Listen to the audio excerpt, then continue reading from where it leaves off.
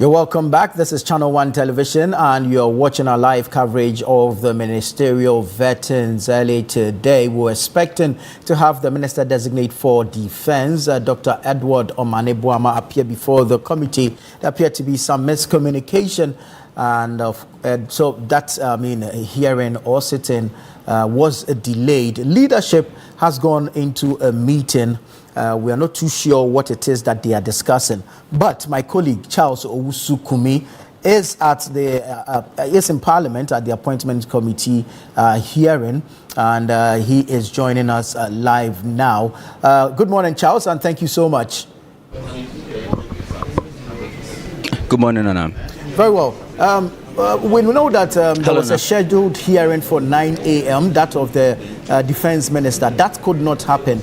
Are you able to update us with what is currently happening at the Appointments Committee sitting?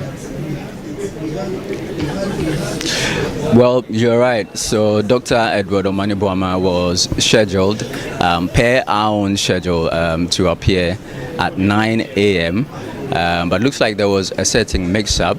The chairman earlier mentioned that the Minister Designate for Lands and Natural Resources, Emmanuel Amakofi-Boa, he was supposed to have been scheduled for today at 9 a.m., but his vetting was rescheduled till yesterday. So that means that there was supposed to be some realignment that was supposed to have been done, but that was not communicated. That was not communicated to the Minister Designate for the Defense, Dr. Edward Omane-Boamah, for which reason he was originally on the schedule to supposed to appear at 11 a.m. So for Dr. Omane-Boamah, he came even before 11, with the intention to face the committee at 11, but some of the members of the committee were expecting him to have been here at 11 because of the schedule that had been put out, even to the members of the media. So that is what caused a certain mix-up here. But we were also informed that they would return later at 11 to continue with the vetting of Dr. Edward Omane-Boamah. Now, the chairman of the committee, First Deputy Speaker Bernard Ahiafo, he is currently seated. There. Other members of the majority group are also seated currently, but the minority members, they're currently not available at the moment. So we're all waiting on them to see what would happen. Hi, Obobia. It's good to see you. How are you? Very well, thank you. You're here to support Dr. Edward Omane-Boamah, I imagine. Yes, please. But it's been a while. I mean, it was supposed to have started at 9 and then we're told at 11. You've been here for a while. The chairman explained that there was some miscommunication, so apparently they had given him 11, but their papers told them that it was 9 a.m., so I'm sure that is being corrected, so let's give them some time. You've just been appointed to the president's office. How's that going? Wrong communication. That's wrong. Yes, please. So what's the position that you've been giving now? No position yet. No position? Yes, please. Okay, but we're hoping that something will come up, right? All right. Thank you very much. So, Nana, other members of the NDC also here to support Dr. Edward Omane-Boamah. Will try and engage them, especially to the president. Hello, ma. I'm sorry. Good to see you. Good to see you. How are you? I'm fine, ma. Joyce Ba Mukhtari. You've all been with the president all through his campaigning. Now he's president. He's appointed to his office. You're friends with Dr. Edward Omane-Boamah, I guess. Is the reason why you're here. You've been here for a lot of hours. What do you think about what's happening currently? His vetting has not started yet. Well, I'm sure that any moment from now, they will certainly be starting. There was a miscommunication about the time, so I'm sure is the reason why it was delayed. Otherwise, we're all ready and set. We've only been here like 2 hours, so hopefully they'll start soon, and then we can, of course, close very quickly. The position of Defense Minister is a huge one. You're confident that Dr. Omani Boamah is up to the task? President Mahama is very confident about his capabilities, and so is every other Ghanaian. The fact that Dr. Omani Boamah is probably the very best candidate for this role is not in doubt. All of us have enormous trust and hope in his capacity and capabilities. And I do know that at this time, if we're looking at Ghana's territories in and outside, we're looking at Ghana's borders in and outside, looking at the conflicts currently, not just in Ghana, but in Africa and the world, I believe that you need a very, very, very concise, precise, and competent pair of hands. And I think that Dr. Omani Boamah is the man. All right, thank you very much. Let's see, Dr. Randiabe here. Good to see you, sir. I mean, you're a media personality for years. I mean, your support for the president, I mean, you've kept that, you've not kept that in secret. So you're being appointed to Cocoa Board now. Of course, there are some murmurings within the party, you know, we've had some wranglings, but you're still, you've been to the office already, I imagine. Did you feel, you know, going to a position such as Cocoa Board? What do you think you'll be bringing on board? Well, I mean, hard work, strong leadership, and the ability to build a strong and formidable team to deliver on the president's vision as far as the cocoa sector is concerned. What's the vision? I mean, with cocoa production has been dwindling for some time. I imagine you'll be hoping that you can build that up as you enter cocoa. Yes, I had a very fruitful meeting with the cocoa farmers this morning, and the president's vision is really to put the cocoa farmer at the center of everything. I mean, it's as simple as that. So we're going to engage them. We're going to listen a lot more. We've identified, we know what the problems are. We're going to find the solutions with them. We'll implement it together with them, and we believe that we'll be able to turn things around. Yeah. All right. Not related to politics, you've been appointed to the Black Stars Management Committee. I mean, the Black Stars have not performed creditably in the past few years. No AFCON draw was done yesterday. The Black Stars won't be there in Morocco. What are we to expect from the new chairman of the Black Stars Committee? Well, it's not about me. It's about the players. It's about the technical team, and it's about the team that I work with. Fortunately, I have some very, very competent members on the team. My vice chair, Stephen Appiah, we all know him play to the highest level as one of the players with a lot of goodwill, even in retirement, and is very knowledgeable as far as the game is concerned. Dr. Nsenche of Samatex, very knowledgeable, passionate person. Mr. Moses Parker, same club owner for many years, passionate about the game. Mr. Samuel Brobri, from grassroots to the top. I mean, that's a good team, and I believe that together we'll be able to leverage our experiences to assist the technical team and the playing body to change the fortunes of the Black Stars. Now, let's go back to the cocoa sector.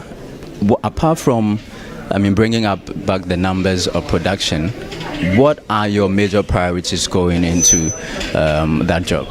Well, we're still looking into it, but like you said, I mean, cocoa is about the yields. I mean, we've dropped to under 500,000. And there are many issues. You have the issue of diseased trees, you have the issue of aging cocoa farms, there's the issue of smuggling, there's the effect of Galamsey. You also have the demographics of farmers not even encouraging. So there are a lot of issues out there we need to deal with. And so we're coming up with a strategy to deal decisively with all these things. I mean, in terms of smuggling, the National Security Advisor and his coordinator have swung into action already. They've put together a team who are working with us to deal with that issue. And as I told the farmers today, the vision of the president is to make the cocoa farmer the center of everything. So our focus is on the farmer, is the welfare of the farmer, is how to work together with the farmer to ensure that the industry thrives and that we're able to regain the top spot that we had. I mean, we've dropped from about 1 million to under 500,000, and this is the West. This is a West perhaps in the last 30 30 or 40 years of our country. So there's a lot of work to do, but of course this is not a time to open the book of lamentations. We've been put there to fix it, and so we need to focus and work together with all the key stakeholders to make it happen. Yeah. You also own Heart of Lions, right? Yes, I do. So how are you going to combine Cocoa Board, Heart of Lions, and Black Stars Management Committee? I don't run Heart of Lions on a day-to-day basis. I'm the owner. It ends there. I'm the president of the club. That's it.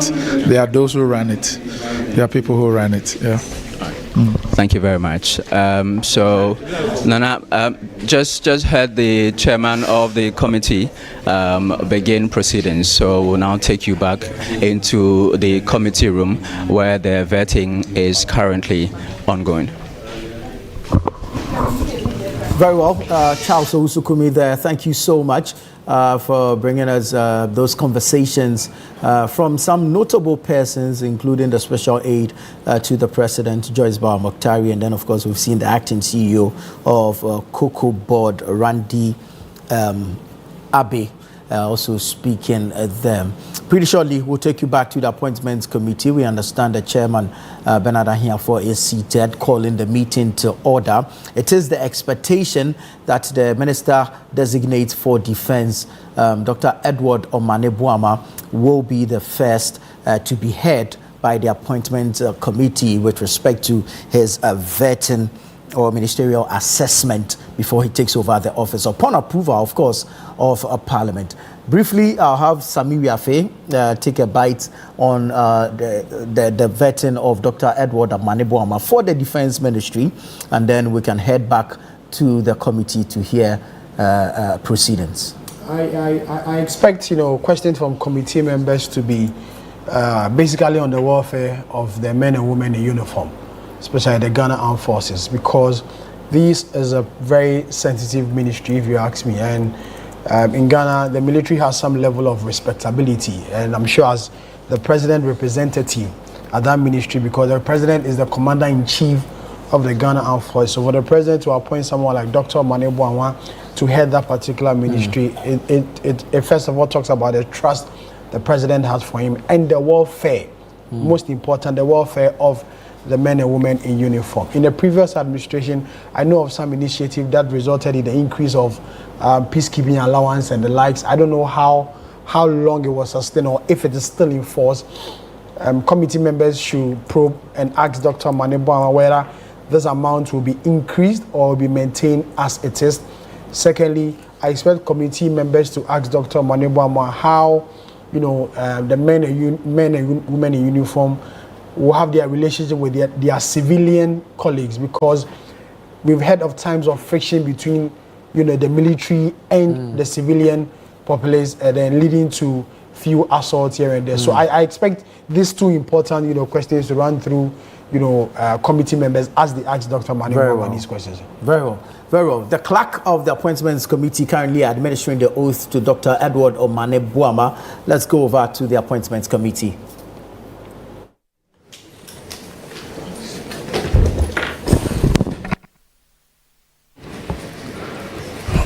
Honorable members, before we proceed to do the vetting, I must draw the attention of the members, our guests, and the entire public to a matter of public importance that has come to the attention of the committee. This matter affects me personally and all the members of the committee. Honorable members, I don't know what it is in the country of ours that every vetting cycle, members of the appointment committee will be tagged with corruption. Our attention is drawn to the media statement by Oliver Baker Vomawo to the effect that, one, the majority members of the appointment committee have been demanding money before approving the nominees. And the chairman must submit himself to oral. Let me place on record that I am ever ready to submit myself to oral. The second aspect was to the effect that all the committee members are taking money from the nominees before vetting and approval. This morning, instead of starting vetting at least by 10 o'clock, we recall into a conclave to deliberate on this issue. We need to stop certain attitude. So therefore, I, Bernard Ahiafo, First Deputy Speaker of Ghana's Parliament, and the chairman of the vetting committee, wants to place it on record that myself and the committee members do not demand money from any nominee before vetting and approval. I will therefore direct the clerk of the committee to invite Oliver Baker Vomao to appear before the committee tomorrow at 10 before noon to provide evidence of Bernard Ahiafo, the chairman of the vetting committee, or any member of the vetting committee, to back his claim that we demand money from the nominees before vetting and approval. Clerk of the committee, I so direct.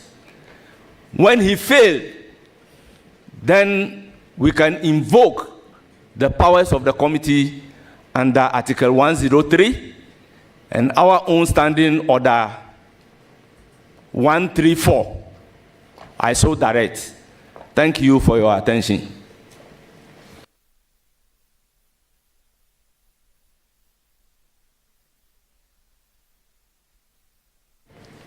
I give the floor to the First Deputy Whip, Minority.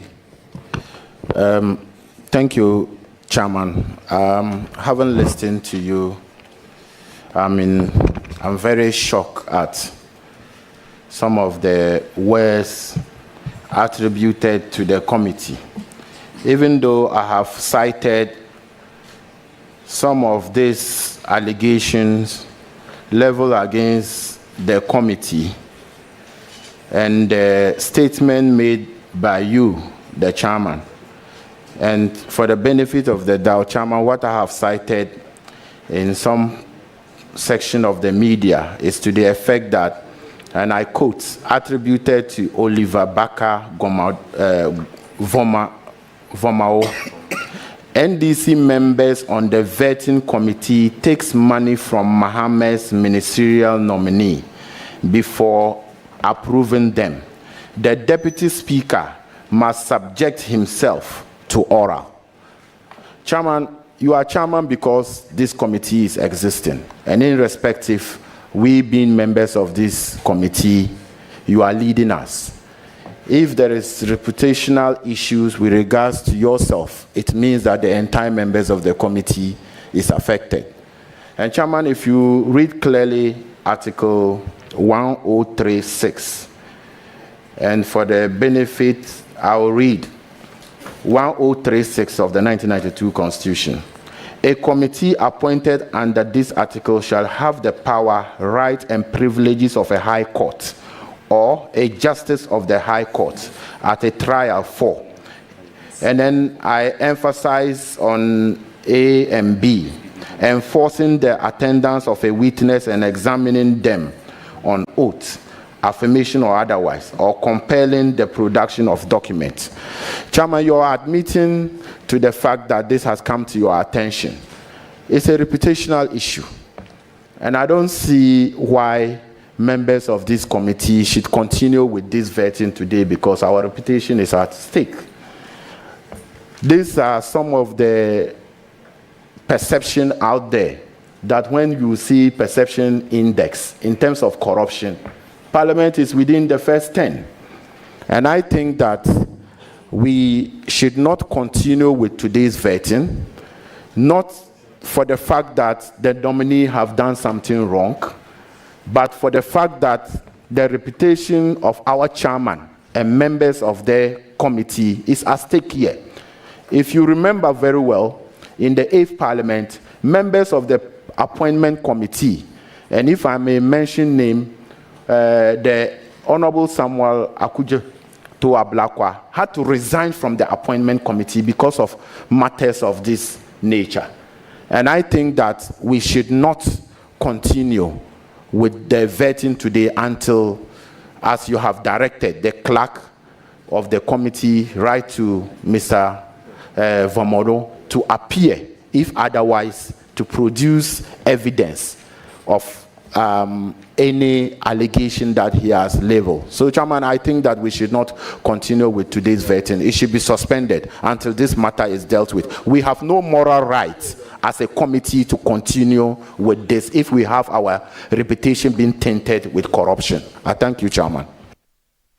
Thank you very much. I will give the floor to Honorable Roxanne Nelson.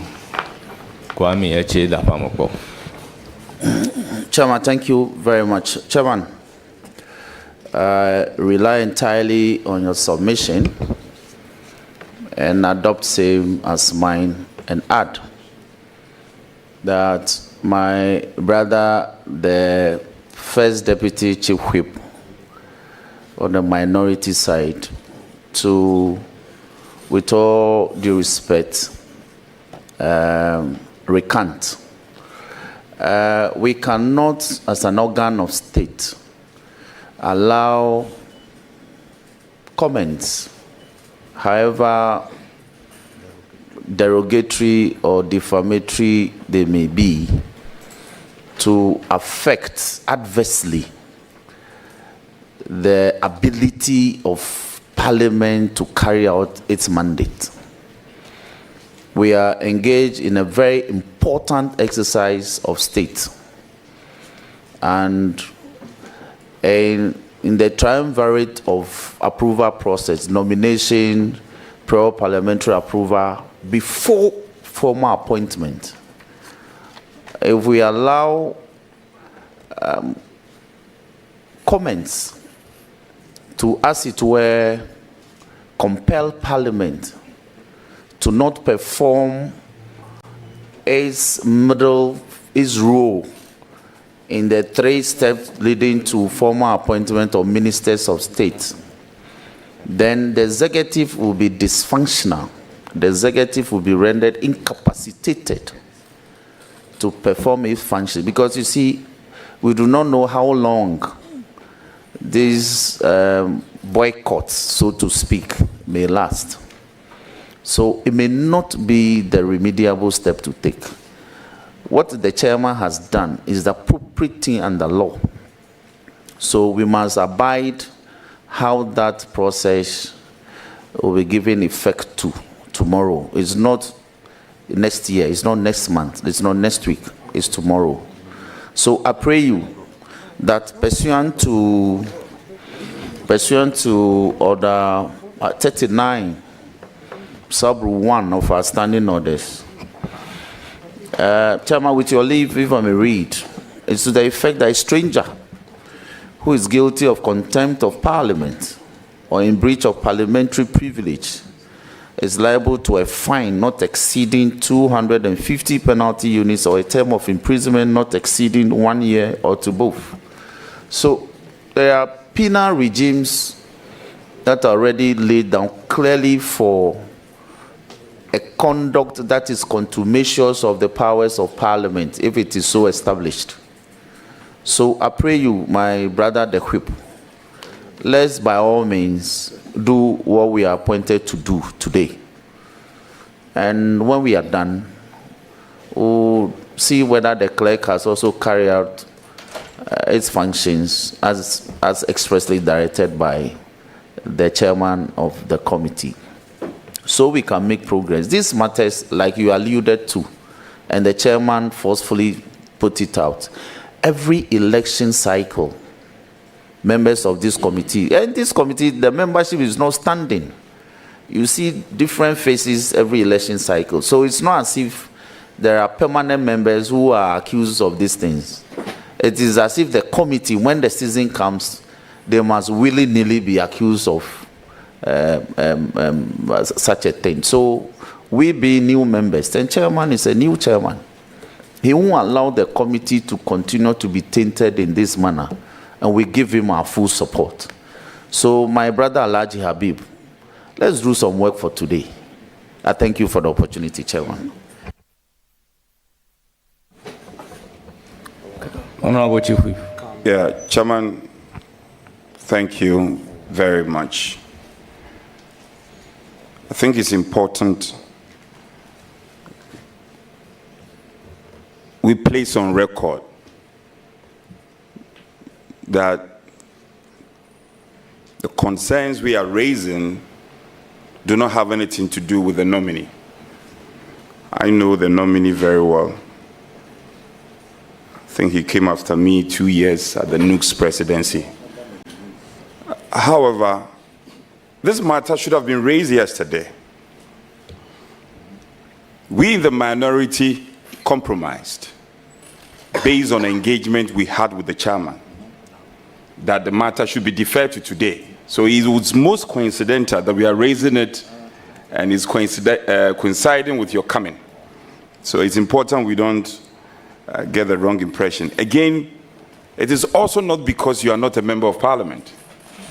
People will make the argument that one of their own, the vetted MPs who have been nominated, why him? It is also, that reason can't also be cited. Mr. Chair,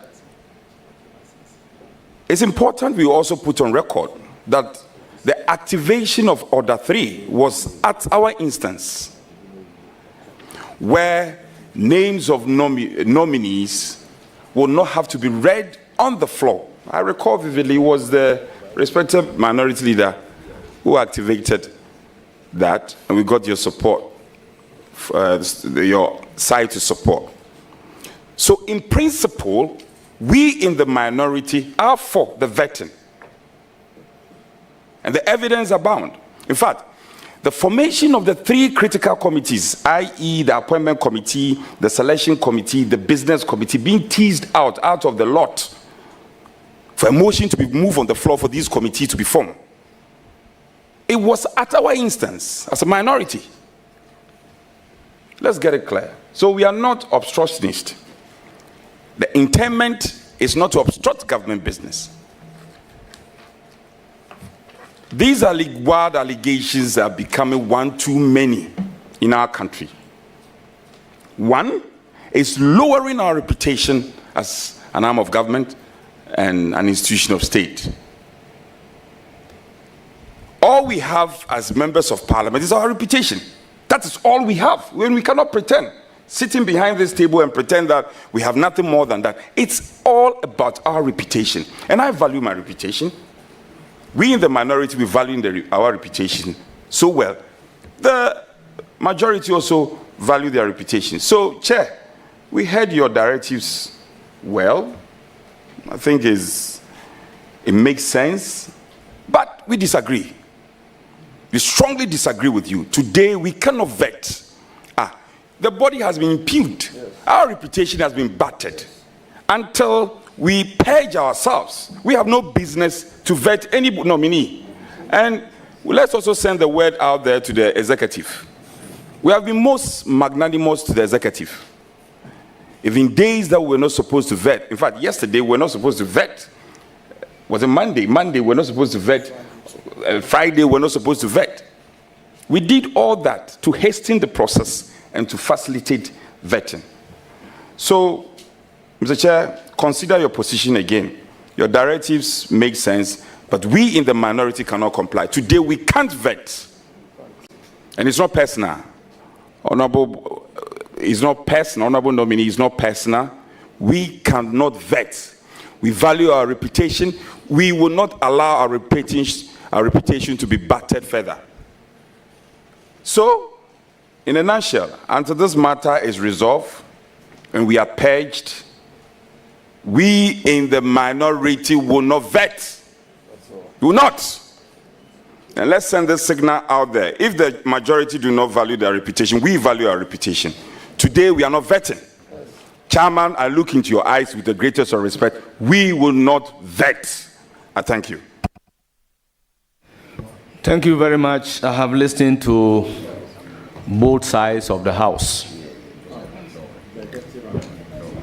Okay, so I will recognize. Thank you very much, Mr. Chairman. I've served on this committee for more than 2 terms. And I must say that I'm highly affected by the accusations and the perception out there that we have been found to be taking monies from nominees before approving their nomination. And I think I must say that I'm seriously hurt by this continuous occurrence of such accusations.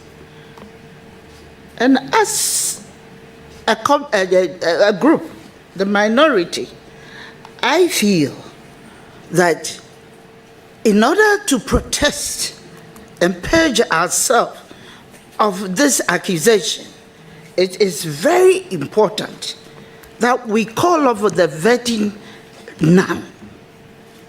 Because for the simple reason that members of this committee for this particular term are not just any group of people. Most of us are the leadership of the party, of the parliament, and it is very important that we purge ourselves of that accusation before we can continue with the vetting. This is my submission. Thank you very much. Thank you very much. I will give the floor to Honorable Adjei. Thank you, Chairman. Mr. Chairman, I think we've deliberated for quite a long time. I have listened again to our brothers and sisters on the other side. I appreciate all that you have said. And we agree with you that our reputation is at stake. No two ways about that. Because all we are talking about is out there. But like I earlier on suggested, today,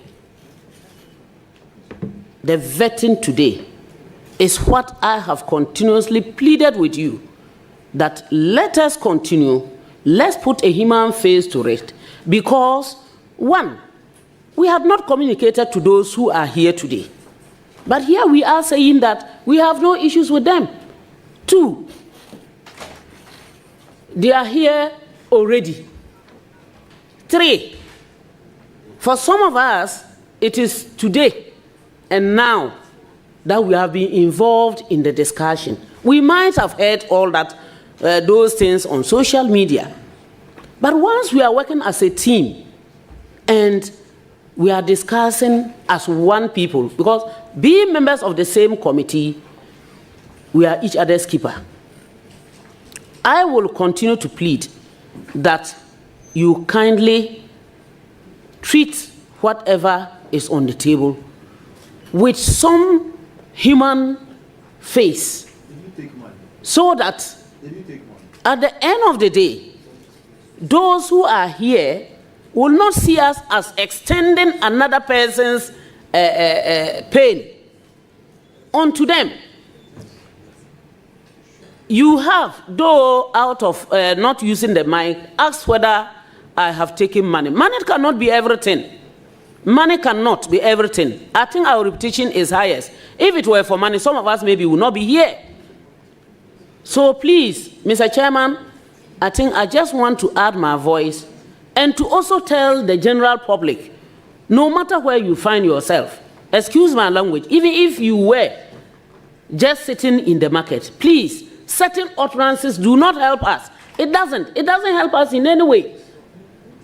So let us be very careful and conscious of the things that we say, which will come back, bite us, and would now be running around and pleading. So the minority side, I wish to still urge and plead that you should forgive and forget, and let us continue. I am saying you should forgive and forget, and I've seen you say, hey, forgive, yes. If you think that we are not going the same way you want, you forgive us, because this is how we also look at it. Thank you very much, Chairman. But your side have spoken, but you are not the chair. Chairman, you see, it's not like we are not forgiving. Honorable Anodompre, I think you have not recognized me. A bite on this issue. Yeah, but I just wanted to, as a follow-up, it's a follow-up to my good friend. You see, it's not like we don't want to forgive. We care, but I also want to ask you a question. The first allegation was directed at your side, majority side, and then the chair was robbed in. Is it the case that you don't care about your reputation? But don't forget, this is an institution. Parliament. Parliament has been impugned. We don't even have a basis to sit here. You are told you are corrupt. You've been taking money from nominees before you sit, before you approve. And then, shamelessly, you still come and sit. Oh, yes. I'm speaking in context. You still come and sit. Honorable member, please withdraw the word shamelessly and proceed. Well, withdraw. Please withdraw.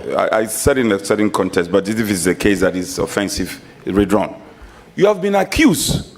You are being discussed in the media as taking bribe, and you don't find it offensive, and you say that we should forgive. We won't get to the bottom of it. We should still come and sit here and behave as the ostrich. Nothing is happening, and we go ahead. We in the minority side will not support you to do this. We won't inflict further pains on Parliament. We have suffered too much. It's not okay. It's not. Chief Whip, it's not okay. It's not okay. It's not okay. So what we are saying is very simple. Mr. Speaker, suspend sitting, suspend vetting. The nominee knows it's not about him. We are not being personal. Your visitors, we apologize to you. Go back and come back another time when the committee so decide. If it were you, you will react in the same vein. I am very pained. Since Monday, since Saturday, the weekend, and I got calls, my children sent me the allegation. Daddy, are you taking bribe before you do your civic duties? My constituents send me messages. Are you guys taking bribe before doing your civic duties? Chairman, we beg you in the name of God. Let us come together and fight block as a block. Let us fight this allegation as a unit. For once, let's put our partisan positions aside and deal with this young man for him to know that indeed there are parliamentarians who discharge their civic responsibility, our patriotic responsibilities, without necessarily taking money from people. This cannot be entertained. I mean, we can't vet today. We can't vet today. We can't vet today. And let it be said that the minority are against it. We can't vet today. That is my position. And if you don't care about your reputation, we care about our reputation. Because they've put together all of us. And they said that the institution Parliament. And this is the first deputy speaker. A man who has discharged his legislative function with a lot of respect. Honorable Hiavo, we have never heard anything untoward about your reputation and about your persona. We cannot sit and allow people to run you down. You are the Speaker of Parliament. This is an affront on the institution called Parliament. It's an affront on all of us, and we are not going to sit down. there should be no vetting. There will not be any vetting today. There will be no vetting today. No, there will be no vetting. We're saying it. I'm repeating it. There will be no vetting. And let me say it again. Maybe just to rehash. Honorable Boama, it's not about you. And you know we have a relationship. I will not do this to Honorable, you. It's not about you. Mr. Chair, Honorable, please don't be repetitive. Yeah, I will not be repetitive. Don't be repetitive. And also, his supporters who came with him. It's not about you. It's a principal position that we expect everybody here to appreciate. We can't allow this to go on. Mr. Chair, on this occasion, I invite you to suspend sitting. Honorable Honorable Habib, you had the floor, so please take it easy. Please take it easy. Please, point of information on what the whip has said. Is it point of information on what the whip has said? So please. Honorable Chief Whip, and these are my reasons. I want to place it on the floor that myself and the majority side, we care about our reputation. We very much care about our reputation. We are a country of over 33 million. If you allow a derogatory statement from one person to bring the country to a halt, then I do not think we are doing a good service to our mother country. In the spirit of serving our mother country, I plead and urge upon the minority members to let us do the vetting today. My second reason is to the effect that if you suspend vetting today, the impact will not be on the person who made the derogatory statement, but the impact will be on the nominees we have programmed today to vet. So in effect, we would have been punishing them for a crime that they are not responsible, for a statement that they are not responsible. We have fixed tomorrow to deal with the maker of the statement. So therefore, I will want to touch the soft part of your heart to let us proceed in the spirit of consensus to do the vetting for today as the clerk carried out the order of the committee to invite the maker of the statement to appear before us. Then we can deal effectively with the maker of the statement. So I sincerely plead with you to proceed to do the vetting. So we want to help you to navigate, and in this house, leadership has an inherent responsibility to help you navigate. And I see, with respect to you, you are struggling to convince us. You said you appeal to our soft heart. Indeed, we have heard you. We've heard you, you've spoken, but we are also in pain. We are in pain, deep pain, and we are also concerned about Parliament as an institution. Deciding not to vet today will not be injurious. Let's establish that point. It will not be injurious. We are not saying we will not vet the nominees, but we are saying today, we will hear you when you say we have invited the nominees, we have given them prior notification, they should be here. Fine. We are all Ghanaians. They also care about the reputation. Honorable Boama, he cares about the reputation of Parliament. He cares. And this is a very respected institution you are appearing before, Parliament. And you are being told that the very institution, you are going to be Minister for Defense. You go out there to other jurisdictions and they say that the very institution that vetted you is corrupt. How are you going to feel? How are you going to feel? Mr. Chair, I appeal to you. We have staged a number of compromises already. Check Order 3, I think for the first time, and kudos to the minority. The names came, we assume that they have been referred. We've done all this. Yes, so on this occasion, I'm sorry. On this occasion, Speaker, we are sorry. We cannot go with you. We cannot go with you. And the Honorable Boama has something to add. Yes. Go ahead. Chairman, thank you very much. Chairman, like you said, we agree with the sentiments shared by the minority side. But clearly, there appears to be a deadlock regarding whether to proceed with vetting today or not. And I think that when at a committee, Chairman, please, if I may, when at a committee there's a deadlock regarding how matters should proceed, we take a decision. Now, if we cannot build consensus on this matter, I submit that we take a decision. Chairman, look, 4 years ago, the allegation didn't even come from an outsider. It came from within. Vetting proceeded. Vetting proceeded until the matter was dealt with. Two, State versus Adjei.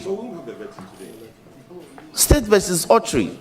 A multitude of suspicions do not constitute proof. So Parliament cannot be incapacitated from performing its functions because some persons have made some allegations. 3, Mr. Chairman, remedy, a procedure has been provided under law for which we have a remedy to deal with this matter. That procedure, Chairman, has been properly invoked. So this further submission that until we resolve the matter in pursuance of that procedure, we cannot continue to work as an organ of state. With all due respect, it's untenable. Chairman, 4, government business. And as the majority chief whip, who is the avant-garde of government business, I think that government business cannot be incapacitated this way. Otherwise, tomorrow there will be an orchestrated people who will be sending defamatory comments about Parliament, because they know that Parliament will react like an ale to heat. That once a defamatory comment is made, Parliament will recoil from performing its functions under the Constitution. So I've been pleading that, Chairman, we have heard all the arguments at conclave. So let us proceed to work, to do some work today. Honorable Anodompre.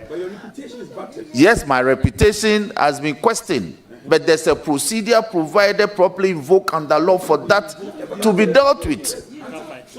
So I cannot, no, a suspicion does not render me impure. Yes, but that forum is for tomorrow. So, Chairman, it appears that as for the committee, we must do some work appointed to us under the Constitution today. I pray you, let's make progress. Chairman, I recognize Honorable Order 284, please. Let's make progress. Please, we haven't gotten to Order 284. I am the chairman. If you get to Order 284, I'll announce it and call the clerk to take over the proceedings. But we are at a stage still building consensus. Thank you very much, Chairman. Chairman, I believe the minority has made a position known on this very disappointing allegation by Vomawo. Mr. Speaker, Mr. Chairman, the integrity of colleagues are on the line. Parliament's own image is on the line. Your own image as a practitioner for over 25 years or 23 years is on the line. Mine, 16 years, is on the line. Roxanne, my classmate, Afenyo Marke, my classmate. We are all hurt by this very, very unfortunate incident. Mr. Chairman, we believe that we don't have to get to the situation of invoking Order 284 to take a decision. We know you are in the majority. A decision will be taken, and what next? You win the vote, and you need our side on the committee again from tomorrow. I don't believe that is what you want to achieve as chairman. So far, we've produced consensus reports on, I think, all the nominees. And our side has been very cooperative from the time we suspended the rules and Order 3 to date. We've come, we've asked all the questions, we've generated our reports. Nominees have been approved, some have taken their seats as ministers. So I believe that at this point, where we are having this disagreement after about 2 hours of wait by the nominees, we need to, Chairman, I'll wind up soon, Chairman. We need to suspend sitting, take a break, and go and confer and come and take your decision finally. Thank you. Chairman, sorry. Chairman, can I put it on? Honourable members, I want to hear from the ranking member. But Chairman, let me say something before the ranking member come in. Chairman. Honourable Habib, Chairman, I have given you the floor. I cannot give the floor.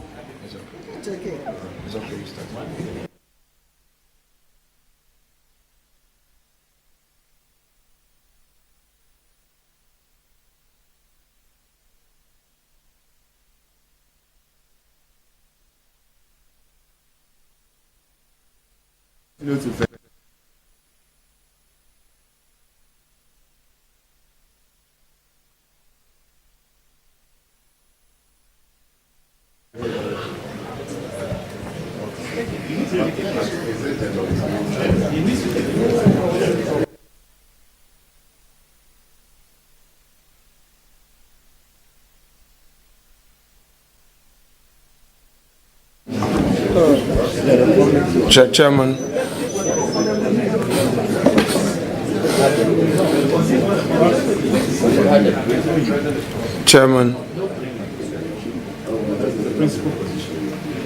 thank you for the opportunity to make my views known on this matter.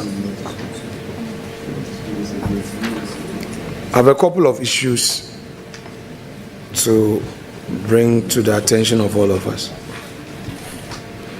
Issue 1, the views expressed by Honorable Ladi to the effect that he's pleading with the minority to allow the vetting. I must state that it is not about the minority opposed to a vetting. It is about the matter in issue, which is an express statement which alleges that the chair of this committee has been demanding money from nominees of his own government. 2, that the members of the majority caucus, who are members of this committee, the NDC members of this committee, have been demanding money from its own nominees. We know, and it is a notorious fact, that Mr. Vamawo is a member of the NDC fraternity. It is a fact.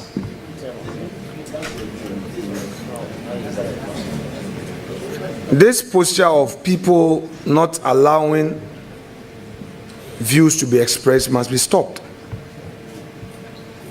It is a notorious fact that Mr. Vemawo is a member of the NDC tradition. And this is coming from him against the NDC members on this committee, with its vicarious effect on the entire members of this committee. So raising, yes.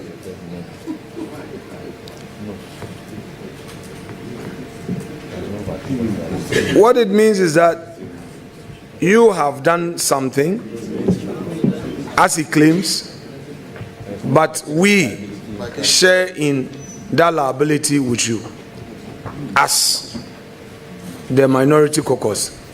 It is in that spirit that we say that let this matter be properly resolved for all of us to have a way forward.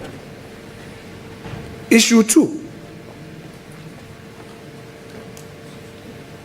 That I anchor on the submission by my respected classmates, Roxanne Adjei the Fiamapo. He argues that in the circumstance, Order 284 should be triggered.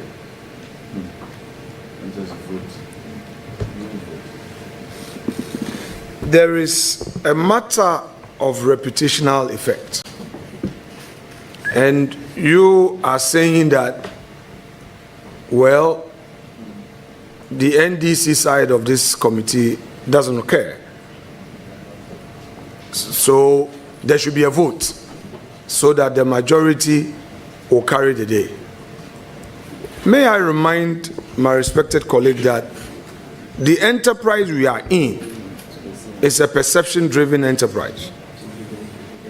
And it's not about you proceeding. Now, maybe you've not thought about it, but just for the sake of argument, and at the risk of sounding a bit unfair to you, have you thought of the situation where you insist on a vote, you win, and you say you are proceeding? So perhaps if we want to boycott, we should boycott, because after all, it is you who is most affected and you don't really care. Are you then lending some weight to what the man said? Or it's about running with your tail in between your thighs that, hey, you don't want to, touch him? Or because you think that he is of your tradition, so you don't want to? No. The thing has gone beyond NDC. And as Mr. Kenneth Japan once said, this is about systems and policies. This is not NDC or MPP. This is the institution of parliament.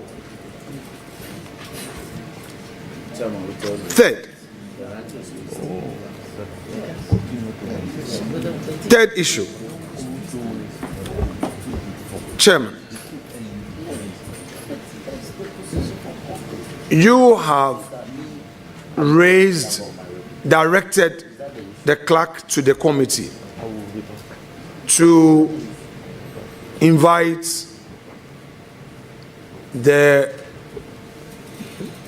I wouldn't want to say contemnor, but the person who is making this allegation. He put it on social media, and media houses, traditional media houses, are discussing this matter and all. You have directed that he be invited here, so that tomorrow we suspend the sitting for tomorrow and at least proceed to do today's sitting. But may I remind you, Mr. Chair, that yesterday this matter was brought to your attention as the head of this committee, and to the best of my knowledge, the understanding was that this matter will be dealt with. It appears that we are not adding on this aspect of, in view of the matter still remaining unresolved, whether or not to proceed or not to proceed. Chair, in all humility, let me pray that you suspend sitting for us to go into conclave, to further deliberate and abide by whatever we'll be able to conclude, so that we proceed. And without overstretching the argument, we have, by consensus, passed all your nominees except one, Honorable Emmanuel Amakofibua, which we are yet to take a decision on. But all others, yesterday's vetting, all others, we don't have a problem. Sometimes our own side feel, you see the social media, they think that, oh, why is the minority side being all, cooperative? But we know that in governance, you don't oppose for opposing sake. You must find reason. So we are ready to take responsibility just for the sake of our democracy. So that side we don't have a problem. Where we have to say no, we'll say no. Where we believe that this one, we've been in government before, so we know that the wheels of government must be in motion, and we must have cause to say no or yes. So, Chairman, if you would agree with me, I conclude by saying that let us take a short break and then come back to know with direction, to overrule and say that you are the chair and that we should proceed would not be most appropriate in my humble view. I don't want to borrow the words of Honorable Minister for Roads and Highways, who, when I was in majority and I was the leader of the House, he once said that, leader, if you want to proceed to lay your paper, there will be chaos in the House. I don't want to borrow his words. Honorable Governors Kwame Agboja openly said on the floor that merely laying a paper, which will not even amount to a vote, would lead to chaos. I'm not of that school of thought. So please, you oblige us. Let's have a break and then discuss, and then we can come back. Honourable members, order. Honourable members, order. In fact, I have heard a lot saying and creating the impression as if we, the majority members, do not care about reputation, our reputation. I am placing it on record that we very much cared about our reputation. Let me also place it on record that we are just from conclave. Issues are settled on conclave. It is clear from the narration that the minority have made their mind that they don't want to take part in the vetting. It is about 1 o'clock, and we program to start vetting at 10 o'clock. So let their language be clear that they do not want to take part in the vetting. I don't believe in a situation where at conclave we take certain decisions, come before the public, and then decide to do otherwise. Now, he mentioned yesterday, he was not in the country yesterday, And it is true the minority whip wants to raise this particular issue yesterday. And I said, as a committee, let us deliberate on the issue first. I do not think I am wrong requesting that. Let's deliberate on the issue first, because I believed in consensus. You walk to a meeting and say, this is what I want to raise. So if I said, let's deliberate on the issue first, it doesn't mean I am preventing you from deliberating on the issue. There was nothing that yesterday vetting should not occur because somebody in the public tries to damage the reputation of the chairman of the vetting committee and in effect members of the committee. Honourable members, let me also place on record that my little knowledge about criminal law tells me that there is no vicarious liability when it comes to a crime. This is a time-tested principle. Honourable members, the fact that police are always accused every day of corruption does not mean policing should not happen in this country. That is why I am pleading that we all care about our reputation. But there is a procedure available to deal with the person who make the statement. So tomorrow we'll deal with the maker of the statement. So the maker of the statement, for God's sake, is not before us. So how can we be doing this? So once again, I plead with my colleagues that let's proceed and do the vetting, and tomorrow we will appropriately deal with the maker of the statement so that he should bring the evidence that I have demanded money from any nominee of His Excellency, the President. So I plead with you. Yes. Speaker, we've heard you loud and clear, and you also lamented on a number of issues. We want to respectfully suggest for the conclave, you can have as many conclave as you should if need arises. So we have to take a look at that again. Well, we'll rise for just 2 minutes. 2 minutes. Did you suspend for 2 minutes or rise for 2 minutes? 2 minutes will not be enough.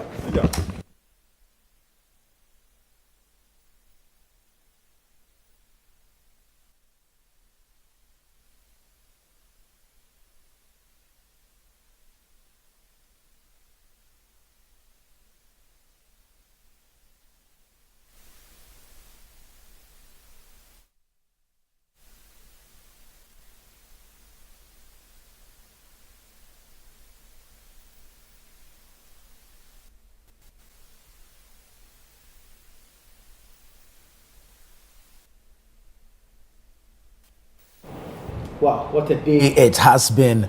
At this point, we're not even sure how it's going to play out at the end of the day. Leadership has gone into conclave once, and now they are suspending for whatever time, we're not too sure. I was of the view that once they had gone into conclave, a decision would have been taken over this matter. And so once they come back into the public space or for the public hearing, then the communication will be clear. And there should have been, it should have been a unanimous decision, right? Because I don't think for a matter that is against the committee, they should split heads about it. The matter in question is that the committee has taken, is pained that an allegation has been brought against it regarding bribery over its work in vetting and approving nominees of the president for various ministerial positions.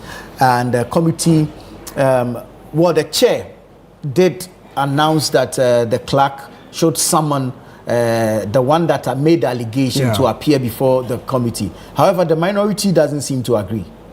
For them, they feel that this is an attack on their integrity, is an attack on them as members of parliament, and an attack on the institution of parliament, because they say that if the appointment committee is attacked, it's the parliament in general that you are attacking.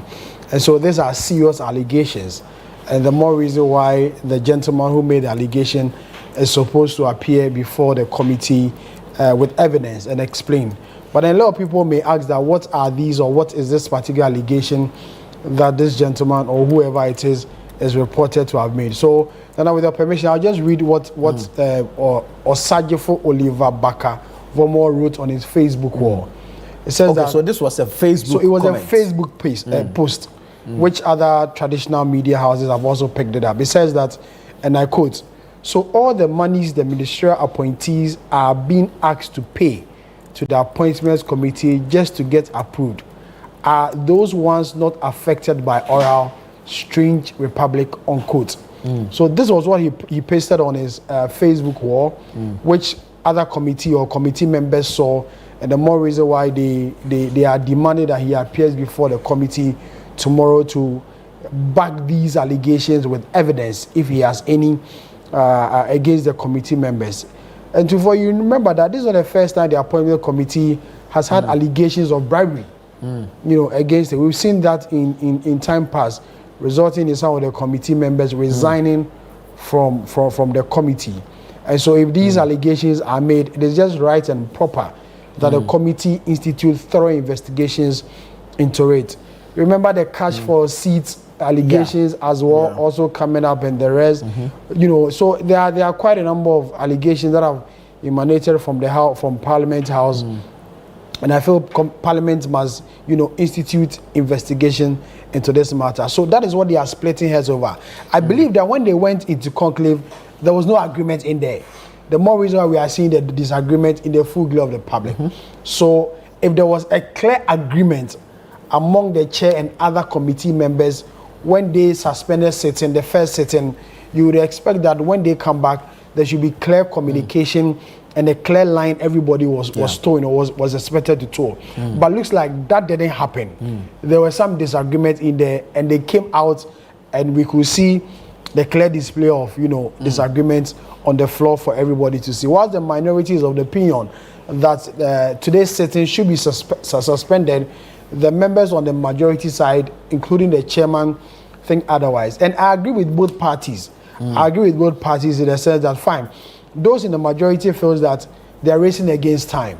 They need to vet these nominees. They've come there with their supporters, their people and the rest. So making them sit all these already, sitting was supposed to start at 9 a.m. And then it was delayed for like 2 or 3 hours. And then a committee comes to sit, and this matter is raised, and asking them to go back and come again another time, the cost involved and the frustration, setting in on the faces of those who are supposed to come and provide moral support for these nominees. Secondly, on the side of the majority, they feel that their integrity and credibility have been attacked. And so as a sign of protest, let's suspend sitting for today and deal with this matter very well, and then we can come back or fix another date, and then we can vet these nominees. So when you look at it very critically, the two sides are all right. The two sides are all right. But as to whether they will reach an agreement and toe a particular line, it is what we are expecting them to see. Very well, Sami. Hold on for me. Let me go back to the appointments committee. My colleague Charles Owusu-Kumi is standing by with some members or friends of the committee to bring some more perspectives to this developing issue. Charles, please take over. All right. If you can do it, I want to go ahead. All right. Thank you very much, Nana. The Honourable Ayuafri, the MP for Adjei Ascori, is here. You witnessed what just happened here. Your members of the minority caucus, they don't want this vetting to continue. The others on the majority side, they insist that it continues because the chairman gave the example of police officers accused of bribery, and still they go ahead and do their job. Why should Parliament grind to a halt because an allegation has been made on social media? Yes. First of all, the guy's allegation, the gentleman's allegation is absolutely reckless, you understand? And if he's a lawyer, he should come out in public knowing that he has some sort of evidence. The kind of personality he is as a lawyer, that is why they've taken that's giving that sort of gravitas to the issues at stake. Because if you're a lawyer and you come and allege, definitely you are willing to prove. That's why they asked him to come.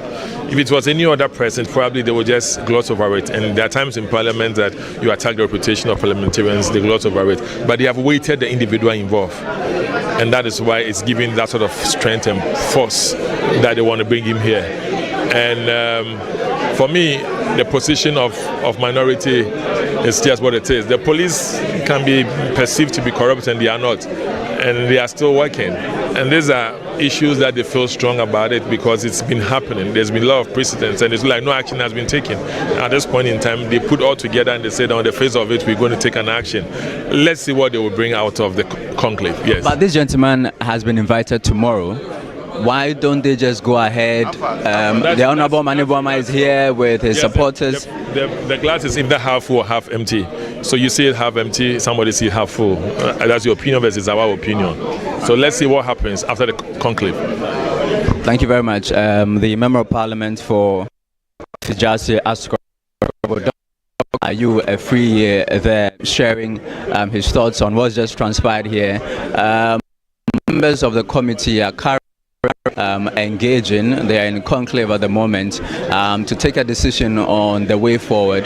The minority members on the appointments committee do not want to go ahead with today's vetting exercise because Oliver Baka-Vomawo, an activist, has made some allegations on social media that members of the majority on the appointments committee are taking bribes from nominees before vetting them, including the chairman himself. However, those on the majority side say they want to go ahead with the vetting, and then this gentleman Oliver Baka-Vomawo, he's been invited to appear before the committee. He's been invited to the committee tomorrow. The Honorable Mani Boama himself is here. I know you're here. I know you're here for vetting, but it's been a few hours. No, I just want to engage him. Not on what's happened here. It's unfair. It's unfair on you. All right. Thank you very much. The Honorable MP for Sujaman is also here. Honorable MP Dakum. Well, he is not speaking, but you are talking to us. How are you, sir? I'm well. How are you? It's good to see you. Good. What has just transpired here? Your members on the majority caucus do not want to go ahead.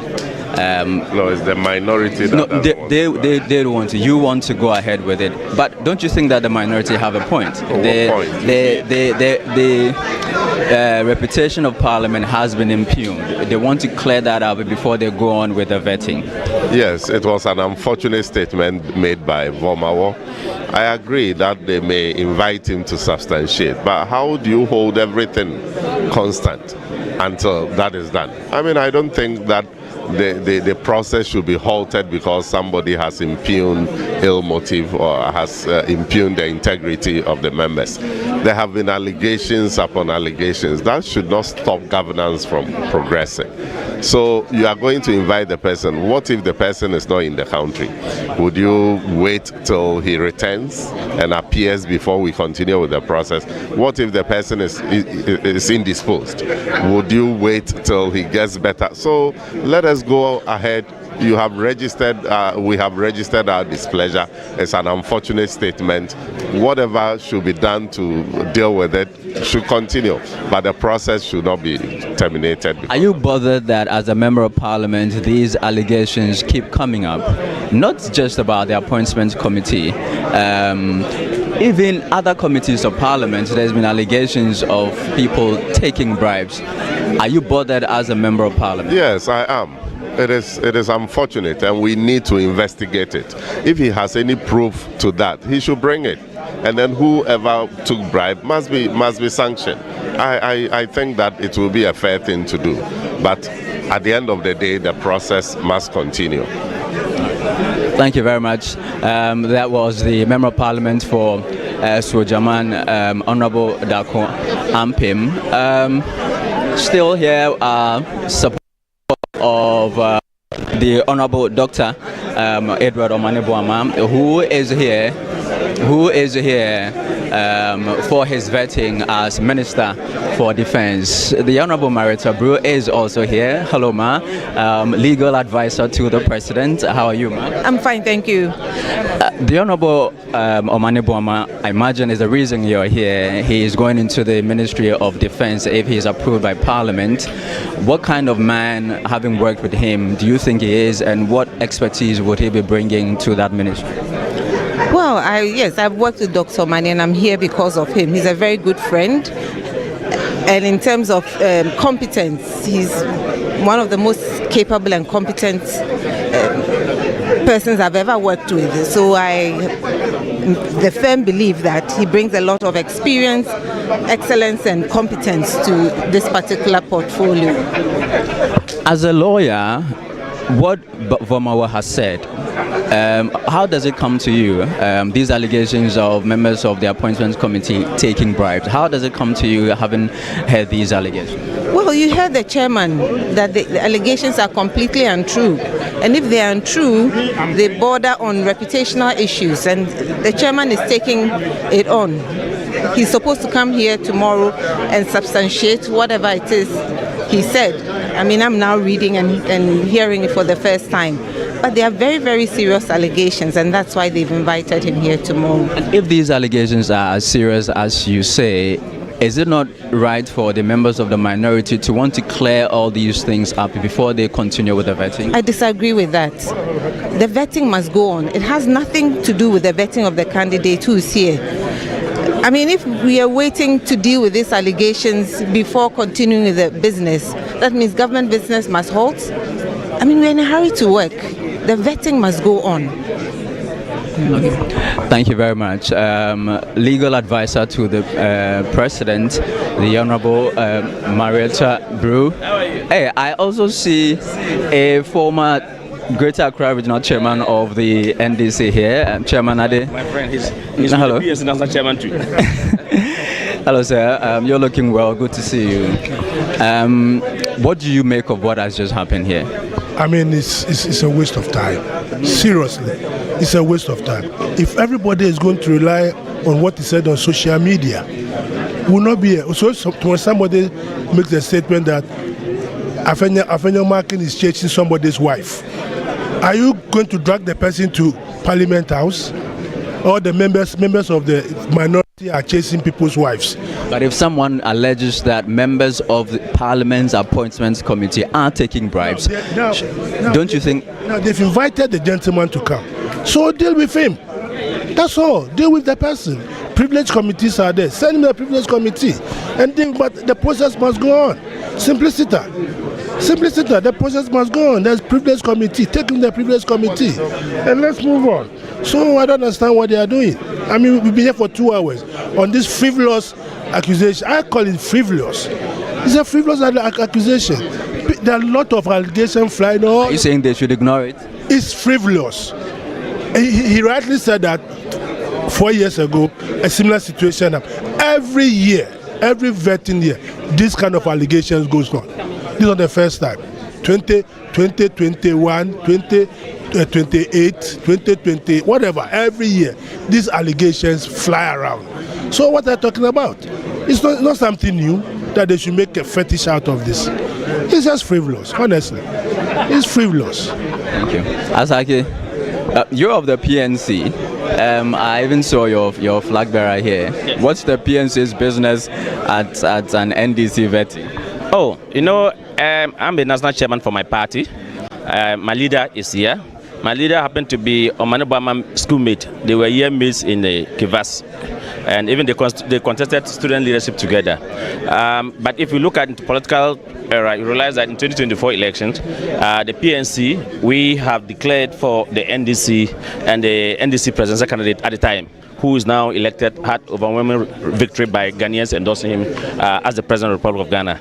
And if you also come back to me, you remember that I was in IPAC Okay, in all the IPAC meetings, Omani Boama was leading his party team with Dr. Tanko and Yaira Kuku, right? Yaira Kuku, and they were at IPAC representing. I was also leading my party, and we fought. These guys were very fantastic guys. So far as IPAC meeting was concerned, and we really fought the EC to make sure that we had a very credible election in this country. So, if today someone that you are sharing the same platform with has been nominated for Minister Designate and is to be vetted, it is prudent for me as another chairman to come here and support. And of course, already everyone Ghanaian knows that PNC had made our decision that we wanted NDC to be in government, and they had in government. Right. And so my friend is here today. I have to come. You're here to support him. You're here to support him. No, but I'm saddened that the lawyer Vomawo is a lawyer. Everybody knows he's an activist, and such an activist to come and throw this dust into the Ghanaian public. And it is not only within local content now; it is now internationally worldwide. I think I agree with the chairman, committee chairman, summary him that he should come and then prove his allegation, or otherwise they will revoke certain things in Parliament. This is the time Parliament will have to stamp its foot. But of course, why he has made this declaration in public, I think there's no need for us to say we should postpone the vetting. I think the minister has been here. He has been suffered for several hours. He has been sitting here, and so that alone could give that they should be able to understand the plea by the chairman. But I'm happy that the minority leader is saying that they should retire to their chamber, discuss, and come back. I am hoping and pray that this thing they will treat it tomorrow. They will deal with it as it's supposed to be, but the vetting should continue today. Thank you very much. Before him, you heard the former Greater Accra Regional Chairman of the NDC, Adekoka, and then you just heard the Chairman of PNC, Asake Gilbert. We're still trying to engage a few more people who are here to support the Honorable Dr. Omani Boama. Kafui Danku. Hello, Kafui. Actress Kafui Danku is here. How are you? I'm very well, thank you. What's the relationship with Dr. Boama? He's my friend and mentor. He's my friend and mentor. What just happened here? What are your thoughts? I'm now learning about the unfortunate utterance, and I saw a post saying he will avail himself, so I think that should be enough for things to proceed. Oh, so you think the vetting should go ahead? Absolutely, yes. Thank you very much. You've been a staunch supporter of the NDC this campaign season. What's in it for you? I mean, I love my country. I just want to see things go in the way that will benefit all of us. If the president invites you to work in his government, would you? Why not? I would love to serve my country with all my heart. Thank you very much. Kafui Danku is an actress. Hello, sir. Deputy Director of Elections and IT of the NDC, Dr. Tanko Computer. We're live on Channel 1 TV, sir. Your boss is seated there. He was supposed to have been vetted about 2 hours ago. That has not happened yet. The reasons for which he's not been vetted, what do you make of these reasons? Well, we are not surprised. We have prepared ourselves. He's well prepared for the vetting. We knew of this when we're coming. Don't forget, he led the charge for the party to get this massive victory of 57 plus, and then over 183 members of parliament. So what do you expect? A person like that who led the charge. Of course, the micro minority will want to flex themselves. Hold on. Are you saying that what the minority is doing is deliberate because of the role Dr. Omani Boama played in the elections for the NDC? Of course, clearly. Nobody needs to tell you it's deliberate. This is not the first time matters of this nature came to fore. This is not the first time. It happened severally, even their own self. Their leaders accused a businessman who brought huge sums of money. You remember those days? And it was all over the place. This is not the first time. They are accusing them of doing all these things. And then they've made copious references to that. And I'm saying that here in his case, it's just because he led the charge. He's the one who led the onslaught to dismantle them and brought them to where they are. You think they're happy with that? They're happy sitting where they are seated? They are not happy. The one who led, what do you expect? They would definitely want to just even prevent his vetting. But they have approved almost all the nominees except for the Minister Designate for Lands and Natural Resources. At least that's what Mr. Fenno just told us. So I mean, they've been helpful. They've been cooperating with the committee.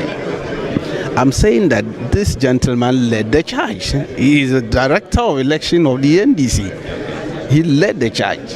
In fact, he led us with all the strategy, the demolition strategy that gave us the overwhelming majority in Parliament and over 57%, unprecedented, where an opposition party will come 8 years to demolish a ruling government like that, which has everything that you can think of. Okay, what do you expect? They want to flex. They want to do everything to frustrate his vetting. That is just their point. Otherwise, they have no basis for whatever they are doing over there.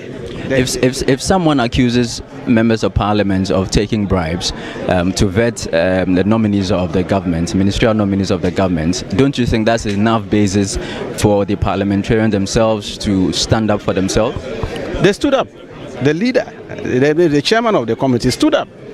Vehemently, you could see it. He was angry when he was even given the orders. He stood up. He said, tomorrow, the gentleman must be hauled here to answer questions. So from now up to tomorrow, what are they going to be doing? Why do you punish the nominee for not being part of it? Or is the nominee part of those being accused of giving money to them? This is his first time. He's just coming. Even this morning they wanted to do it. He followed his time. He gave him 11. And so we're seated waiting for the time. Why are they going to punish him for crime that he did not commit? I am saying that the basis for what they are doing is just that he led the charge. He's the one, the chief body camera activator, the eagle eye man. So they want to flex them also. I mean, they just want to flex and say, okay, we want to deal this man because he causes our defeat. He's the one who led all this charge and we are where we are now. That is what they are doing. But at the end of the day, I know he's going to be vetted and approved. What do you expect after when they return from their meeting? Smooth vetting and approval. And I know he's going to show the skills. Has the president called you yet? I trust his judgment. I trust the judgment of his secretary. Are you expecting the president's call? Our duty was to get MPP out, and we did just that. Now it's with the president asked you to serve, would you? I'm ready to serve in any capacity to help reset the country, and we're in the course of resetting. So I'm ready, and he knows it, that our duty was to get the MPP out. We deliver it. Now the mandate is with the president. We trust his judgment. The party trust and support whatever decision he takes. We'll go by it. Some of your party supporters don't. He's made nominations to GRA, for example. Yesterday, there were some party members there. Anthony Sapong's appointment, they don't like it. Well, we are getting there. We are explaining to them. I mean, they need time to understand it, and we'll get it there. We're explaining to the youth. All right. Thank you very much. So, Nana, looks like the chairman is seated now. Members of the majority, I've seen the MP for Bimbila, Dominic Nitiwo, also just joining the table now. The members of the minority already seated. The chairman is here. We're waiting for the others to join in, and then we'll hear the decision that has come out of that meeting. They went into a few minutes ago. The story from here is that the appointments committee suspended sitting for a few minutes to take a decision on the way forward, because the members on the majority side refused to continue with the vetting of the Defense Minister Designate, the Honorable Dr. Edward Omanibuama, because of some comments made by activist Oliver Bakavomo to the effect that members of the committee are taking bribes before vetting the nominees. Hello, Shamima. This is Channel 1 TV, your very own City FM Channel 1 TV. Good to see you again. First of all, what do you make of the vetting?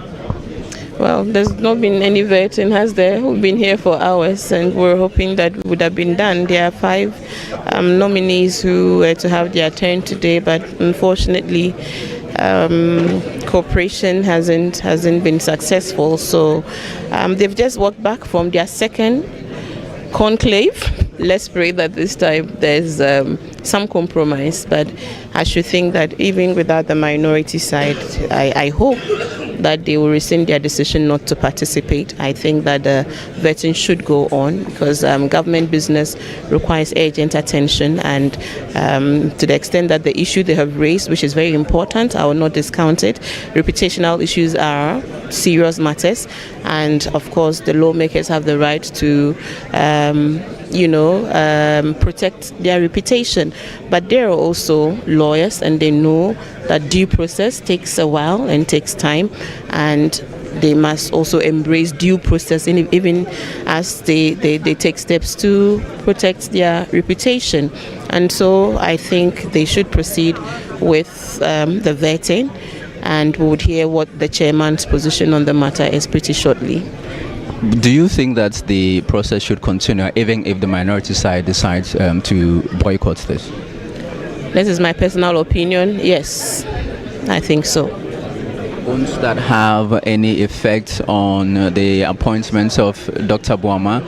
Because members of the minority group refuse to be part of his vetting. Won't that affect his legitimacy in any way? The records will show that it had nothing to do with the competence of the candidate. The records will show that it wasn't because of anything the candidate did. That decision was a collateral damage, and he happened to be in the seat at the time that this unfortunate matter reared its head. It would not be a dent at all on his image because it isn't because of him that this matter has happened. Before I let you go, what do you make of what Vomawa posted on his social media? I mean, these allegations keep popping up every now and then. Even other committees of parliament have suffered same. What do you make of the fact that people keep impugning the reputation of parliament with these allegations? It's not only parliament that has perception issues. The judiciary has suffered same. The security agency, the Ghana Police Service has suffered, similar. I mean, various institutions have public perceptions, against them. Independent, study institutions like Afrobarometer comes out with its findings. In fact, in the last Afrobarometer report, these perception issues found expression in how citizens interface and deal with them. I think the solution is for these institutions to work hard to rid themselves of those, negative perceptions, and it requires work. It is also not to suggest that there are no issues at all, because the public interfaces these institutions, broadly speaking, and there will always be bad nuts in every institution. So it's always for the few good ones or the many good ones to work hard towards protecting these institutions, so the institutions are able to rid themselves of the negative bias, negative perceptions. It cannot be totally done. There will always be such perceptions. Yes. All right. Thank you. Samima Muslim, media personality, now part of the NDC fraternity, where the chairman is currently seated. Then we'll now listen to the chairman and hear what the decision was. Honourable members, meeting called to order.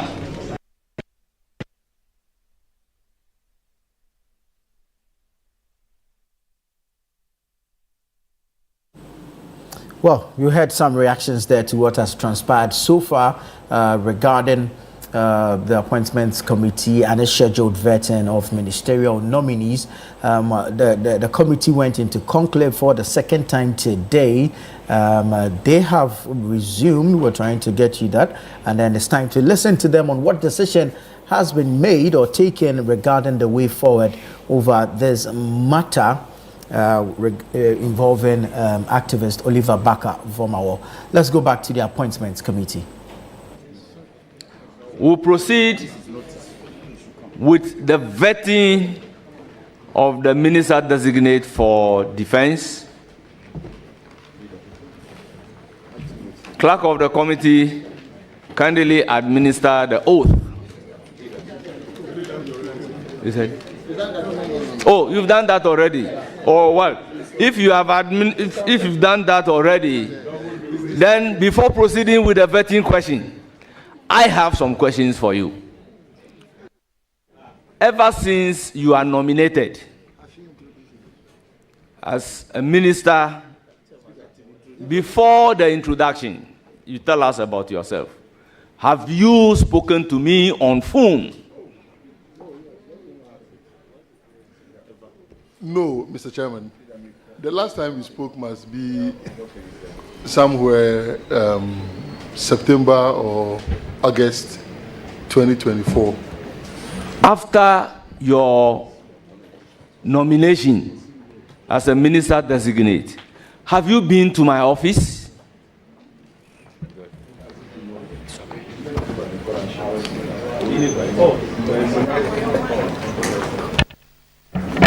No, Mr. Chairman.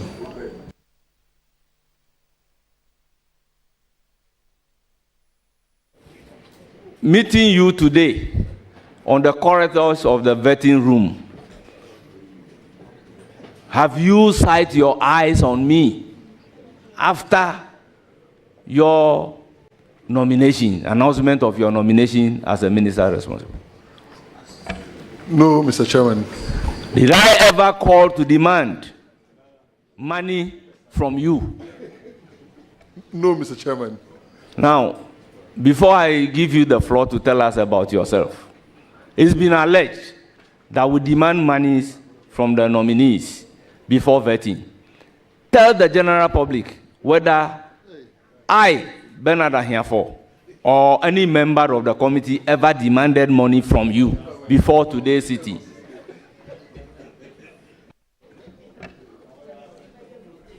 Mr. Chairman, I've not received any such call, and so that is what I can say.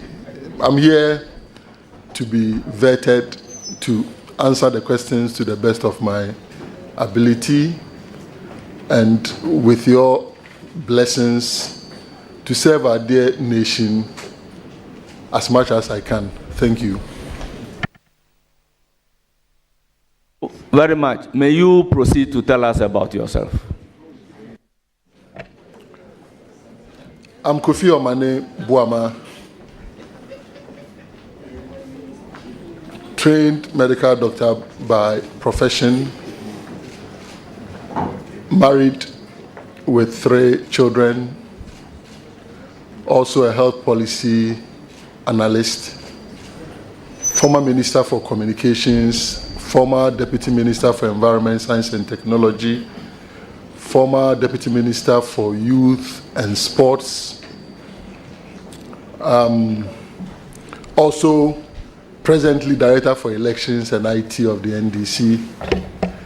For the 8 years that President Mahama was in opposition, I also served as a policy advisor and political strategist to him.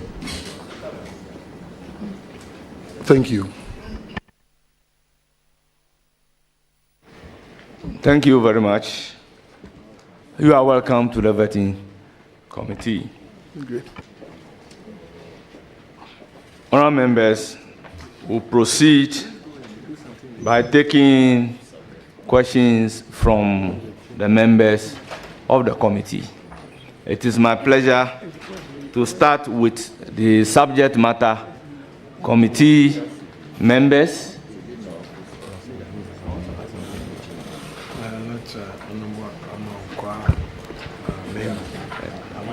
So I give the floor to Honorable Amankwa Menu.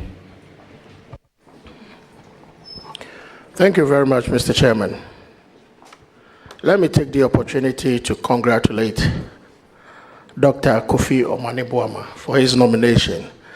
And also let me take this opportunity to welcome to this vetting room some past officers of the Ghana Armed Forces. I can see some past CDS and some 7 officers. They are so welcome.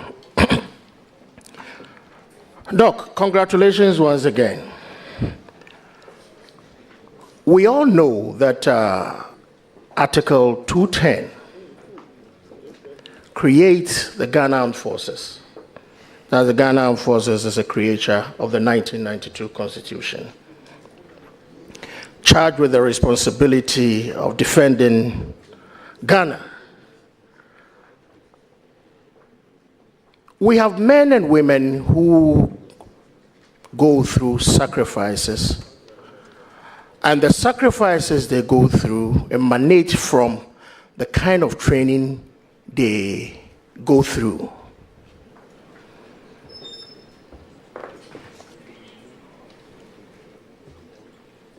We have had instances in this country where people have always asked questions about the way recruitment and enlistment into the Ghana Armed Forces is done.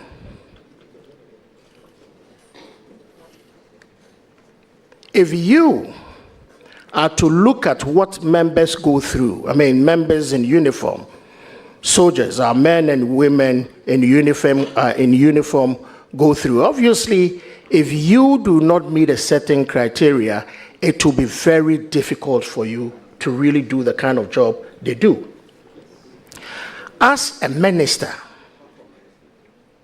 looking at the fact that the Ghana Armed Forces have a time-tested, laid-down processes, procedure, and the training that they go through, as a minister designate for the Ministry of Defense, and looking at what the soldiers go through, looking at, you know, the time-tested training or the time-tested procedure, processes, and all that they go through. As a minister, would you at any time circumvent this time-tested processes and procedure for enlistment and recruitment into the Ghana Armed Forces for political expediency?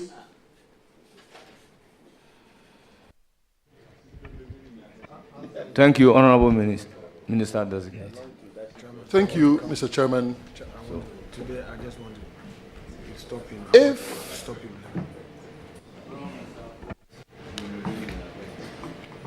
Chairman, in the early days of the vetting process, a need arose for you to be seen as the chair of this committee and none other. Rightly so, you are the chair. I want, for the last time, plead with those who come here as friends of committee, especially from the majority, to allow decorum, what we call decorum, to manifest at this committee. I will end it here. Proceed to give your answer. Thank you very much, Mr. Chair. Knowing the Ghana Armed Forces that I know, and from where I sat about 17 years ago, if you circumvent the procedures, the rules of engagement, and you get enlisted or recruited, you are likely to suffer. And there have been some dire consequences. Some recruits have died on day one. I remember at 37 Military Hospital, there was even someone who was in training, not that the person was flat-footed, but it was almost there. Severally, the person had to come on admission. If you have a heart condition and the systems are circumvented, and you are enlisted or recruited, you are just jeopardizing your life. And so, looking at it purely from the medical point of view, I'll be the first person to advise you, if you genuinely don't qualify, not to attempt it. Let's face it, I recall 1997, when I visited, the person is still a serving officer, so I don't need to mention the name. When I visited the person at the academy, one of the first things I saw was, abandon all hopes of normal life, all ye enters here. What that means, that at the beginning of the training, you are being asked to abandon all hopes of normal life when you enter the military academy. And it is not easy. If I may add, some people go all the way to the point of being tempted, and they consider and drink water that has been used to soak clothes, because you are thirsty. You are tested to the limits. That is the reality. And so I will not, and have the assurance that I will not circumvent the procedures. Thank you, Mr. Chairman.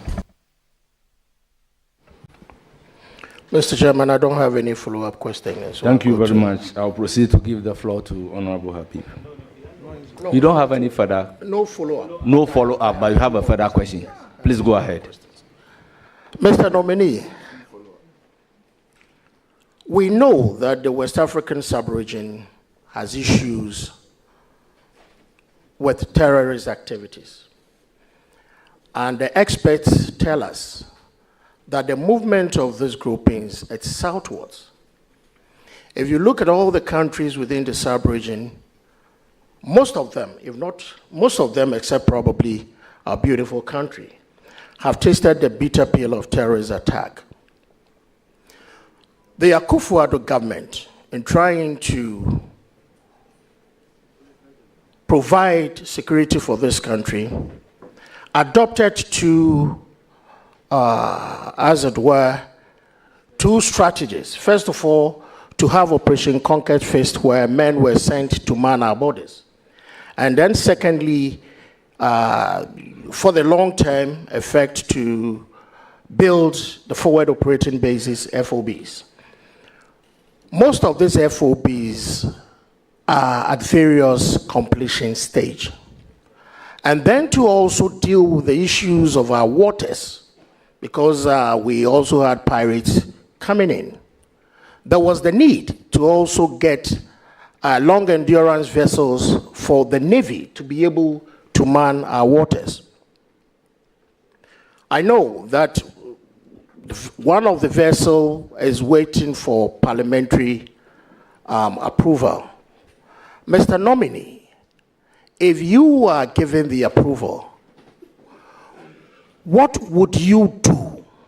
Would you immediately work very fast to ensure that the FOBs are completed so that soldiers can move in, and then see to the acquisition of this long endurance vessels to enable our men provide the security that we so need in this country? Mr. Chairman, the FOBs are very critical, and they are needed in protecting Ghana. It is true that terrorists, and if I may add, violent extremism, has caught up with us. Successive governments have done very well in ensuring that we have not recorded any incident at this stage within the territory of Ghana. But there is also the strong belief that there are some sleeper cells of some of these groups, which so far our military has been able to contain and sometimes even push them out of the country. Where we are we cannot do without the FOBs. And if you ask me, we may even have to consider accelerating the completion of what are already under construction, and then also identify some of the border areas. We have as long as over 2,000 kilometers stretch regarding the fringes of Ghana. And if these fighters, silent fighters who use the David and Goliath kind of a system, the asymmetry system in which they use to fight countries, are minded to attack us, they have over 2,000 kilometers to help them to strategize. What it means is that we need more of these FOBs, but not just that. You raise the issue of the naval vessel. It is not just the Navy that has challenges. Without exposing our armed forces too much, because our neighbors are accelerating their re-equipping. The truth is that the Air Force also needs re-equipping. I don't want to go into too much details regarding that. So it's a holistic thing. And in looking at this, we also need to sensitize the populace, because it is not just a matter of acquiring the vessels, acquiring the equipment. The citizens must also be conscientized so that they will be able to help the Ghana Armed Forces to detect early when these incursions are being done. And this is where I commend the appointment of Lieutenant Colonel Larry Bevlolate as the envoy to the Sahel regions.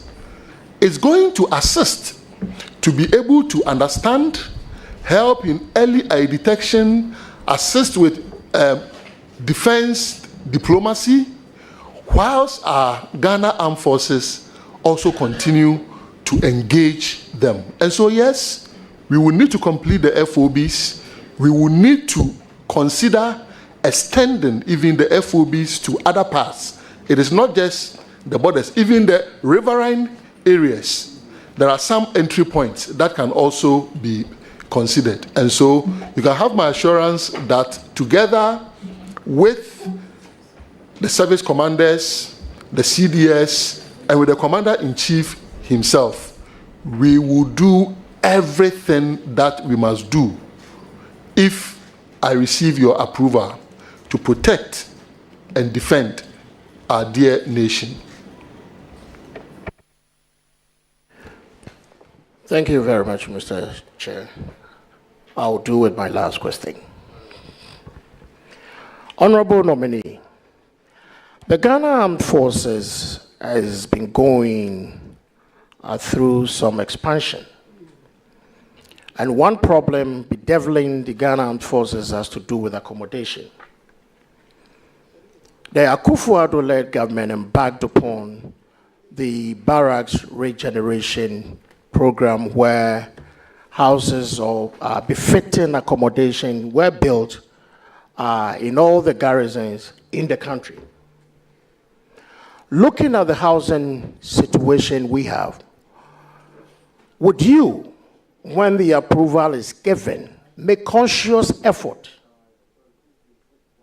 either to continue with the barracks regeneration program or to make that conscious effort to provide befitting accommodations for our men and women in uniform who are doing so wonderful?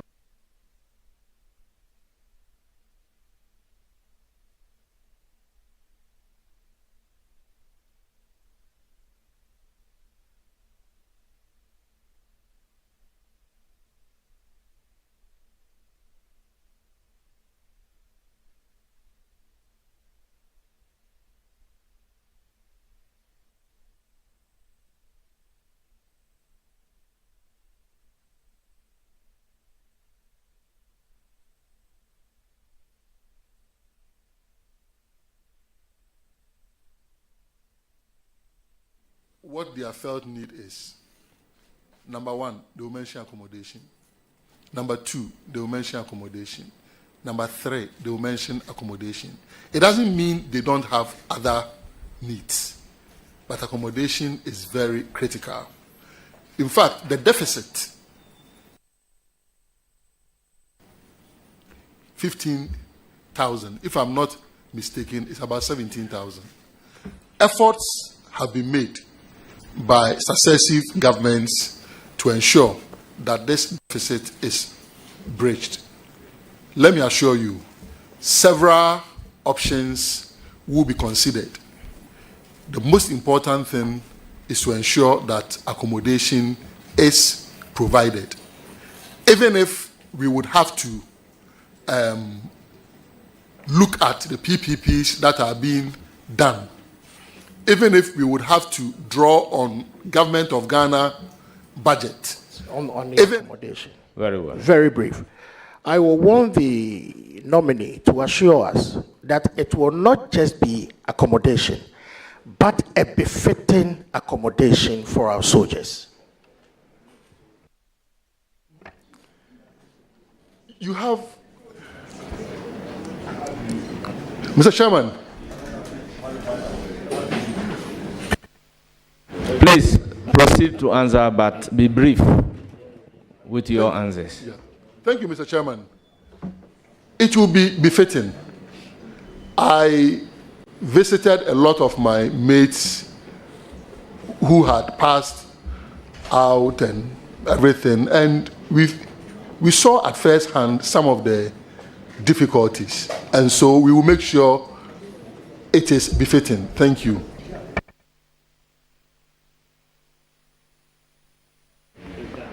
I recognize Honorable James Agalga.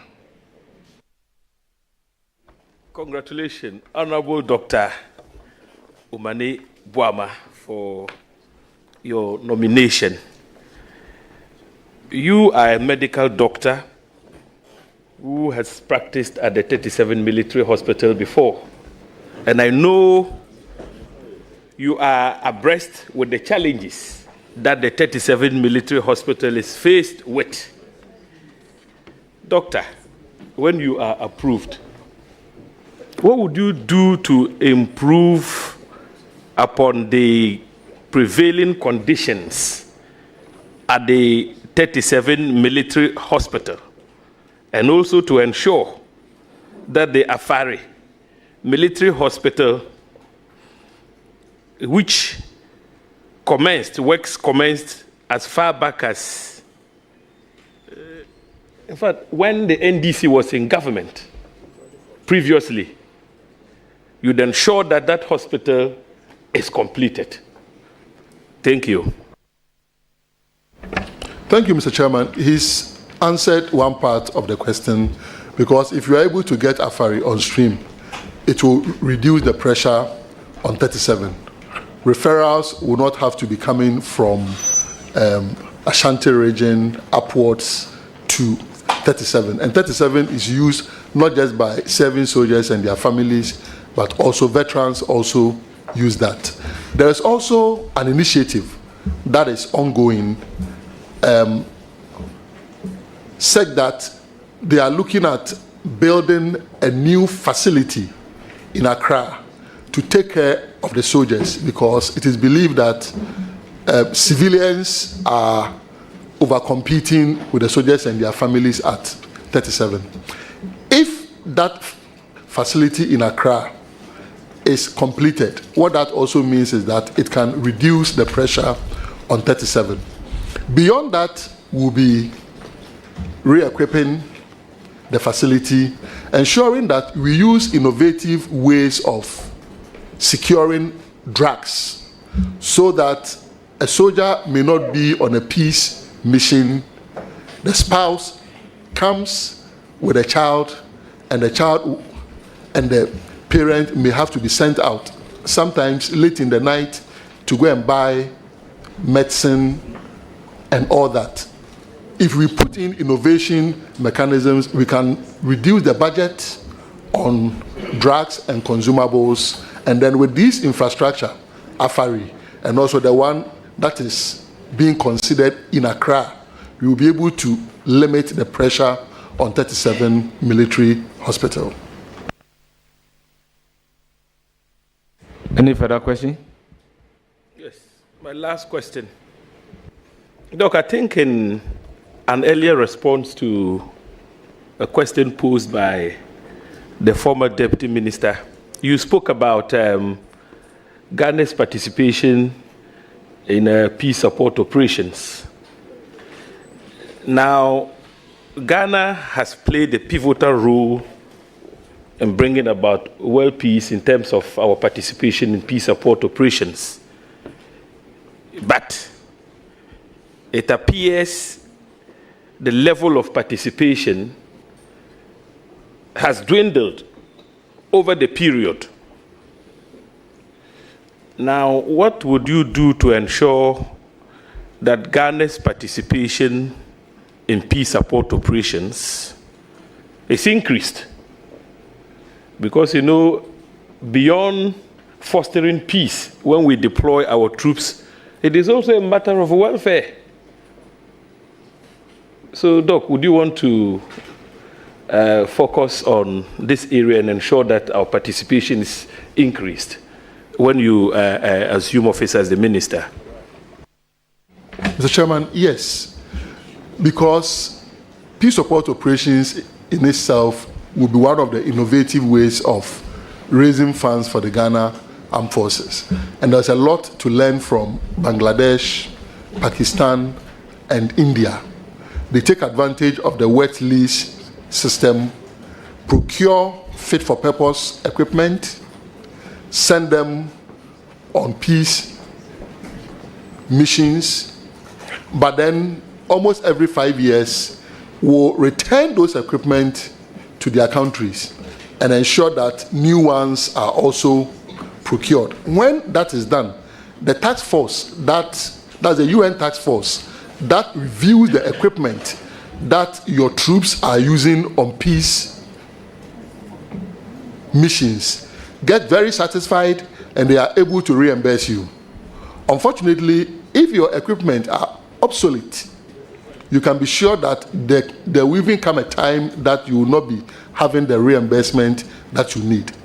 These are issues that we need to go into, and we will discuss them thoroughly, look at innovative ways of procuring equipment fit for purpose, and also increasing our quotas so that it will satisfy the soldiers, it will improve the image of our country out there, and our Ghana Armed Forces will also be strengthened financially. Technology transfer. I wish you well, Doc. Congratulations. Well, I'll proceed to give the floor to Honorable Dominic Nitiwood. Thank you very much. You know, 4 years ago, I was sitting right where you are. So the only thing I can wish you is to wish you well. Though I sat there 8 years ago, and I sat another 4 years ago. So we wish you well, and say that you are going to a very disciplined institution. You would enjoy working with them. There are the few people that when they write a speech for you, you may find it difficult to correct. And so you get a good training from them. But there are some few issues that I want to bring to your attention through questions that the people of Ghana, including yourselves made comments. I feel uncomfortable that I just left there and I have to ask you questions, but it's a duty for Mother Ghana. So I will have to do that. Ordinarily, I will not do that, but of course, we are here, we are where we are. I will do that. It's about the relationship between the Ghana Armed Forces and the people of Ghana. A lot of people, including even the NDC, your side, are of the view that we should keep the armed forces in the barracks and not deploy them to do internal duties. Not even deploy them for soldier. They are not trained They are not trained principally to be enforcing law and order in the way that a police personnel will do. I mean, I'm very sure you agree with me that throughout your stay as the Minister for Defense, you hardly came across soldiers who were holding handcuffs. And I'm very sure right here, that is the situation. You will hardly find a soldier who is holding handcuff. It should tell us what their training is when it comes to even arrest. And so we should be careful not to push them immediately there is an issue to be addressed. The police must be the first point of call, to the point that the police can do it.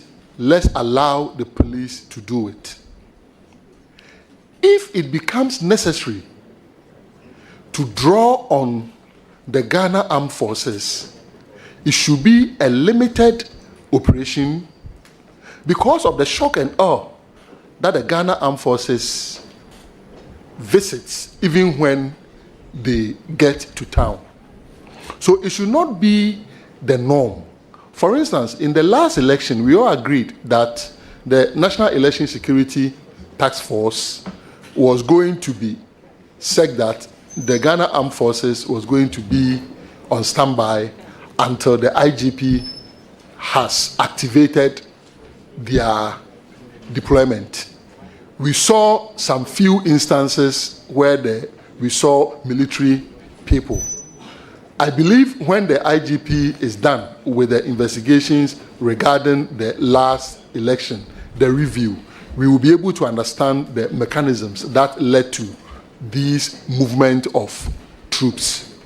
So by and large, it is not a yes and a no that soldiers should be kept out of it completely. But it is a matter of moderation. How do we titrate their interventions such that the dominant role is being played by the Ghana Police Service? Thank you. So follow up. Will you deploy soldiers to fight Galamsey, especially after the was incident?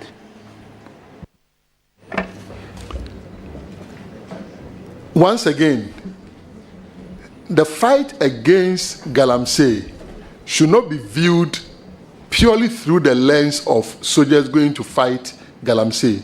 There are several things to look at. Reclamation, providing alternate livelihood programs, and all. When we are clear to the people that these programs are ongoing and they are going to yield the needed results, you'll be surprised that once you are showing people of alternative livelihood programs, you may be able to reduce the numbers and the police may not be that overwhelmed. But even if it has to get to the point where you have to deploy soldiers, there are several factors to look at. There are UAVs that can do some of the things that soldiers go and do in the forest and in the mining communities. You may say that, okay, the UAVs may not even have weapons. But Honorable Minister, or Honorable Former Minister, you know that there are even weaponized UAVs that, should that become necessary, that can be used. So once again, it is not a yes or a no answer. We need to look at fighting Galamsey as a comprehensive thing, providing alternate livelihoods, programs, land reclamation, letting the police do what they have to do, and if need be, bringing in the military, in addition to modern technologies that can help them perform their functions. Thank you. Honorable Minister, thank you very much. As I said before, your substantive question. Yes, another substantive question. As I said before, I wish you well. You would look up to the commander-in-chief for some of the things you say, because he's the only ministry that the commander-in-chief, even though he has direct interest in more of them, he's the only ministry that every day when he wakes up, he wants to know what is happening. Honorable member, please, your second question. Honorable Minister, the second concern that the people had, and they still have, is the relationship between the armed forces and the other security services, especially the police, where sometimes you have little misunderstanding here and there and that kind of stuff. With this setup, joint training, joint operations, we set up rules for them, rules of engagement we're teaching, but still had slips here and there. And there have been massive improvements in their relationship. I want you to tell us exactly what you believe you'll be able to do to ensure that the armed forces and the other security services not just operate as individuals, but even at operation, they can operate as a unit to ensure that Ghana remains very safe as we see it now. Thank you, Mr. Chairman. The collaboration between our security agencies have been very good, and I will not say that we should make perfect the enemy of good. We've had benefits from it, but clearly where we have unexpected outcomes, we will need to address them. The joint operations that they do can also be enhanced with joint training programs, more of such. And not just joint training programs, they can also have recreation together. Let's have more of that.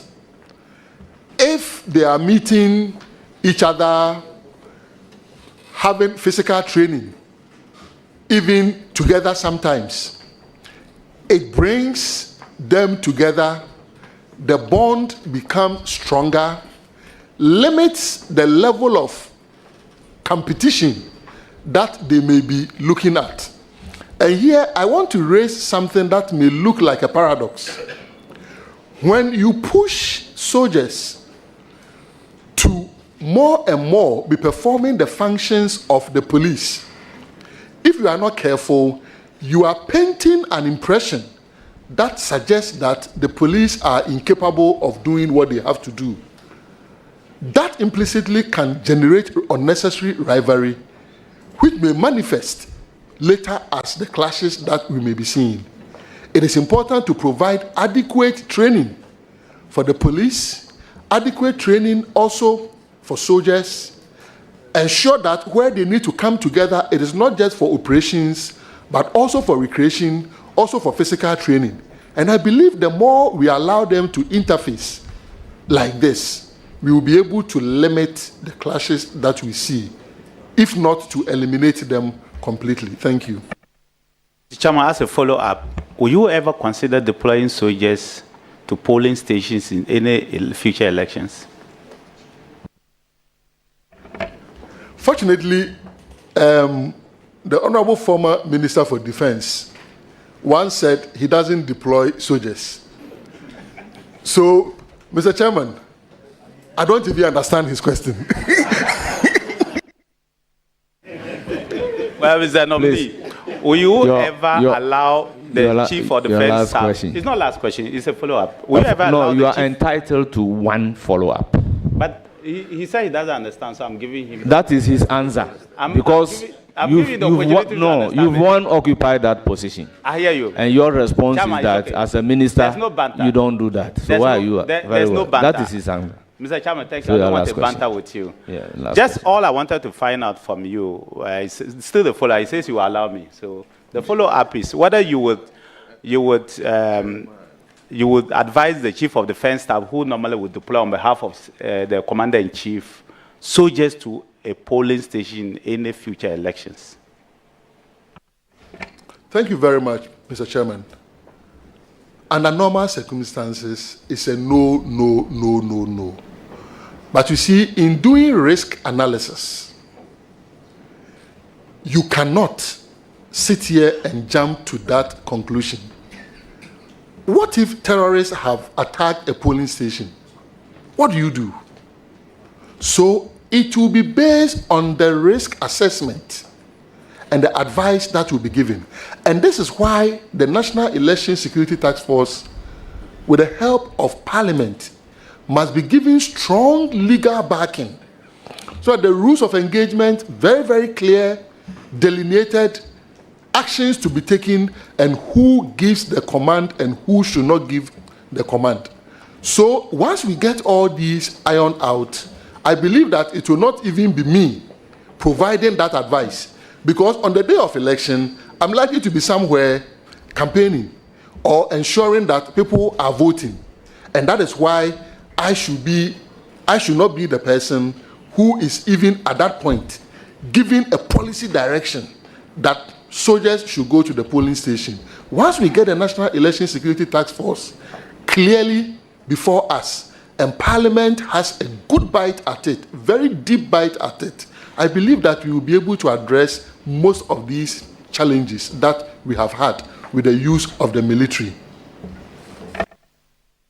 Mr. Chairman, your last question. Yes, last question. Mr. Chairman, first of all, the nominee has assured this House that he would follow the laid down requirements of the Ghana Armed Forces when it comes to recruitment and enlistment into the armed forces, so that we can keep the sanity within the armed forces. So I want to thank him for that, and I would hold him through the committee, whoever will be the chair of the committee on government assurance, we will hold you responsible for that statement, because we'll follow to ensure that it has happened.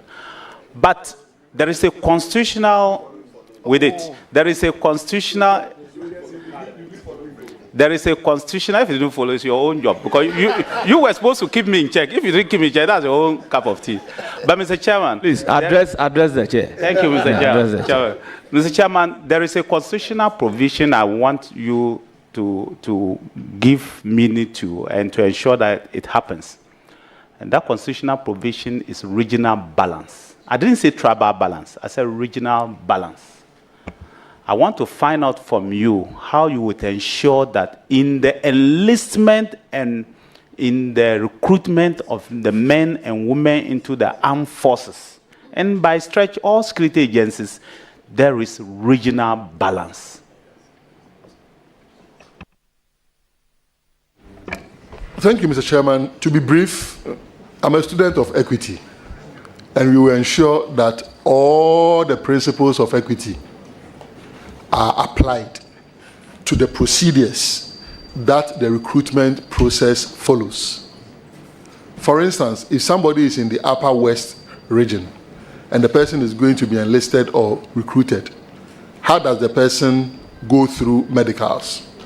If somebody is in the Upper East region, same. If somebody is in Accra, obviously that person will have a certain advantage because 37 is just right here. And so we will look at all the equity principles and ensure that regional balance is attained.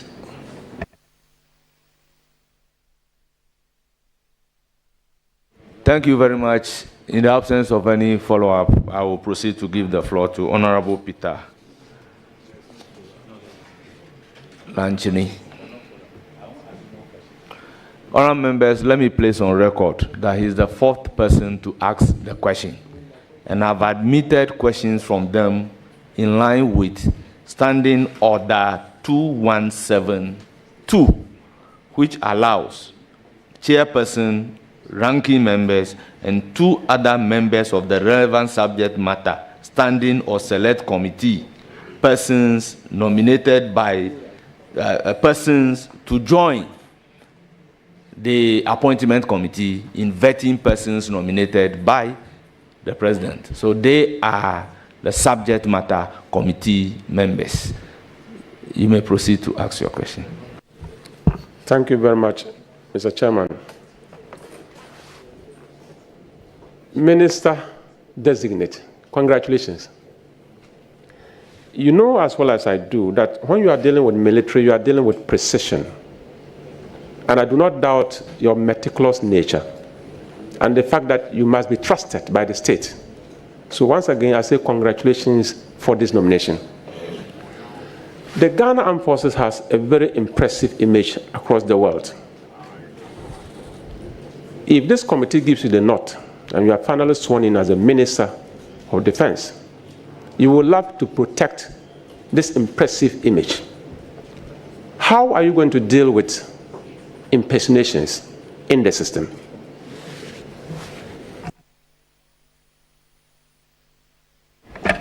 Thank you very much. We will rely heavily on DI, Defense Intelligence, to assist us. Of course, collaboration between the police and DI will also be very, very important. And then, as part of efforts to improve military-civil relations, we will enhance the receipt of feedback from the populace, such that if someone is suspicious of an individual who is portraying him or herself as a soldier, in real time, the person can launch a complaint and we address it. And when these are addressed, the aftermath of it, the punishment given legitimately and legally given, will also be made public to deter others who may want to go on the same path. And we believe that once DI heightens attention on impersonation, and the police also assist in this, and then we make the processes very transparent and the punishment thereof also obvious to citizens, people are going to be advised. Thank you. Mr. Chairman, my second question. I'm sure during the briefing you have heard of defense advisors. Our defense advisors carry very high our national flag, including the flag of the Ghana Armed Forces. And over the years that I've been in Parliament, at least for the past 4 years, the story has not been encouraging at all. There are conditions of service. It's nothing to write home about. And I'm sure they are very excited to find Dr. Omane Boamah as the Minister Designate. Should you get a nod? Look into the camera and tell them, what will you do for defense advisors who are struggling all over the world? Thank you. Thank you very much. Mr. Chairman, the defense advisors play critical roles in the countries where we deploy them. And they work very closely with the Ministry of Foreign Affairs. And so it will be a collaborative effort, of course, with the Ministry of Finance also ensuring that they are assisted as much as they should. Their challenges range from accommodation all the way sometimes even to the daily subsistence allowance that they would have to be given. When you demotivate them, and some of them are even generals, when you demotivate them like this, you do not expect morale to be high for them to do the kind of defense diplomacy that they should be doing. Not too long ago, I was talking about the right equipment to assist our peace support operations. Defense advisors, defense attachés in very critical countries can even work to let us have access to aid that we may never have thought of. So we need to invest in them for them to give us the multiplier effects of those investments. Ghana will benefit from those strategic investments. Thank you.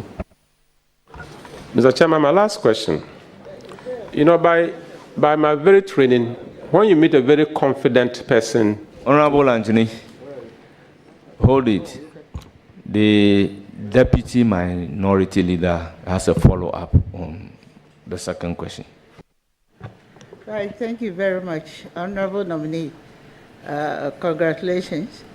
From the answer to the last question, I get the import that you don't have a direct responsibility to ensure that they are rightly remunerated.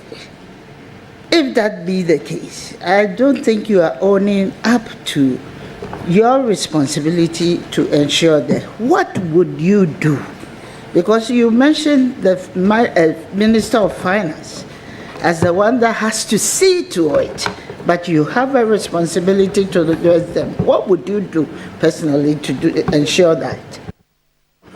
Thank you very much, Chairman. Coincidentally, just when Honorable was asking, then the Foreign Minister Designate entered. It's a collaborative effort. And my style has always been to work together with colleagues. I've been part of budget processes right from 2009 to 2016. We contributed to every single budget of the President Mills and President Mahama administration. And we know how these go. You will submit the budget. The Ministry of Finance will have the final say. But the good thing is, with the experience that we gathered for 8 years, we will definitely be some of the people that the Finance Ministry will rely on.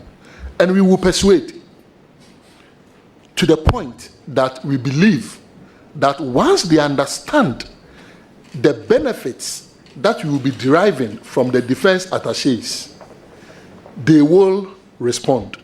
And it is part of the innovative financing of the armed forces that we have started discussing. And so you can be rest assured, I will be responsible for the soldiers, and I will work collaboratively with the Minister for Finance, the Minister for Foreign Affairs, when he's vetted, I hope not for 3 days, and approved, and then the Minister for Interior and all other colleagues as well. Thank you. The nominee should withdraw that he hope he's not going to be vetted for 3 days. It's not left to him to decide to the committee. Chairman, withdrawn. Thank you very much. Can we make progress? Now, your last question. Thank you very much, Mr. Chairman.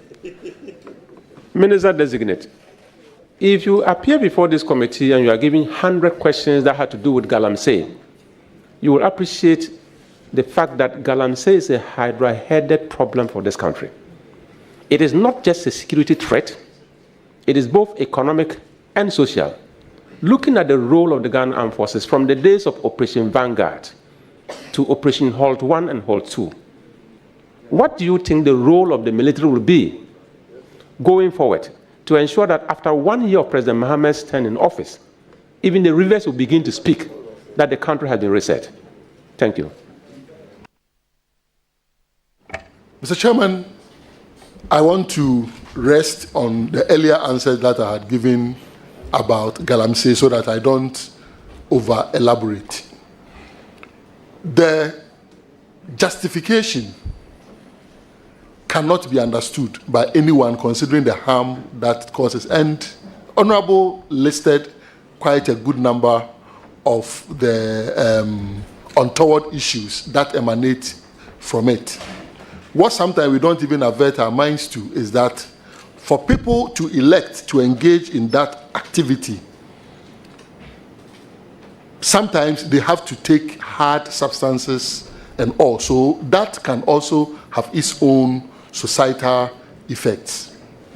That is why the idea of simultaneously providing alternate livelihoods, reclaiming lands, planting on those lands when they have been reclaimed, and there are soil scientists and technologies that can help heal some of these destroyed soils. Even placing factories in some strategic locations to process some of the produce will begin to give a new face to the fight against Galamsey. As we do this, obviously, law enforcement agencies will work together, the police, the military, to ensure that the laws are enforced. And that is why I said we need to also look at not just physical incursion of military personnel, but also using unmanned aerial vehicles, and some of them can even be weaponized to take care of this, because human beings, sometimes if they stay on these operations for a long time, get compromised. But if you dispatch a UAV, a drone, to go on surveillance and send you the exact picture of what is happening, who is going to bribe the drone? Unless maybe the one who is operating it. And the digital footprints of that drone and the operations can also be known. Should it get to the point where weapons would have to be used? As I have said, some of these UAVs can even be weaponized, but that should be the last resort. We need to quickly and aggressively get to the point where we get the people to understand that it's a no, no, no. The environmental and the socio-economic consequences are just too much. And I believe that with the self-purifying nature of water bodies, when we are able to do this with your blessings, within a matter of 1 year, we should begin to see positive outcomes from these interventions. It will be a collaborative effort. Thank you. Mr. Chairman, I'm so grateful. Thank you very much, Nominee. I wish you well. Thank you very much, honorable members. Using the same standing order 2177, combining it with order 6, I will recognize leadership of the minority to ask a question. 77 reads, a member of the leadership of the House is entitled to participate in the proceedings of the committee during the consideration of nominees for appointment. And standing order 6 defines leadership of the House to mean the majority leader, minority leader, the deputy majority leader and deputy minority leader, the majority whip, the minority whip, and the deputy majority whip and deputy minority whip. So I proceed to recognize Habib, Honorable Habib, as deputy minority whip. Whips, deputy whips, but majority whip and minority whip. But deputy is whips.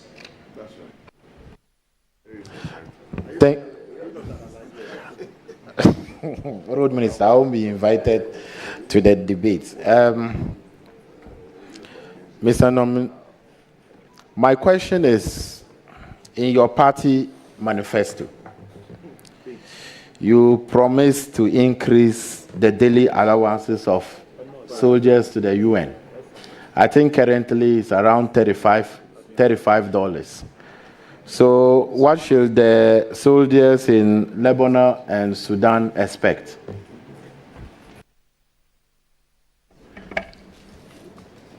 Mr. Chairman, we have soldiers in several places.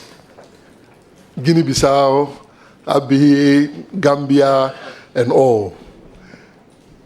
They should be rest assured that President Mahama has 4 years, and whatever promise that has been given will be worked on to the satisfaction of all stakeholders. Thank you.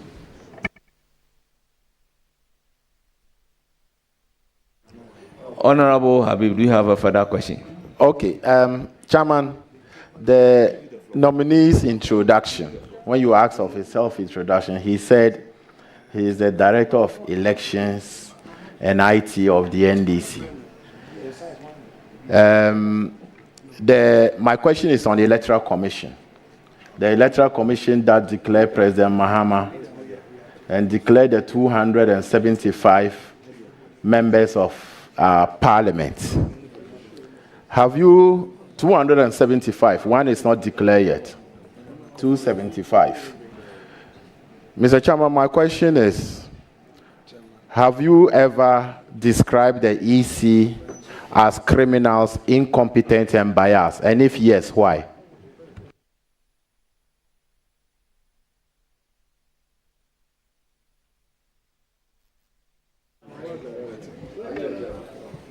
Please. Thank you very much. Thank you very much, Mr. Chairman.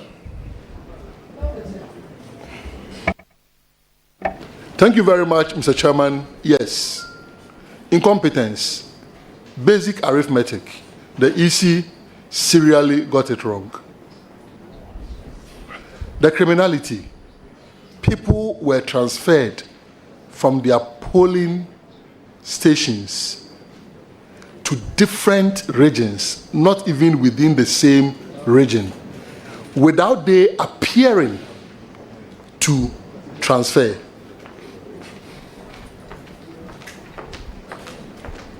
Bias.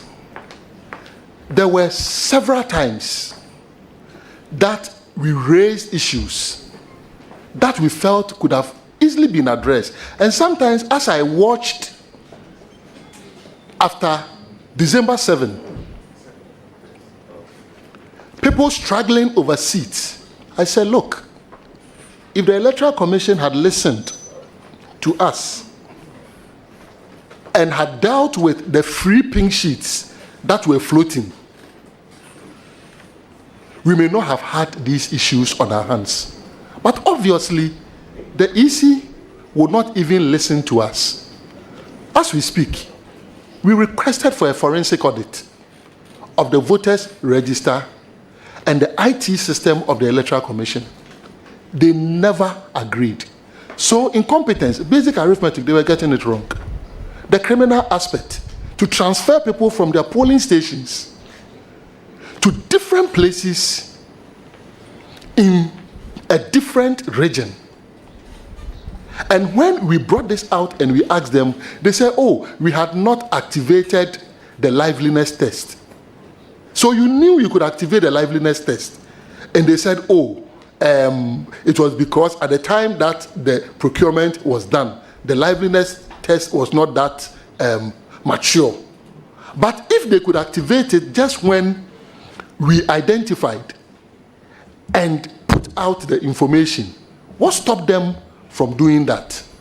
And so, trust me, I have very good friends in there, but whenever we had to do our job to ensure that the right expressions were used, we did it. But the beauty is that it was never personal. Beyond doing our jobs, we continued very good, friendly relations. In fact, sometimes it pains me that when our General Secretary petitioned Parliament earlier, I think somewhere April 2024, Parliament did not take the necessary steps to investigate the Electoral Commission. If that had been done, we all may not have gotten to that point. But it looks like the malaise is when you are in government, you act as if the Electoral Commission is anachronistic and sacrosanct.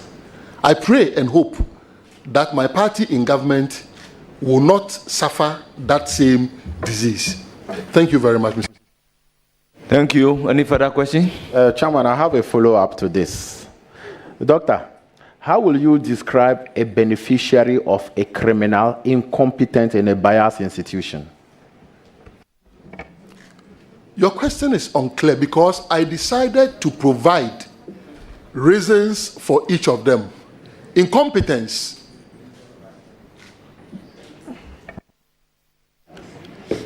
Explain it. Thank you, Chairman.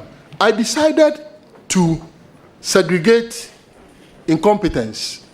And I said, even basic arithmetic. And it's quite unfortunate that Honorable Habib is inviting me to maybe denigrate my own friend, Jemensa. How do you use Cora draw for arithmetic? Chairman would respect, Chairman, come. Yes, come. Chairman would respect. I want to remind my respected friend, Dr. Omani Boama, that he is on oath. I can also understand that it is your desire to give a detailed explanation by way of response to questions. But let me be quick to remind you,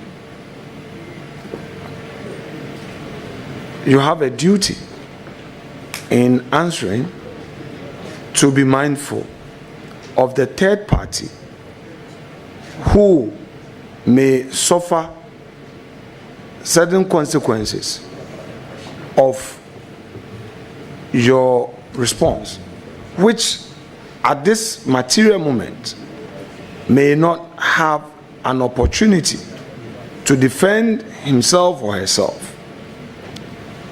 Suffice to state that in a political statement, one may choose to be very loose.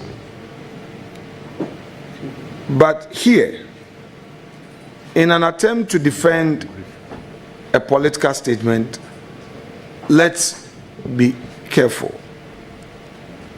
I know a number of MPP folks who this morning joined this table to say that Dr. Omane Boamah is our brother. He's our brother. And they expect a certain posture from their own caucus. If that is to be expected, then something must give. Honorable Ranking Member, thank you very much. I believe this caution should not go only to the nominee before us. The questioners must also be circumspect in asking the question. So if you ask a question, the nominee has provided the answer, and you push for a follow-up question, I would allow the nominee to give a follow-up answer. So I was even drawing the questioner's attention to the fact that be careful where you are going off camera, but he didn't take a cue. So proceed to ask your last question. Chairman, I take cue from what my leader have said, but I don't think my question was out of place. If a nominee have described an institution that nature, and I want to find out why he described it as such, I don't think I was out of place. You indicated that you are the Director of Elections and IT, and now you are going to occupy a very important office. You'll be the Minister responsible for defense of our country. Do you intend resigning your position as Director of Elections and IT so that you can be impartial in handling the affairs of defense in the country? Thank you very much, Chairman. No Ghanaian should have any fear about my impartiality. In fact, I can be the chairperson of the Electoral Commission and I will be impartial. That's my nature. Trust me, and my deputies are here with me. Whether I was going to be appointed or not, I took up the job of the Director of Elections of NDC purposefully for the 2024 elections. Immediately after the elections, I told them my job was done. Amongst us, we even discussed, and we know who will be proposing to the Functional Executive Committee to take over from me. Thank you. So, Chairman, yes. I'm done, and I'll congratulate you. Thank you very much. But let me place on record that Article 78 of the Constitution of the Republic of Ghana is very clear. A minister can appear before a committee of parliament to hold office of profit. So if the party constitution so allow, and that minister has appeared before the committee to hold a political position of profit, there is nothing basically wrong about it. But always we ask, will you resign, will you do this? It doesn't lie in our hands to demand a resignation of the so I'll give the floor to Honorable Jerry Shaibu. Thank you very much, Mr. Chair. Doc, congratulations to you. I've recently perused a document which the UN, as of July 2019, had indicated that the current reimbursement rate of soldiers deployed to go on missions receive about $1,428 per person. In Nigeria, it's about $600. In Kenya, it's about $756. I've indicated, you weren't listening. In Ghana, it's about $435. First of all, do you know about this and what accounts for the differentials? And if at all, what plans do you have to have this resolved? Thank you. Thank you very much, Mr. Chairman. Not the entirety of the other countries that you mentioned. What I know is we pay $35 daily, and I think the figure per capita is about 1,400 plus. As I've indicated, peacekeeping to countries like Bangladesh, Pakistan, and India is serious business. They use it to finance their army, and I believe that with defense industries taking shape, some of that can go into it. Be rest assured that we are going to take advantage of the wet lease system. To take advantage of it will be to even do some retrospective study on what we have done with the resources that we have received so far. There are complaints about late releases when troops are supposed to even go on mission. These are all matters that we would have to address. It will be a comprehensive process and program. And I believe with your endorsement, if I become the Minister for Defense, I'll come back to Parliament to brief you details about where we are, even regarding equipment, as I alluded to. The Ghana Armed Forces can benefit from equipment. Ghana Armed Forces in Ghana can benefit from the equipment that we procure through the wet lease system. Because all you have to do is to use that equipment for about 3 to 5 years. You can bring them back home, procure new ones, and so long as you are taking advantage of economies of scale. Have we gotten to a point where maybe we will have to do some joint procurements? The police procures, army does same. Isn't it possible for us to take advantage of economies of scale? Equipment that both are likely to be using, or if we are to be looking at brands, for that particular brand, if we went to that brand, we can take advantage of economies of scale. And so it's a comprehensive thing that will have to be done. And it's not also just about what is going to the soldiers. If we are able to reduce the amount that we spend on maintenance, and it will be a paradox that if you do the maintenance more frequently, you are likely to spend less in the long run than to allow the equipment to get to terrible states before you say that maybe you are going to ensure that maintenance is done. And so give us the opportunity to serve, and we will look at peace support operations comprehensively and put before Parliament, because it will be an international agreement, new ways that we can take advantage of the PSO program to generate the needed income for our nation, to motivate our troops, and also to equip our country for us to be able to protect our territorial integrity. Thank you. Any further question? Yes, Mr. Chair, no follow-up, but a further question on this. So the military seeks to go through some very regimental training and activities.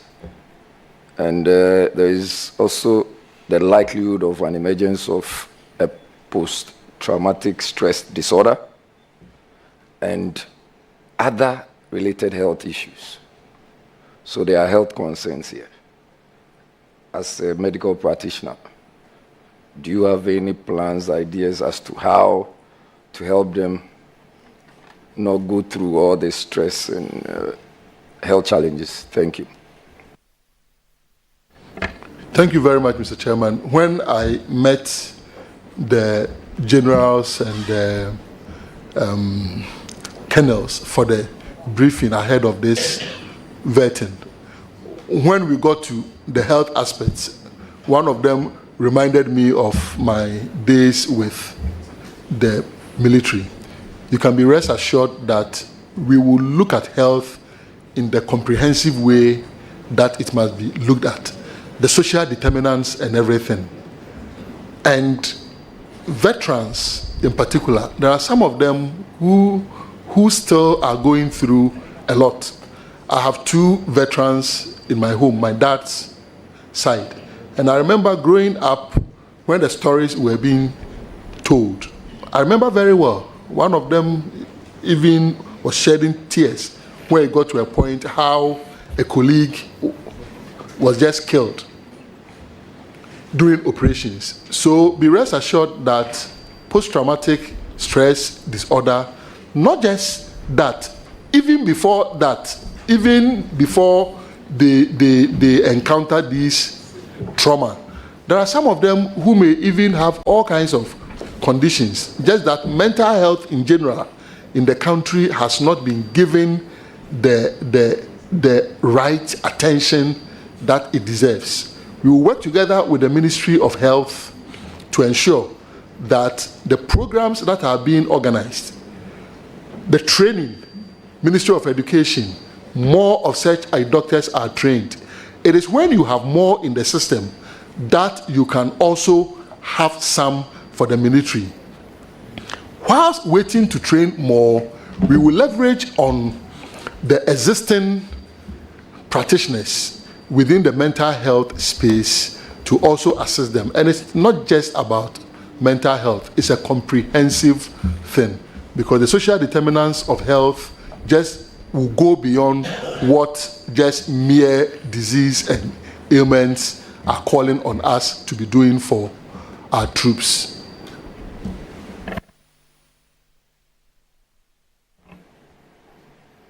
Further question? That's so, Mr. Chair.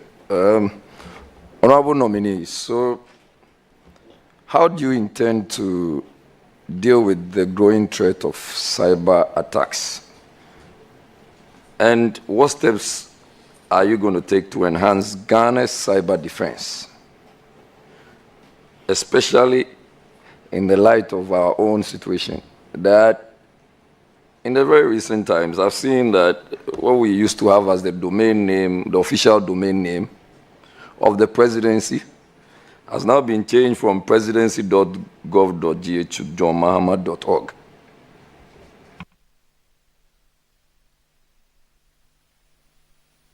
Thank you very much, Mr. Chairman. I'm not aware of the change that was alluded to, and since I'm here answering, I will not be able to check. But I'll say that I sit at the intersection between traditional security and also what happens in the cyber space. And that is perhaps one of the advantages that I'll bring to the ministry if approved by the committee and by Parliament. As a former Minister for Communications, I've had detailed interactions, deep discussions with people who know the galactic network very, very well. In fact, I've had the opportunities to interact at very high level with the inventors of the internet. Somewhere 2014, 2015, when 12 people were being selected to go and discuss the future of the internet, I was one of the people. We went to Brazil to discuss it at the level of the ITU. That was when we began calling cyber attacks, particularly on nations, as a David and Goliath kind of war, where you don't have to have too much weapons, too much ammunitions, but you can deal with a powerful nation. We need to do more. as Minister for Communications, the GOTA system that our security agencies hold, I brought the second phase of it to Parliament, which ensured that 4G LTE was incorporated within that system. So you can be assured that if it's at the level of infrastructure, we will work on it. If it is at the level of applications, we will work on it. If it's at the level of enhancing the human resource for IT, not just for the military, because the military cannot do it all alone. The National Signals Bureau must also complement the work that the military will be doing. And once we achieve this collaboration, you can be rest assured that as much as possible, we will be able to ensure early detection. No one can give assurance against a cyber attack that it will be foolproof. But the more you perfect it, you get to a better state where even if it happens, with disaster recovery and everything, you will be able to recover from that attack immediately. It was the reason that the National Data Center that is situated right here, I ensured the construction of it. We also placed a site for redundancy and disaster recovery far away from Accra. Mr. Chairman, I'm not going to mention where that site for redundancy is. Thank you. Thank you very much. Yes, Mr. Chair, I just want to wish the nominee the very best in his new role, if approved by this very House. Thank you very much. Thank you. I proceed to a member of the committee from majority side, Ritana Odolesoa. Thank you, Honorable Chair. I wish to congratulate Dr. Omani Boama on your nomination by His Excellency, the President of the Republic of Ghana, John Dramani Mahama. Honorable nominee, we are all aware the military base is in Dadekotopon, my constituency. And over the years, as Member of Parliament, I've enjoyed some cordial relationship with the military, especially the hierarchy. But one issue I'd want to raise, during my first term in Parliament, the people of Dadekotopon were seeking to get back some of their land. And the Nanado administration promised to give them some of the land. And later, we were informed that some of the land had been released. And so the good people of Dadekotopon visited the site to see their land in some joy. They didn't have any weapons, but when they went there, I know the military is very disciplined, but when they got there, they were beaten mercilessly there. And at the end of the day, we lost one woman. I want to find out from you, what assurance are you going to give to the good people of Dadekotopon to live cordially with them, since we are, I'll put in quotes, the landowners. And I believe a landlord lives well with his tenant, and the tenant as well lives well with his landlord. Thank you. Thank you very much, Mr. Chairman.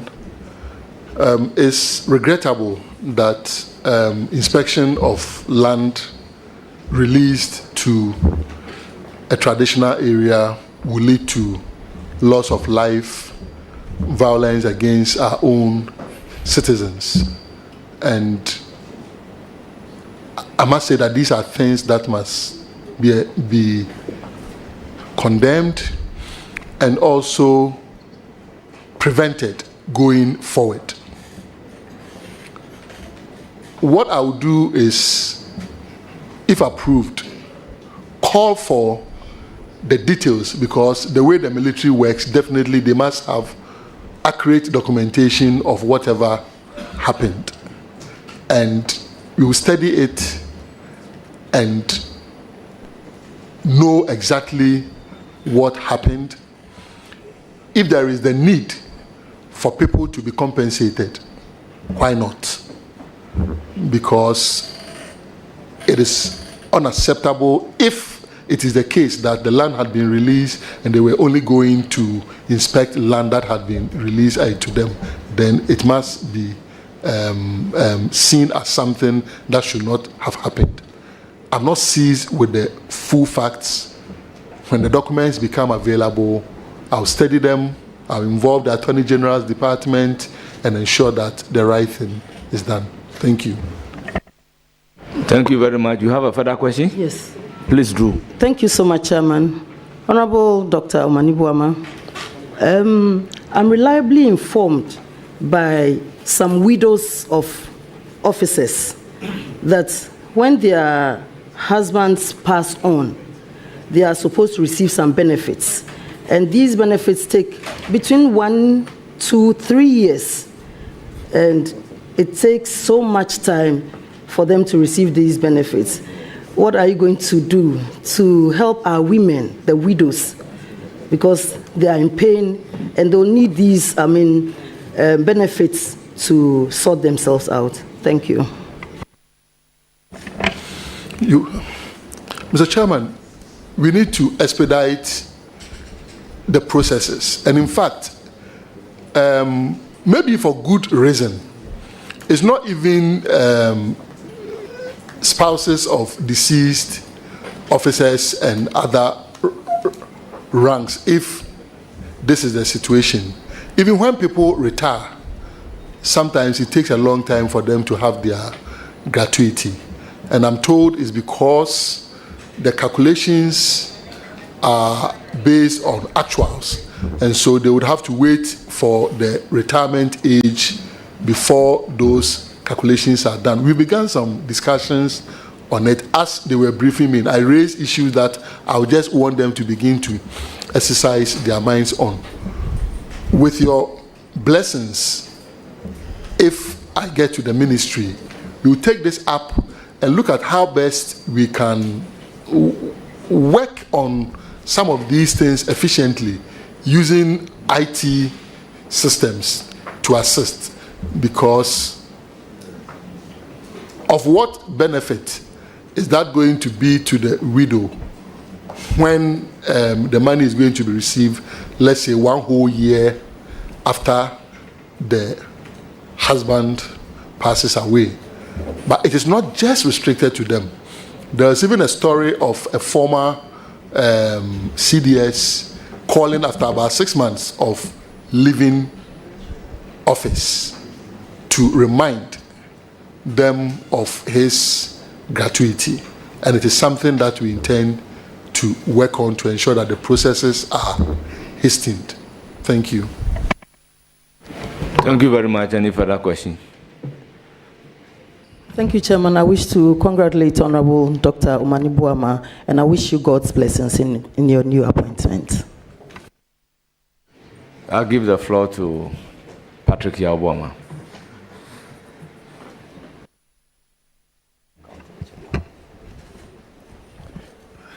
Why are you laughing? Thank you very much, Chairman. Congratulations, Dr. Edward Kofi Omani Boamah.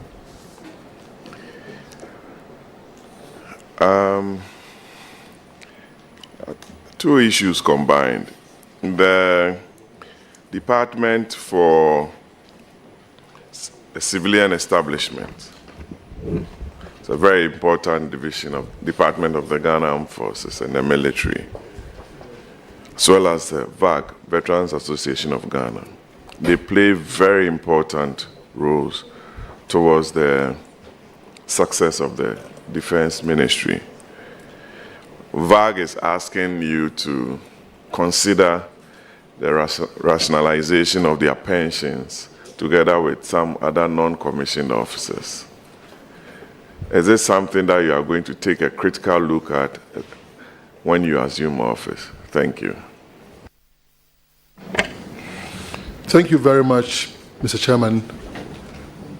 Welfare is at the heart of my politics. And so anything that will benefit the people is dear to my heart. I'll definitely take it up, discuss it thoroughly with the finance ministry, and we will situate it within the context of the financial challenges that we have. But you can be rest assured that we can even have innovative ways of ensuring inflows, new and additional inflows, so that we can take care of them very well. Not always inputs coming from only government, but to diversify the other sources where we can have inflows from, just to make sure that they have decent livelihoods. Because in fact, most of these people did not benefit from the kind of tiered pension system that we are having today. And there are deplorable situations in which they find themselves. And it is even also the reason why it is not just about money that people are going to receive, but also even healthcare. You can imagine somebody in Koforidua having to come all the way to 37 Military Hospital for surgery. Can there be arrangements between the 37 Military Hospital and the Koforidua Regional Hospital for such surgeries to be done, and then offsets are ensured, just to give our veterans the kind of dignity and appreciation that we have for the service that they rendered our nation? Thank you. Thank you. I know for some time, Chairman, this is just a follow-up, that some of the civilian employees have not even received their pay slips, and it's a source of concern within that establishment, and I'll entreat you to look at it. Chairman, my second question. I'll go to my second question. You are the second medical doctor to be assuming... You are no longer asking a supplementary question. No. Because you say civilian employees have not received their pay slip. Since when? You just left power. Chairman, stop babysitting the nominee. Let me ask my question. This is babysitting from the chairman. Second medical doctor to assume the chair as Minister for Defense after Dr. Kwame Adokufo, who was the president of the Medical Council, Ghana Medical Association. He built the Defense Ministry under his tenure. I know a lot has also been done by previous administrations. The military is an institution where they are kind of very jealous with their ranks and positions and what have you. I know you to be a very strict person, but the military too, they don't compromise. You are going to be a member of the Armed Forces Council. The CDS's role is defined in the Constitution under Article 213 or so, thereabout. How sure are you, looking at your nature, are you going to be able to work with these officers who don't joke with their ranks, their positions, having been able to serve for over 20, 30 years, have risen to this level? And they say, Kofi Omanibwama, this young man is coming to tell us to do this, like Niti, will excuse my language, was also brought here as a young man to do. You know what I'm talking about. They need your assurance and cooperation, and they want to hear from you. I'm sure they are all watching you across the country and also abroad. So they want to know who Dr. Kofi Omanibwama is, their new Minister of Defense. Thank you very much, Mr. Chairman. Some of them are here. The service commanders are here, and that should be an indication of how even the collaborations have gone so far. Some former generals, including the former CDS, is also here. And so we will continue to engage in wide consultation. In fact, I'm not trained a military person. To all that I've said here, I credit them with this knowledge. And you'll be amazed the plethora of briefs that they have sent and the quality of the language. You'll be amazed. The good thing is that I've been with them before. I was with some generals when they were lieutenant colonels. And they risen all the way to that point. So be rest assured, medicine has a way of letting you fit in many situations, letting you face many challenges. And the same way that I treated them and their families with respect, with dignity, and with professionalism, whilst at 37 Military Hospital, they can be rest assured that when I was living 16, 17 years ago, I'm coming back even to do it bigger and better. Thank you. Chairman, I don't have a follow-up on that, but I'll go to my last question. I was reading about the top 5 military trends in 2024. It included artificial intelligence, advanced defense equipment, Internet of Military Things, robotics and autonomy system, and big data analytics. Looking at our armed forces, which of these new trends fits into our armed forces? And I know you've been talking about modernizing our army, and I don't want to sit here to talk about our equipment base or whatever. We're sent to Akosombo with all the security personnel, and we're run through what we have. All the former security coordinators, defense officers, they were all there. We know our strength. But looking at where we sit today and what I just mentioned, what are you going to do to improve in the area of technology to enable our armed forces meet the current trends in military and defense strategies? Thank you, and I wish you the very best, Kofi. Thank you very much. I proceed to give the floor to Honorable Rocks. Oh, very well, very well. Yes. Is that a question? Mr. Chairman, to be very brief, modernization of the military is something that will be on the front burner. Whilst we pursue that, we will also not fall into the trap of, if we are not having the sophistication that is needed, it means we are paralyzed. So we shall optimize what we have. And I must say, it's very limited if you are to look at the trends, what our neighbors are doing, and the fact that we have assets in our land borders, the sea borders, and all.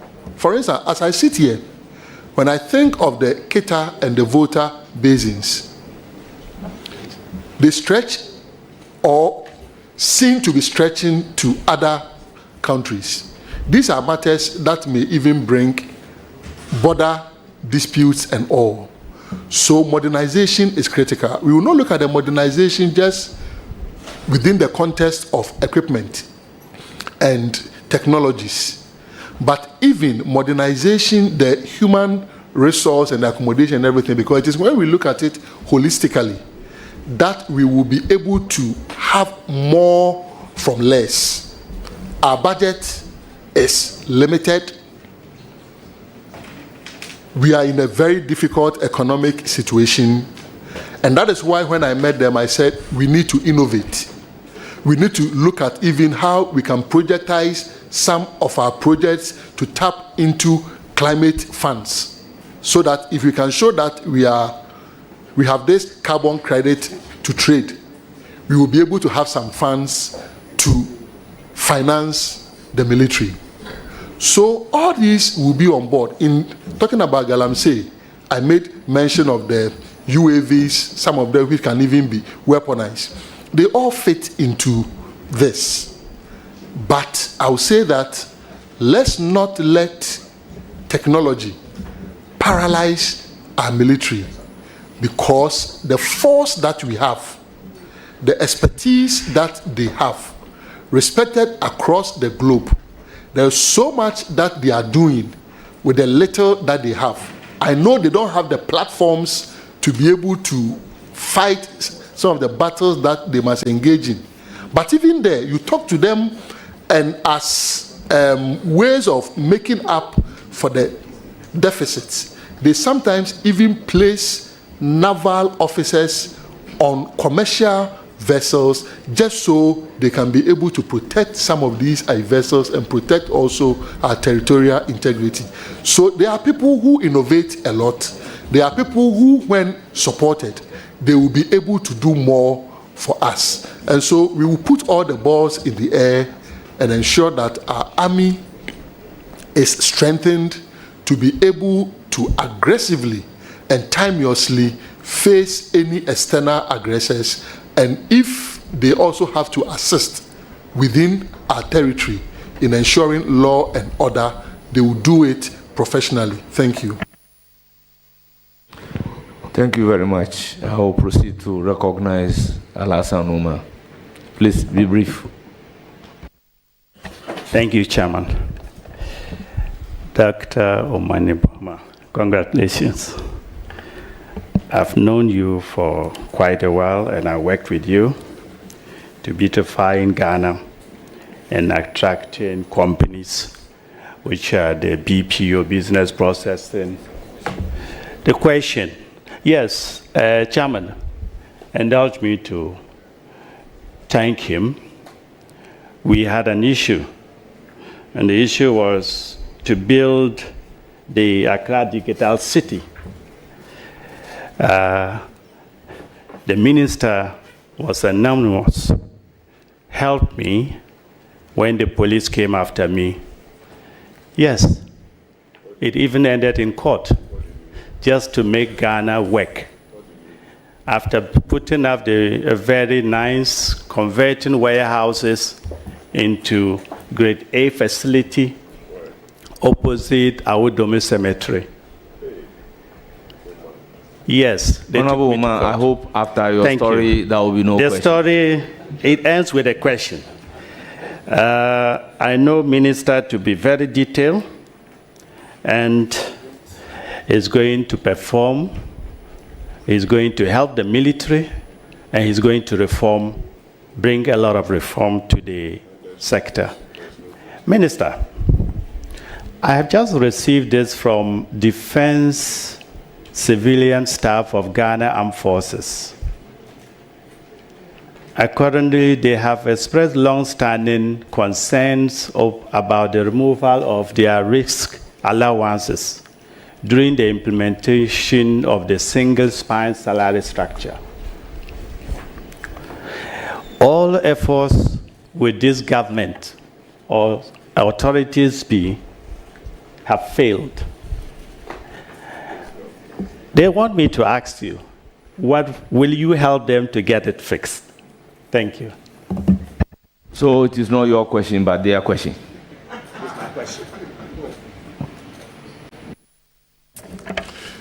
Thank you very much, Mr. Chairman. This question has fiscal implications. And also, we will need to assess the salary structure that is pertaining as we speak now, to know how they arrived at the salary structure. Because sometimes in determining salary structure, some items are consolidated. For instance, during the ADHA days, additional duty hours allowance days, when the President Kufuor administration was doing away with the ADHA, they consolidated. So I'm not seized with the entire details of this. So with your approval, if I get to the ministry, I would want to engage my former colleagues. They are my former colleagues, because as a civilian employee of the Ministry of Defense, I want to engage my former colleagues, know exactly the mechanics and the dynamics, and then we will have an amicable resolution. Thank you. And thanks very much for the work that we did together to get Ghana the Accra Digital Center.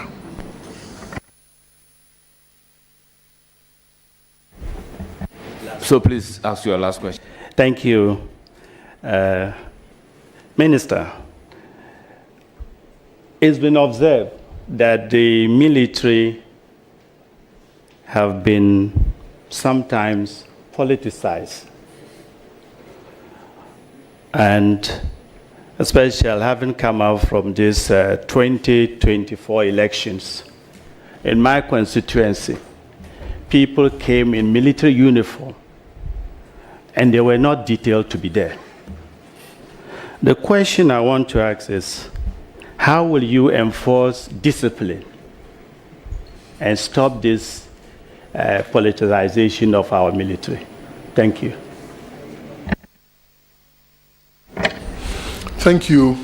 It will be a collaborative effort. If you look at the Armed Forces Council, we have the civilians and we have the soldiers working together. And it's a reality that we have to confront and address. As I've said here, we need to give the National Election Security Task Force some strong parliamentary backing. When that is done, a soldier who is being sent out by an aberrant individual will know that there are consequences ahead. It doesn't mean that as we speak, there can be no consequences for such soldiers. And in this day and age, cameras are in our palms because of our phones. People may have such evidence, images of such soldiers. The National Election Security Task Force, led by the IGP, is reviewing the entire election security and what happened. Honorable, I urge you to submit such pieces of evidence to the IGP's office. And I believe it's when we are able to identify such aberrant soldiers that we will be able to protect the thousands that are decent and professional. Thank you. I wish you well. Thank you. I proceed to give the floor to Roxanne Nelson, the chair of the honorable. Doc, congratulations. Thank you, Council. Somebody asked me, why defense? I said, Doc can even serve as governor of Bank of Ghana, and he will succeed. Now, I want a yes and answer to my questions so that we have too many military barriers when we are entering the Volta region. Too many, just too many. Will you consider reducing them when you take office? Yes. It's Volta region, it's not Western Togoland. Chairman, I'm being harassed by Obama. Second, I have close affinity with the civilian staff of the military. And I'm aware that the 13th month bonus, Christmas bonus, they do get it, but these days it doesn't come. Will you consider reinstating it for them? Yes, it will be considered. Thank you. Now, finally, I come from a riverine constituency in the Volta region. I have arguably the longest stretch of the lakefront as a constituency in South Dine.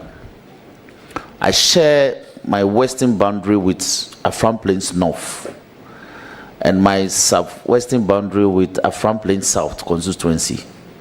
There are thousands of people who live on islands that are days sail away from civilization. If you are moving from Adjei Island, for instance, to Germany, it takes you several days by boat. When there's a disaster, we are helpless. You can be rescued by another boat, which also takes hours. will you consider getting a military helicopter dedicated for such emergencies and health rescue particularly in terms of bushfires, in terms of disaster on the lake, how the people can be lifted, those who are alive can be lifted out of water so they don't sink when they get tired after swimming. You know what I speak of. Will you consider an equipment of that nature? Yes. Thank you very much. I wish you all the best. It's now the turn of Honorable Patricia Adjei, Deputy Minority Leader. Thank you very much. Honorable, may I please find out from you if you are aware that we have an affirmative action Gender Equity Act in place? Please. Yes, Mr. Chairman. And may I please ask, have you had a critical look at that act? Not a critical look, but I've read bits and pieces of it. How are you going to ensure the promotion of the women's agenda? So if you can let me have your clear initiative to ensure that women representation increases in your ministry. Thank you. So, Chairman, in trying to analyze the Ghana Armed Forces from a gender lens, I also went into a bit of the history of the Ghana Armed Forces. And I found the Women Auxiliary Corps, that there used to be something like that. We can have a national discussion on this, and also with the advice of the military, because it's something that caught my eye and caught my attention, that this could be one of the ways that we can enhance the presence of women in the military. I know that the training is very rigorous, and so we may have to look at how it was done in the past. Those who can participate in the rigorous training may be categorized within a certain domain. And can we also have something along the lines of a Women Auxiliary Corps that can help improve the percentage of females within the Ghana Armed Forces? So in trying to do a gender perspective of the Ghana Armed Forces, this is one thing that caught my eye regarding the history of the Ghana Armed Forces. But I know the trained soldier will say that once you want to wear the uniform, you must be ready and willing to abandon all hopes of normal life. I know that is exactly what they will say. But I also see an opening, because at 37, professionals were sent on peace mission without necessarily going through the months of training before they went on the mission. So it means that the military can use the innovation that they have, if they really want to use it, to enhance the presence of women within the Ghana Armed Forces. It is something that is very dear to my heart, and we will engage them. I know it is going to be tough for them to agree, but we will have a win-win situation. Thank you. Thank you very much. Honorable Nominee, by your answer, I get the feeling that you go by the perception that women are weaklings and will not be couched to be in the military landscape. If I get it right. Mr. Chairman, no, that is not it. But the truth is, there is a reason the 100-meter record for men and for women are different. When they are recruited or enlisted, they are not going to make exceptions. Ask them. The physical training, you see them, they have to go. And sometimes carrying of locks.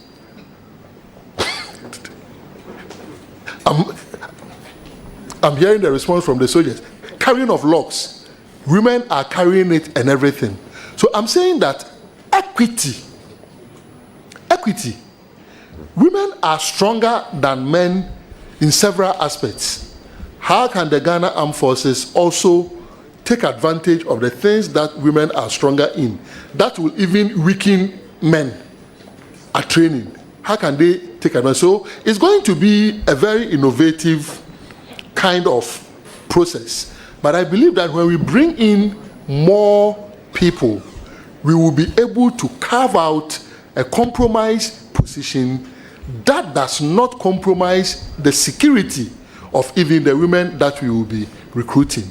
And I draw on the fact that doctors and other professionals go on peace missions without necessarily going through the several months of training. Of course, we go through some limited training and then we are good to go. Thank you very much, Honorable. I'm happy you mentioned that you haven't had a critical look at the affirmative action bill. But it's a clause 60 which enjoins every ministry to ensure the achievement of the attainment of equity. That is the 30-70. And that is the reason why I'm asking you how you're going to do it. Because it is very important. There's the general view out there that it is almost unachievable when we relate it to the service. But I believe you've given us a right answer by saying that you believe there are innovative ways of looking at the issue. But let's look at this issue critically. How will you work to eliminate barriers for women in taking up combat roles or other specialized areas within the armed forces? Mr. Chairman, this is a very loaded question, and I don't know how long I have to deal with this. Because the barriers, if you are to look at it like a labyrinth, very, very long, right from childhood, all the way, from the time of menarche and all that, menstrual cycle, they all pose major barriers to women. And so it will take a concerted effort. And sometimes when I hear, oh, someone has broken the glass ceiling, I think it's an oversimplification of the issues that concern women and girls. Because whilst that person gets to that point of breaking the glass ceiling, we forget, that kind of narrative forgets about the many that fell apart and the many obstacles that we erect whilst these women are striving to achieve what they want to achieve. And even in this room, Parliament, let's check the dominance of men here. This brings to mind the need for us to take the act and have a serious national discussion about it, particularly NDPC, and how we can deliberately mainstream gender perspectives into everything that we do. I'm not a believer in the gender desk system where you just place a solitary person in a ministry as a gender person seeing to that gender desk. If we can get policymakers at the top to imbibe gender perspectives, maybe President Mahama has shown the way. We have a vice president in Professor Adjei who will sit in cabinet, who in the absence of the president will be the acting president, will be chairing cabinet meetings in the absence of the president. And so you can understand that we will begin to have the rippling effect of gender perspectives coming from the top. Ending on the Ghana Armed Forces, fortunately, the vice president will be chairing the Armed Forces Council. And the vice president is a woman. So you can be rest assured that as we work with the soldiers to have a workable document, when placed before the Armed Forces Council, that will be chaired by the Vice President, Professor Jenano Opoku-Agyeman, we are likely to have favorable decisions being made from there. But we need to work together on this. Thank you. Thank you very much. And I do appreciate that you have rightly showed the way. And that's why I want you to put on your gender lenses very well and look at all the areas that you need to address. It is important because we would not just pass the law and not see any good implementation of the various clauses in the law. It is important that we need to ensure that it doesn't turn into a document on the shelves, but ensure that we can. So I want each and every ministry to take note of that and then find out how best. Yours is the most difficult one. So I commend you for answers so far given, but I'll be taking a very critical look of how you perform under such circumstances. And how will the Ministry of Defense collaborate with other stakeholders to ensure that children in conflict-prone areas have access to safety, education, and good health care? Thank you. Thank you very much, Mr. Chairman. The professionalism of our soldiers is not in doubt. And we believe that so long as when we insert the soldiers in conflict-prone areas and we stick to the timelines for their rotations, they are not likely to be embedded for too long so that they may take sides. It is also the reason we need to ensure regional balance, that is equity in the recruitment and the enlisting, so that even in deployment, we are careful not to deploy soldiers who may take sides as they move. And we believe that once we are able to achieve this and also have facilities that can let children study and learn, even as conflicts are resolved amicably in their communities, we will be able to take care of them. Of course, it will not be like a peaceful place where there is no conflict, but at least they are not likely to be missing lessons in school, healthcare, and all. And so as we establish some of these bases, and there's a reason the forward operating bases are very important.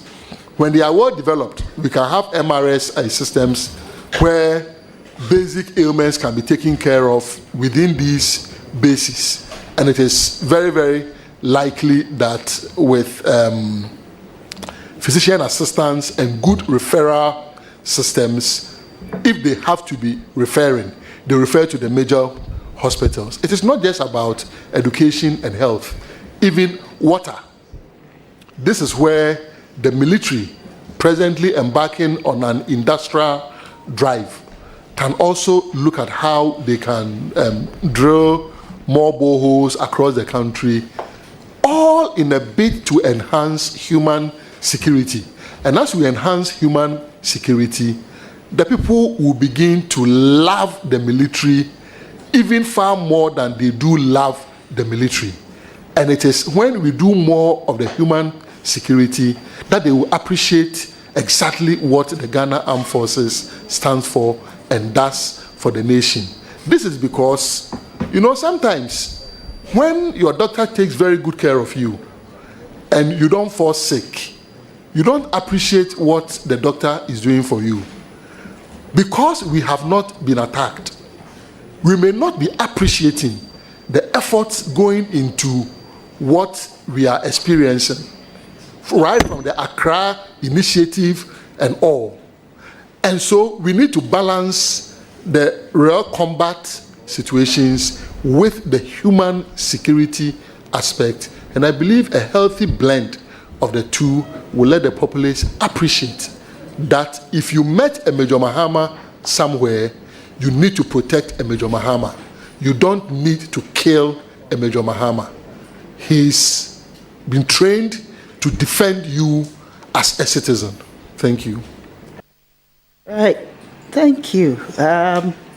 In dealing with the vulnerables, we know that in order to achieve the Sustainable Development Goals, we are being urged to ensure that we include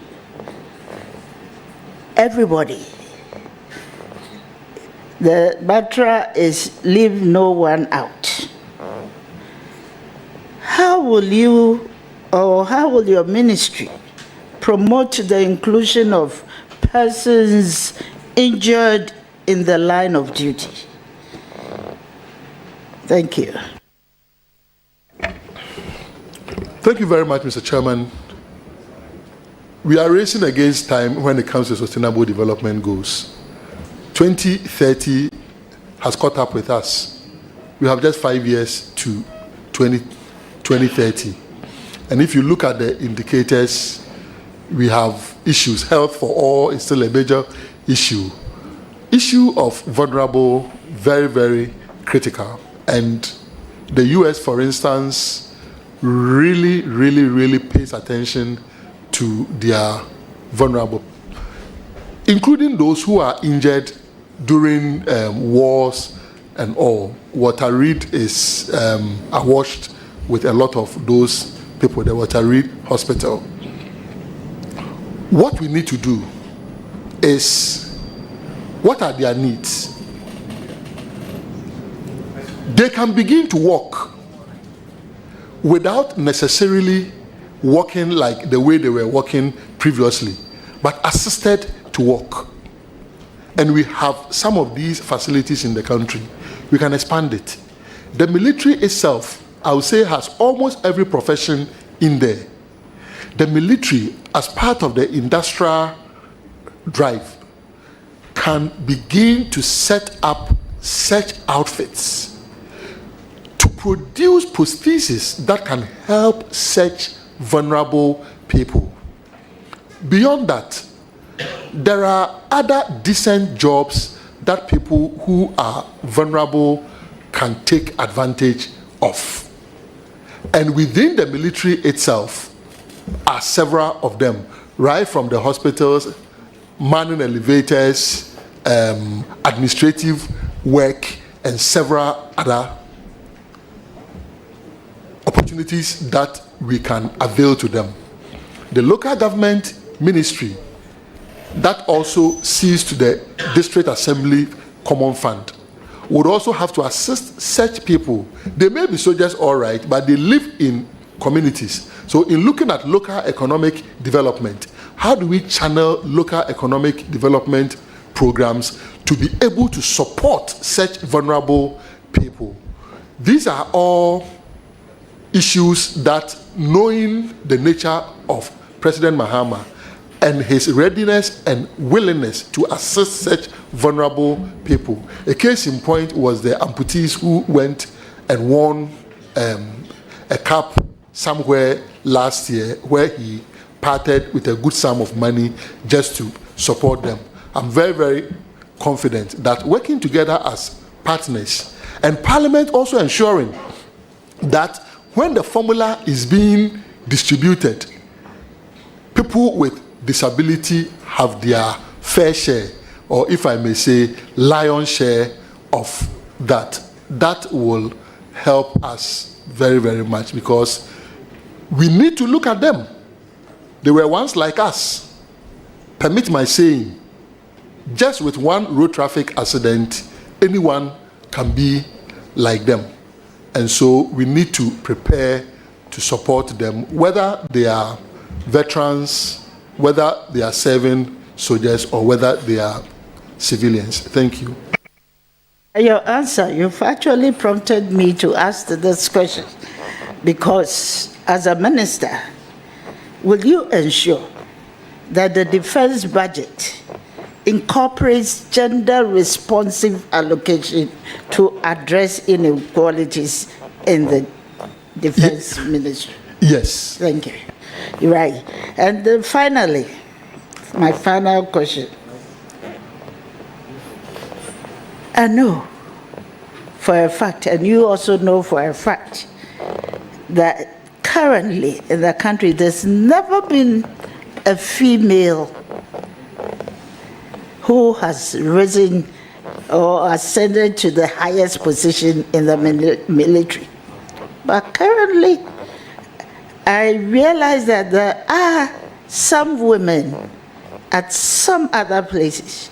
Would you promise me, or promise this House, that you are going to, your term as a minister, you are going to ensure that some of these women are propped up and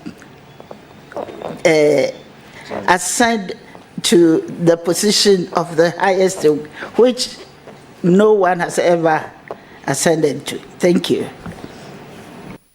Thank you very much, Mr. Chairman. I believe that the women in the military are there on merit, and if at any point in time, in terms of rank, that is being considered, and rank-wise, it is the right thing to do, is an advice that I will provide to the Commander-in-Chief himself.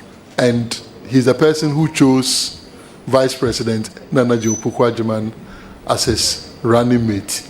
You can be sure he'll be too glad to have such a feat.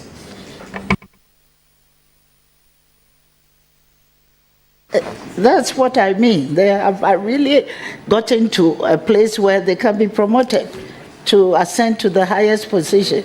Anyway, thank you very much. I know that given the nod, you are going to assist or support the progress of women in the defense service. Thank you very much. Thank you. I will recognize Honorable George Kweku Rickett Hagan. Thank you very much, Mr. Chairman. Mr. Nominee, Dr. Omani Buama, congratulations. I know you do a good job.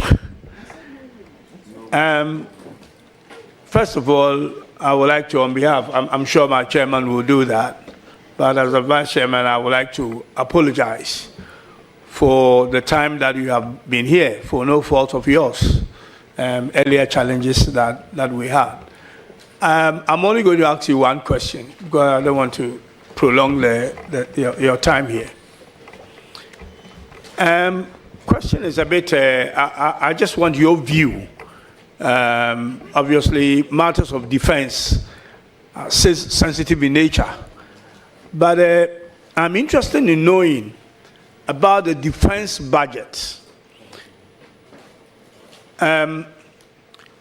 I realized that in the last, at least since 2020, the COVID period, to 2024, the military or the defense budget has basically been declining for the last 4 years. And then as a percentage of GDP, it's actually quite small compared to, other countries. Now, we've attempted to buy certain military equipment. I wouldn't like to, name them for obvious reasons. And I'm wondering, we are in a very difficult economic situation, as you know, in terms of fiscal space, in terms of debt levels. I know that the army is there to protect us, the frontiers of Ghana, of Ghanaians, and we need to make sure that they have the resources and well equipped to do that, including the use of modern technology.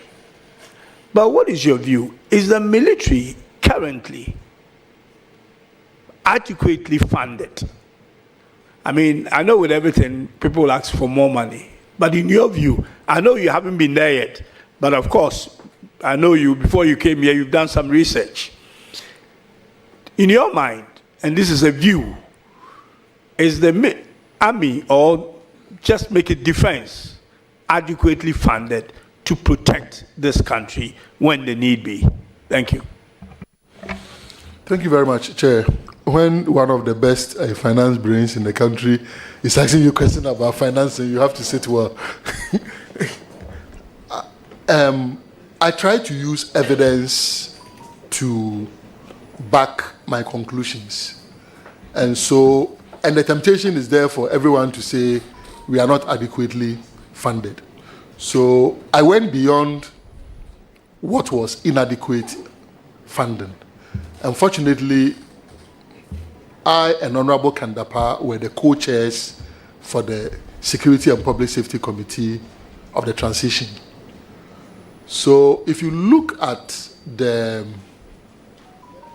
dwindling capacity, and for good reasons, I don't want to mention any of that. If you look at the dwindling capacity, it's clear that we need to do more. We need to do more. And we need to be careful as a country, because the descent of terrorists is real. The derivatives of Al-Qaeda in the Maghreb, ISIS and all, and even in this country, even though we've not experienced terrorist attack, evidence suggests that one or two people once moved to join ISIS. If this has happened, it should tell you indoctrination may even be happening somewhere. If we begin to look at the budget within this context, then we will understand why, even though we need water, even though we need higher salaries, even though we need more roads, even though we need A, B, C, blah, blah, blah, blah, we need to spend more on our defense systems. But we also have to be innovative in the financing. We may have to, and I believe, move away from buying at once, let's say $100 million, $150 million, or $200 million. Can we begin to go into more structured financing where it is spread over longer periods? Particularly if we are going to be committed to it and meeting our debt obligations, that can assure them, because they know the credibility of Ghana's army. Ghana Armed Forces is not going anywhere. And so if we are buying an equipment for them, particularly if we dovetail it into the wet lease system of peace support operations, there is so much that we can have. Through that, we can have more caucus to transport our troops and also to transport others. Through that, we can also have a jet that can not just carry the executive but also the legislature, the judiciary, and other aspects of our nation when the need arises. Through that, we can also improve on the platforms that we have for our military to take action, either on the sea or in terms of having more air assets for our Air Force. Because otherwise, as we speak, we have a 3-star general heading the Air Force. But I'm sure you know, go into the air assets that we have. It's not good for our country. It's not good for our security. It's not good for our safety. We need to double up. Thank you. Thank you very much, Mr. Chairman. I did say I will ask one question, so I'll stick to that. I know that we'll have opportunity in the future to have more constructive and progressive discussions on military funding in this country. I know you do well. I wish you well. God bless you. Thank you. Thank you very much. I now proceed to give the floor to the ranking member and the minority leader.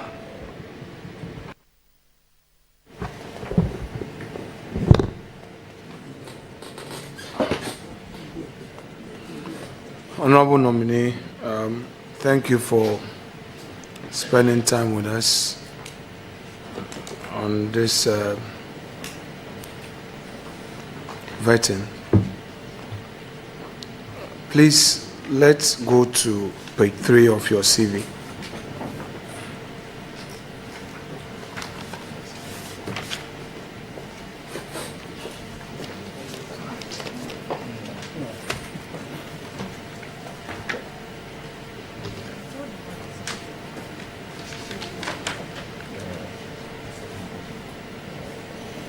Please, can I proceed?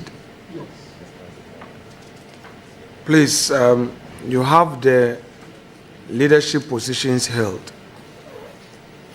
And the last on the list, if you may read it aloud.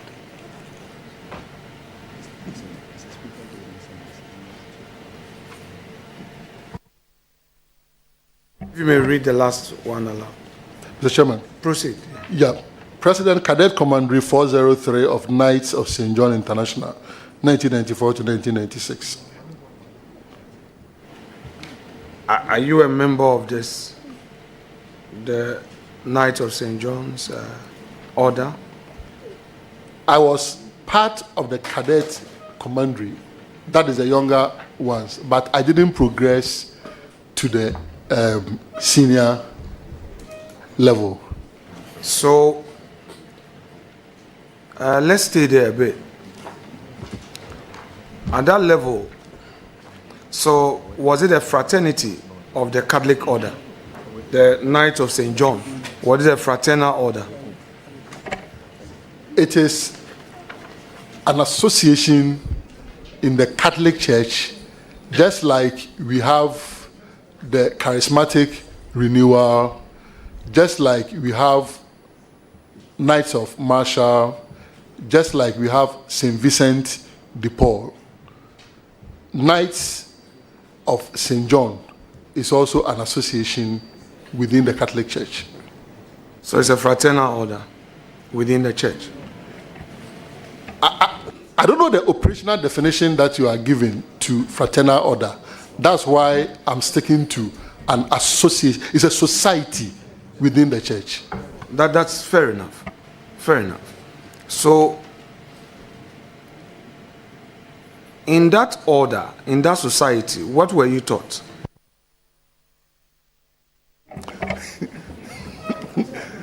At the cadet level, we were taught discipline,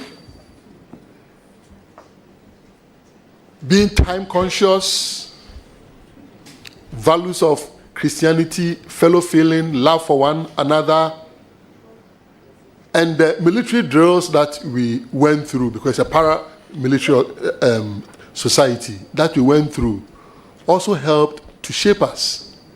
We also had a lot of drama events that we performed at St. George Cathedral, and it also helped us, even a public speaking wise.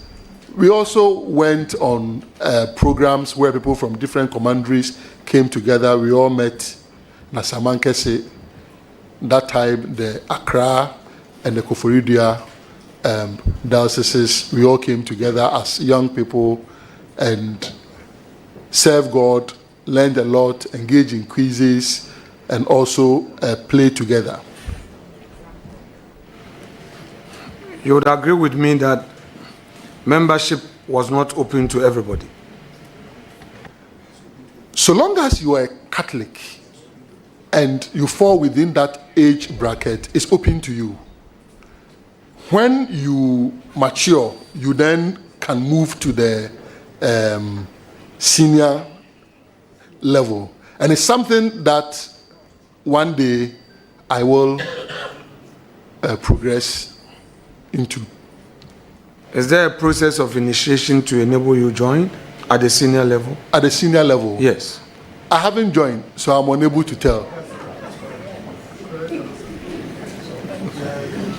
How would you react to a person who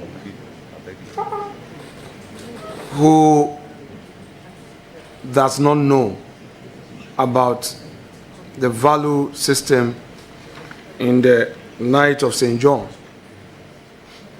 and denigrates same? How would you react? Night of St. John, we are taught the values of Christ, Christ-like, tolerance. And so we will take such criticisms in our stride, and if there's the opportunity to educate them, like this huge platform is giving me the opportunity to share what we were taught, I will definitely share such thoughts with such a person. So you agree with me that those who do not belong to this society and this order would not know the tenets of this order, correct? I mean, so you need to belong to know. If you don't, you are not a member, you wouldn't know. You agree with me? I mean, unless you're a medical doctor, you are not likely to know the nitty-gritties of what we do. No, I want to be very short with you. Just like Dr. Fiamakpo, my respected classmate, said. Just go straight to the point, because I know some of your guys are anxious. I would be as short as possible with you if you just stay to the course. What I'm saying is that those who are not members of this fraternity within the Catholic Church would not know a tenet, correct? They will know some of them, but not all.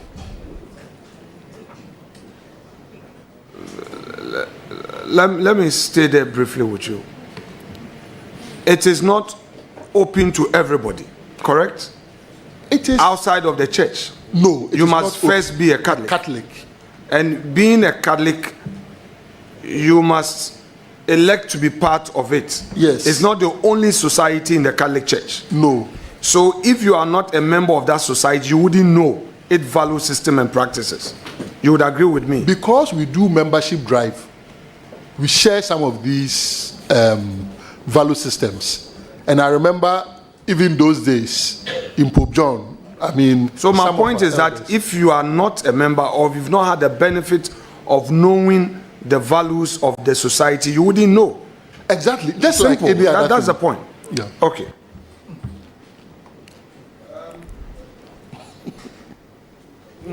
Let me understand you on your employment history.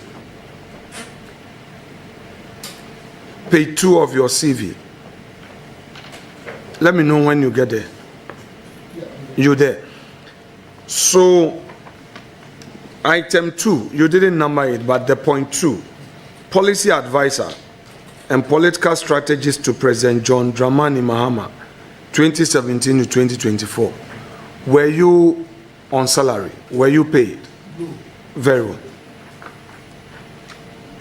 As private medical practitioner, Afra International Hospital, 2019 to 2022, was it on salary? Not on salary, but on There was compensation, but not on like monthly salary as had been structured. So were you walking in and performing some services and being paid? No. For the periods that I worked, I could work, let's say, for 1 month, sometimes 2 months, and then it will be accumulated and paid. How were you paid? I don't understand your question. How? I mean, you said that there was some compensation, not salary per se. You said not salary per se, the monthly salary. That's what you just said. Yes. Right, but you were paid.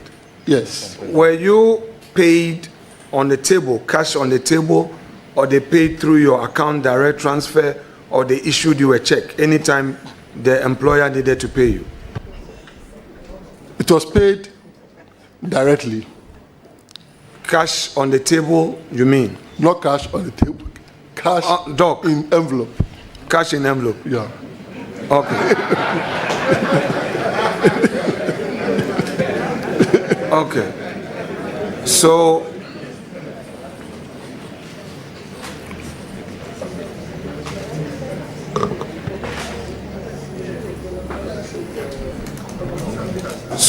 you would agree with me? You would agree with me, Dr.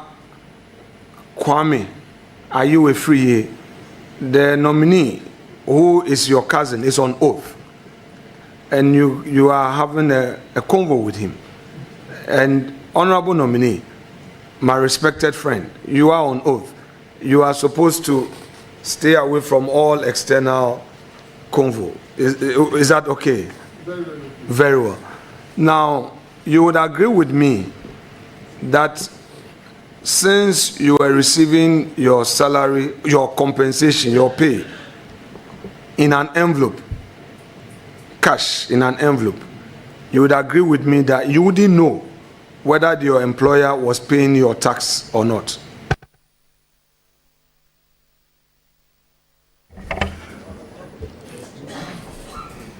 I wouldn't know, but I have no reason to doubt that the employer will not pay.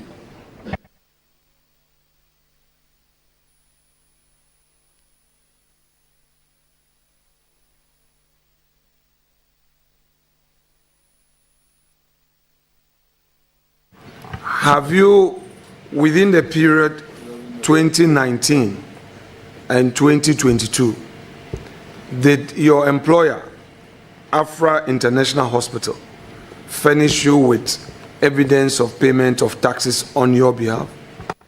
No.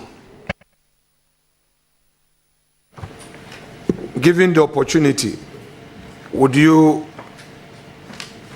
furnish this committee with proof of your taxes being paid for the period 2019 to 2022, where you, as Dr. Omane Boama, had to receive your salary in an envelope, cash on the table in an envelope? Definitely, since it's the responsibility of the employer, I can contact the employer. And if that is what you need, definitely. It's statutory. It's not that what I need, with respect. Yeah. I mean, when we work, we're supposed to pay. It's our duty to pay taxes. Yeah.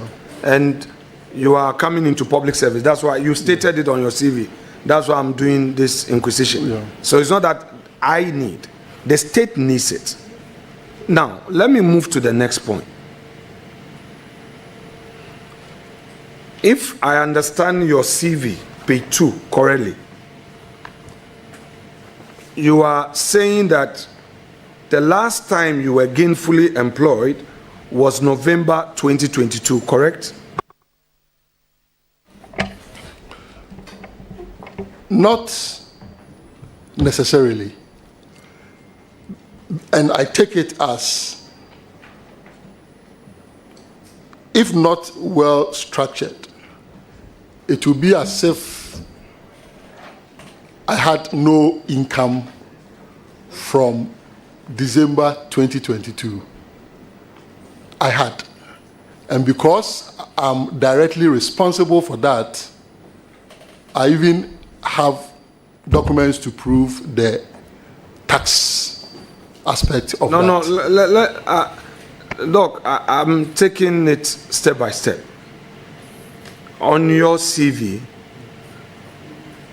point 1 on your CV, you have told this honorable committee that you worked between 2019 to November 2022.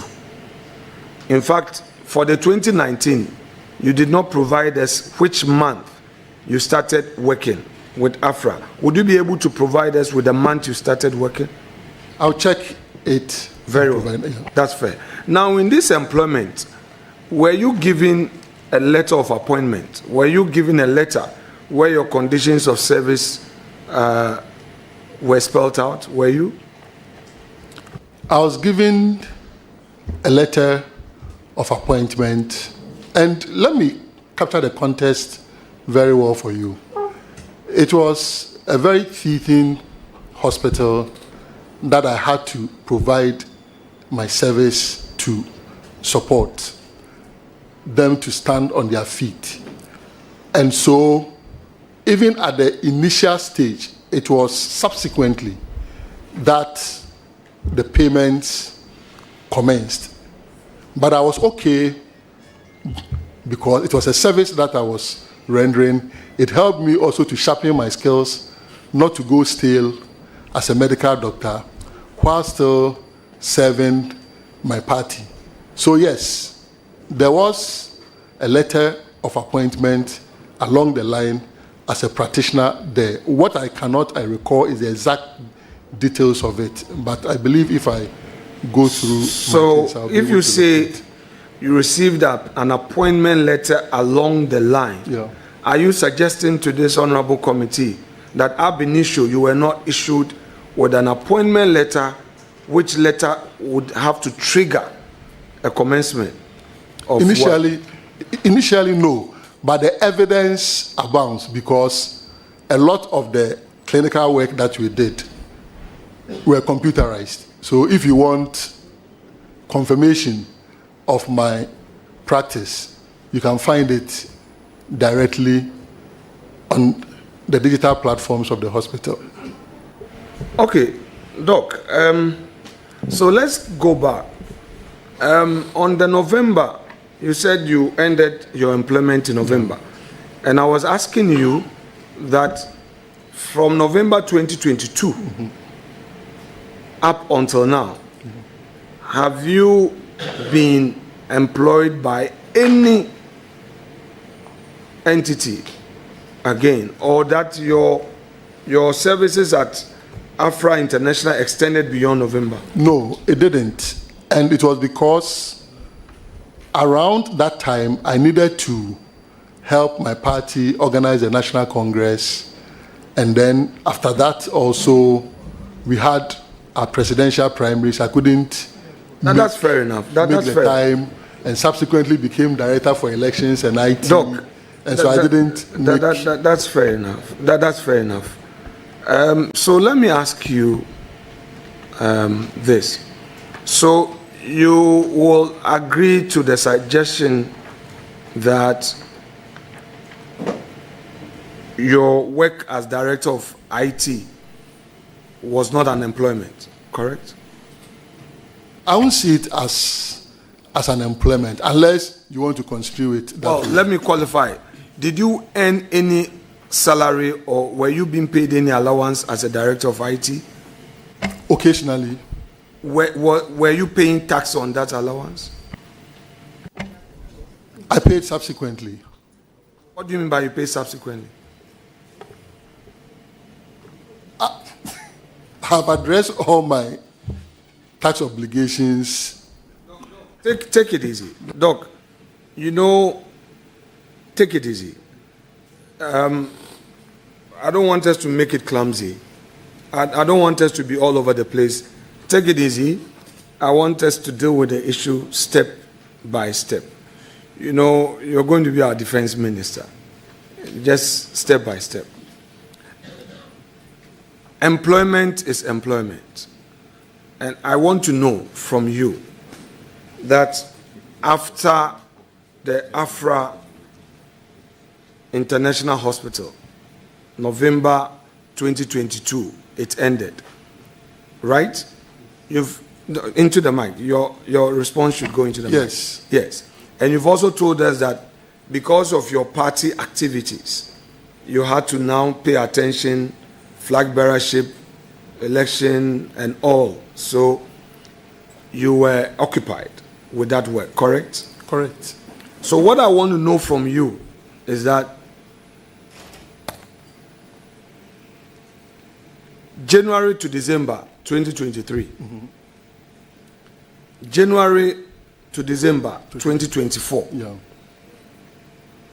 were you doing any work of which you were earning salary or that you were being paid allowances? Yes, and I have answered that as Director for Elections and IT, occasionally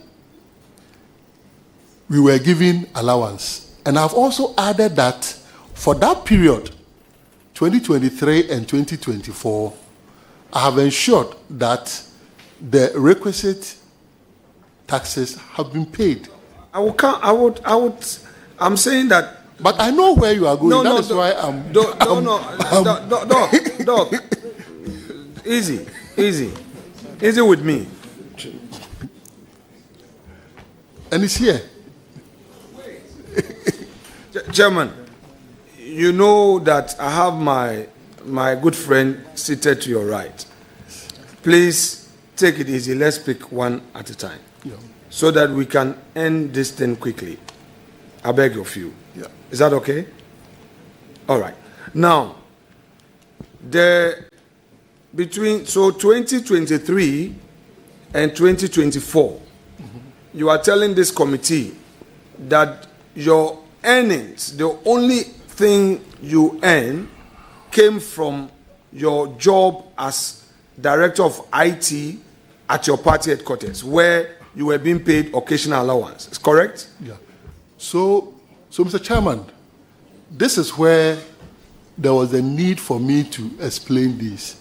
I don't know what you see as earnings per your definition. But for instance, I have investment, which I earned from, some of which have been affected by the haircut, the financial haircut.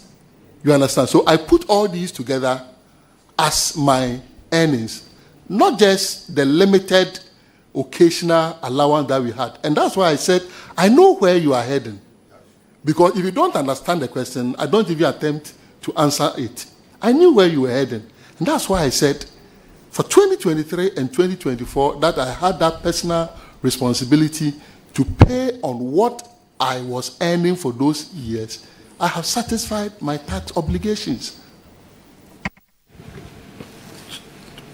Honorable nominee.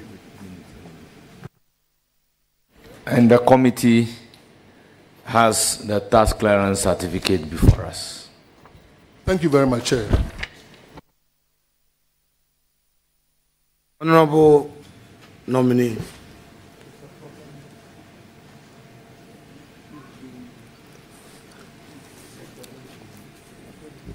You've provided me with some additional information on your investment, which has suffered from haircuts. We'll deal with that separately.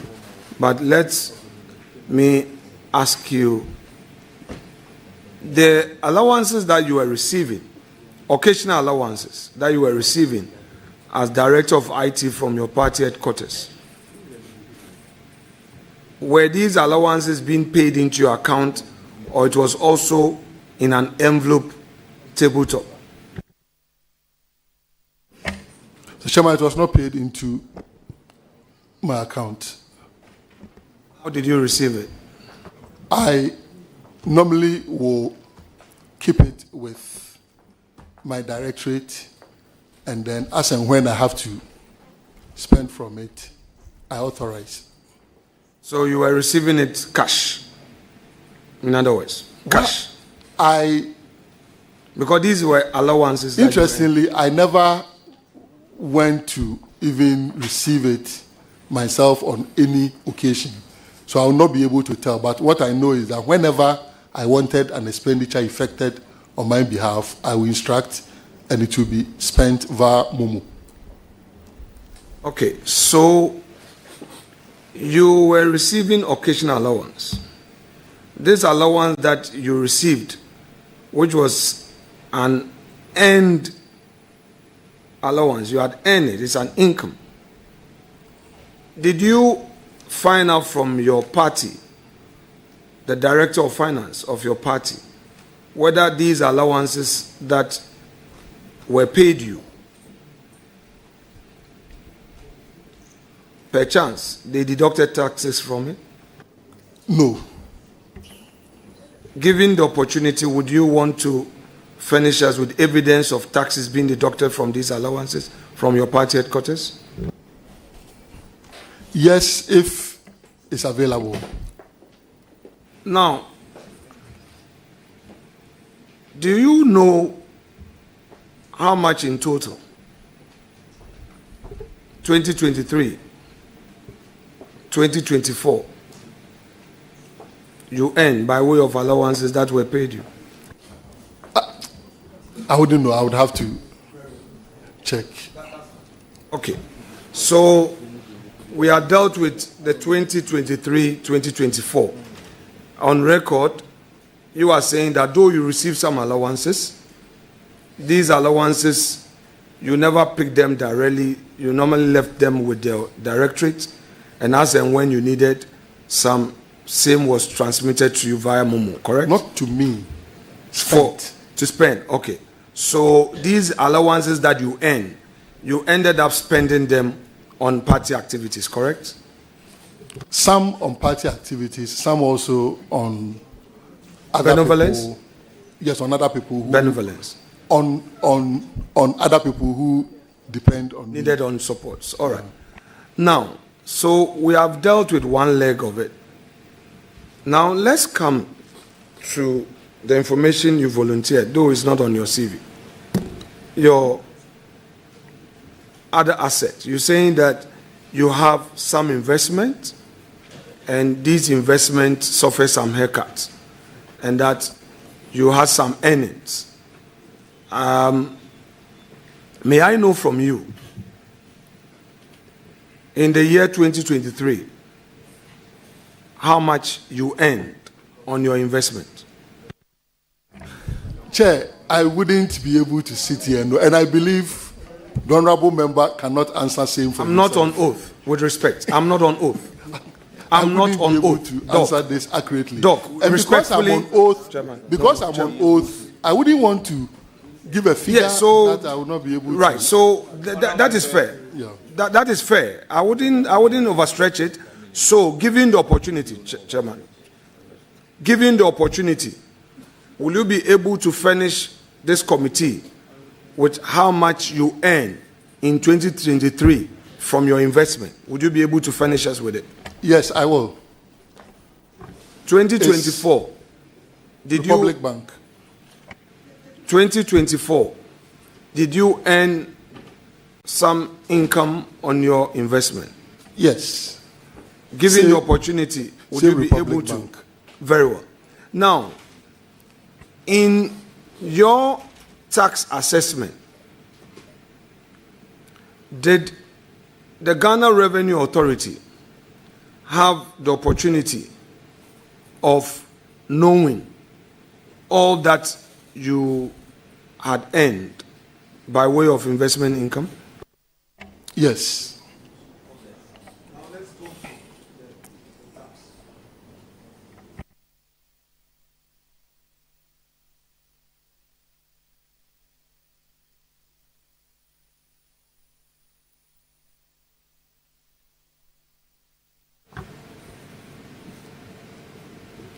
Please, since you have your tax returns with you. That's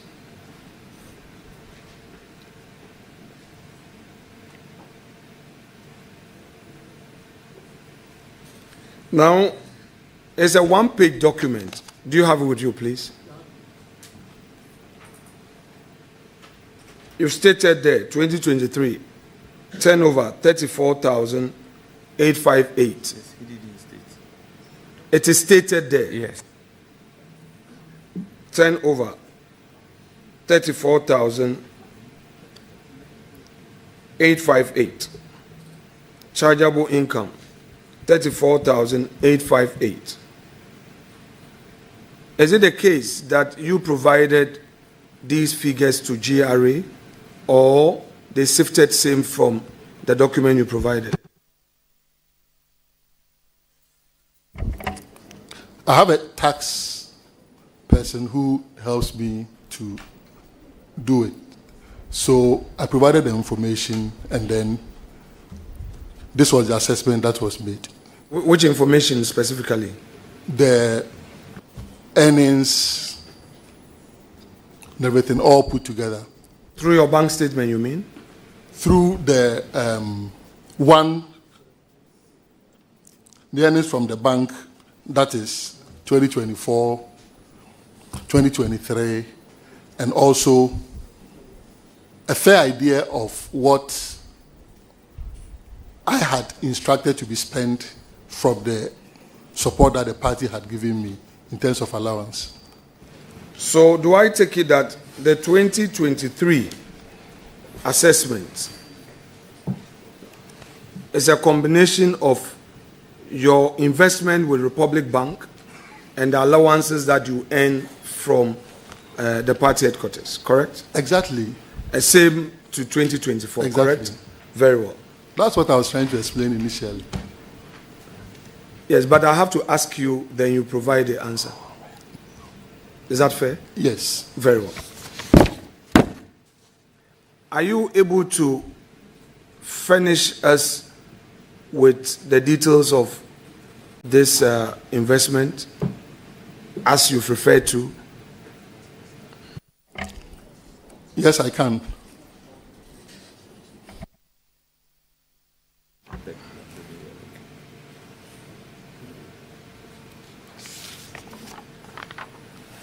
Doc, have you had the opportunity to talk to Honorable Dominic Nito? Yes, because we served on the transition committee together, and I had to also, as chairperson for 2 subcommittees, I had to also sit in as chair for the infrastructure subcommittee, and he was the chairperson there. So we co-chaired that, and subsequently we also discussed the Ministry of Defense when my appointment was announced. Per your date of birth, you were 75 born, correct? True. And per the public records of Honorable Nito, he's a 1977 born. I'm in disclosing that to you. He's my junior brother. I'm saying that he's a 77 born. So, with the benefit of that, what inspiration do you draw from him? He being younger your age, but having successfully managed the ministry for 8 years. How does that inspire you as you get into the ministry? How does that inspire you? I don't think I would want to engage in ageism, as in young person or old person. Look, young people in this republic have served our nation very well. Old people have also served our nation very well. And the converse is true. Some young people have also performed terribly, and some old people have also performed terribly. So I always don't like it when we try to frame appointment of young people around their ages, and then when it comes to appointing old people, we seem to think that is okay.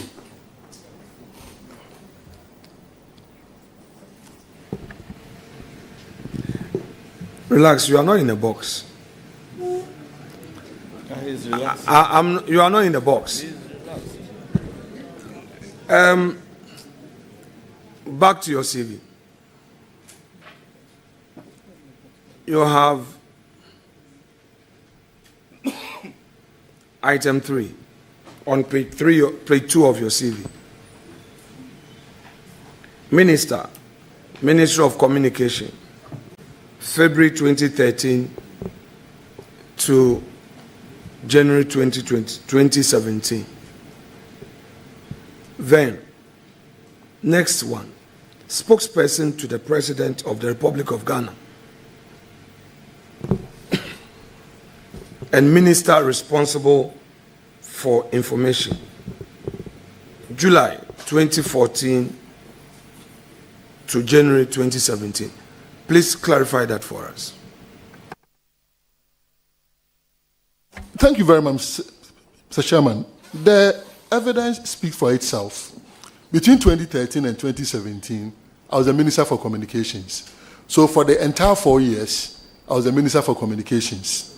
Between July 2014, that is 1.5 years after becoming Minister for Communications, Ministry of Information and the responsibility to speak for the President was added to my portfolio. And so that also lasted up to January 2017. So if you put these two, let's say, on a time scale, you realize that the Ministry of Communications one will start, and then the information one will be 1.5 years afterwards. But they all terminated at the same point, January 2017, specifically 6th of January. Which means that within the period, the Information Ministry was collapsed. It was realigned. It was merged with the Ministry of Communications. Doc, when your party was enacting its manifesto, did you play any role in the enactment regarding the defense policy of the manifesto? Yes, because, and it's not just in 2024, since 2004, I've always had the privilege, whether directly at the committee level or after the document is put together, to review the entire document. And I remember very well, in reviewing the 2024 one, I was far away in London when the document was sent to me, and I reviewed it. So you were not actively part, so to speak? Actively part how? To review an entire document is a very laborious and energy-sapping job. So it was a very active process.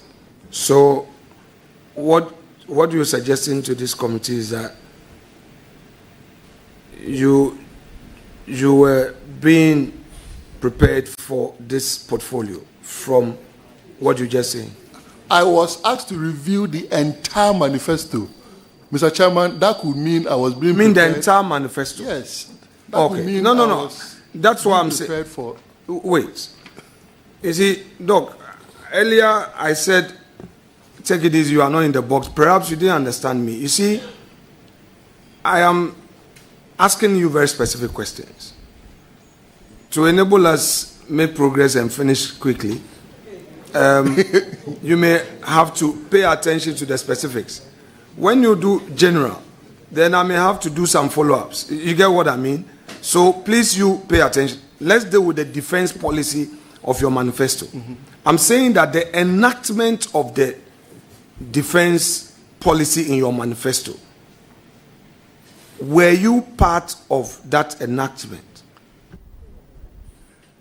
Can you explain? Are you saying that was Dr. Omane Boamah a member of the defense subcommittee of the Manifesto committee? It is so. Thank you. No. Since your nomination was sent to Parliament, have you had the opportunity to engage the Defense Ministry and its hierarchy? Yes, I've had the opportunity, and I've also had the opportunity to engage members of our defense subcommittee of the NDC Manifesto. Please share with us. I believe they've taken you through an 8-year of an administration, the ups and downs. Share with us the success stories they shared with you during this debriefing. Mr. Chairman, one, we've been able to sustain no terrorist attack within the territory of Ghana, which is good for our country. By the time we were leaving office, there had not been any such attack. And as we speak, there has also not been any such attack. Great for our country. Again, in terms of embarking on the modernization of the army, the Ghana Armed Forces, we've seen increased recruitment. Of course, right here around this table, challenges like regional balance and the need to ensure equity and all those things have also been raised. And gender mainstreaming. That is also something that I would say was shared. Then the FOBs, that is the forward operating bases that are being constructed. Unfortunately, implementation has not matched the intention behind it, and that is something that I will pursue critically if I'm given the nod. Then, in terms of modernization efforts, were being made to procure some naval vessel, but intention is one thing, being able to operationalize it. And I believe because of the terrible economic situation, so it became difficult for the government to be able to procure it. And so we believe that governance is a continuum. And when we say we want to modernize the Ghana Armed Forces, it is not just a one-off thing. It's not an event. It will take the incremental additions that successive governments will be engaging in to be able to get our country's armed forces to the level that it must be. And then, if I may add, also the alternate to the 37 military hospital, that is also being considered. I have not seen it physically, so I cannot tell the stage where it is, financing arrangements and everything. But at the right time, I believe Parliament will be seized with the right facts about them. So you've outlined 7 success stories that at least the ministry has shared with you as achievement for the past 8 years. You've also said that on the terrible economic situation has affected one particular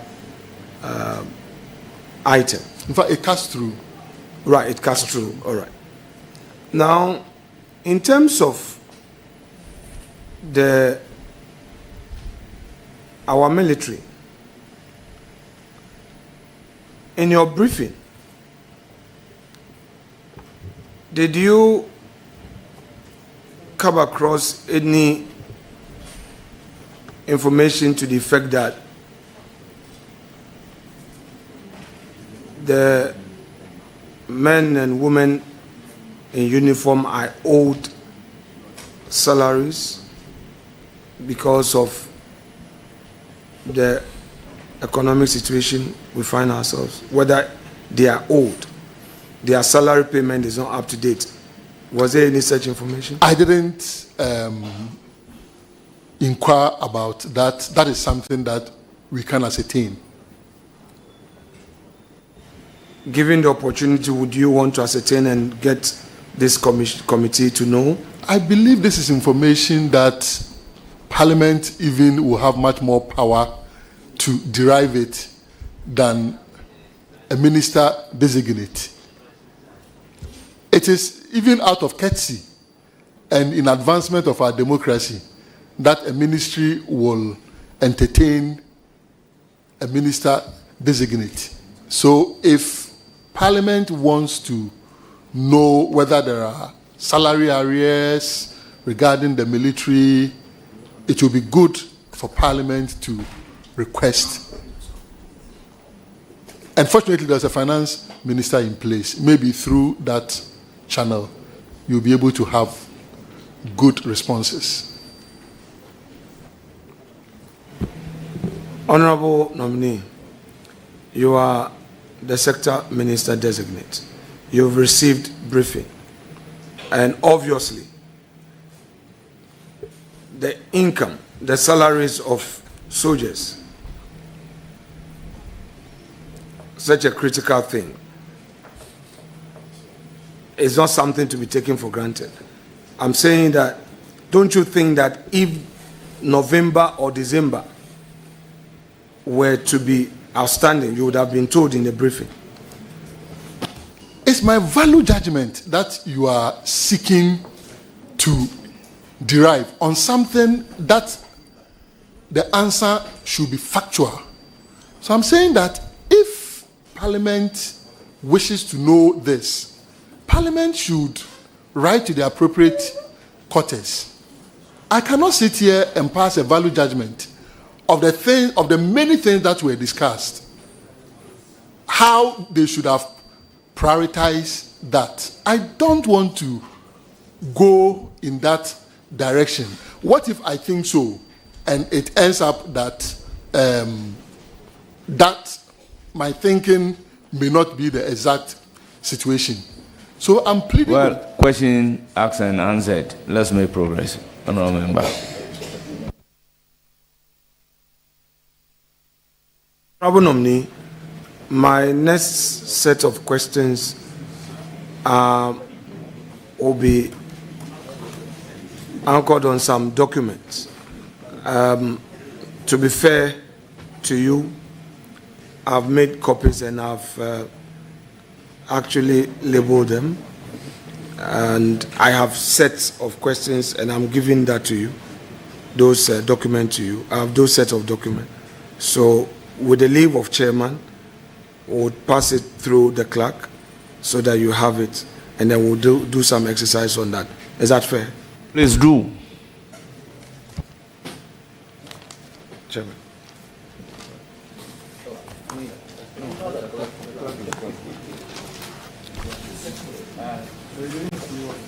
No, nominee is supposed to see. No, absolutely. Okay. So I already decided. No, you don't need to see what. Some media publication. It's not attributed. The exhibit form. It's a minority that they know. It's a large.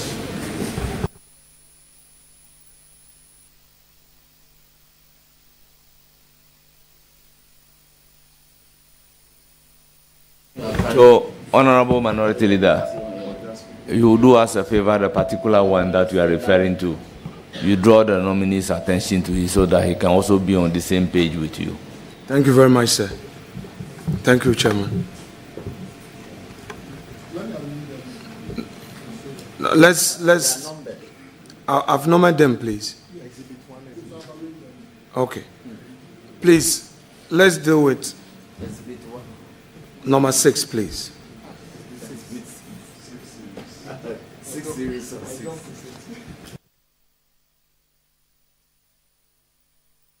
Please, are you there with me? On number 6, was that document authored by you, please?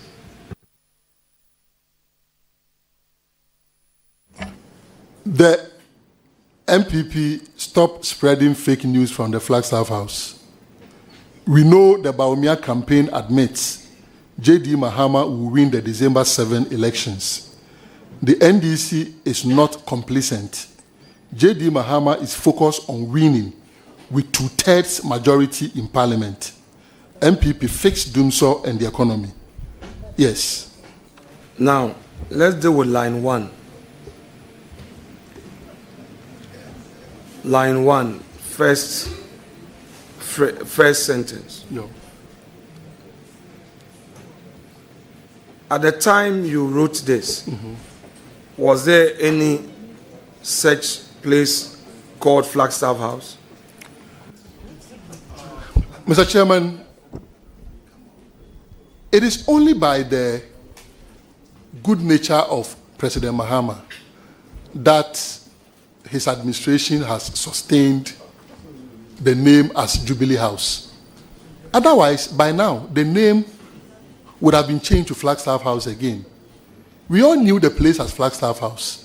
So if you are referring to the seat of the president, that is Jubilee House, then that was referring to the Jubilee House. But everybody knows in this country, and this is not an official document. This is social media. If I write Flagstaff House, everybody knows exactly where I'm referring to. Dr. Edward Kofi Omani Boama, you are on oath. I'm asking you a very simple question. That from this post, was there any place by Flagstaff House? If you want to say that you were referring to Jubilee House, say so. Yes, I was referring to Jubilee House. Very well.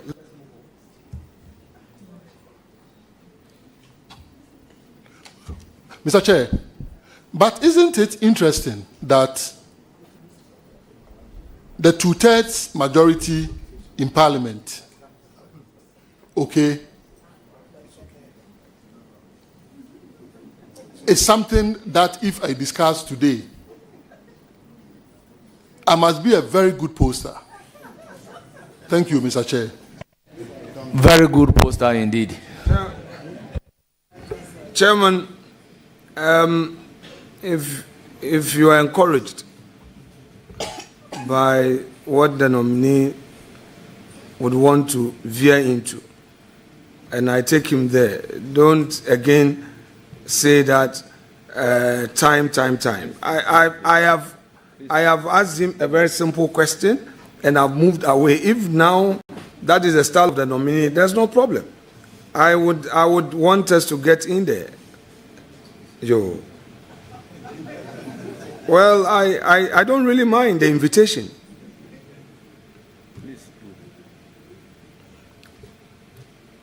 Let's come to number 2.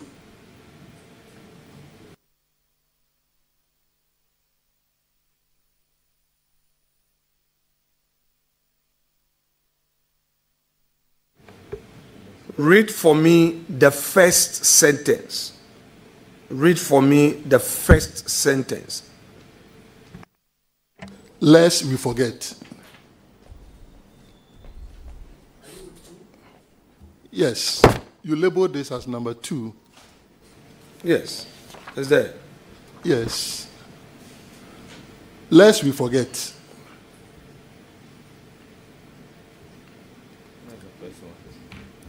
with an Move to the exclamation second mark. one.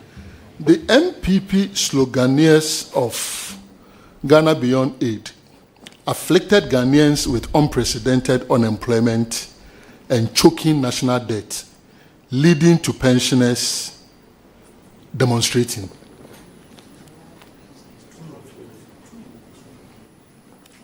Yeah. Do you stand by that? True. I stand by it. Very well. That's fine.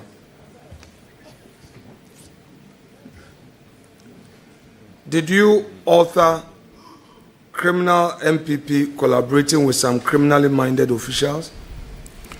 Which document are you still on to? Unfortunately, I don't have that here.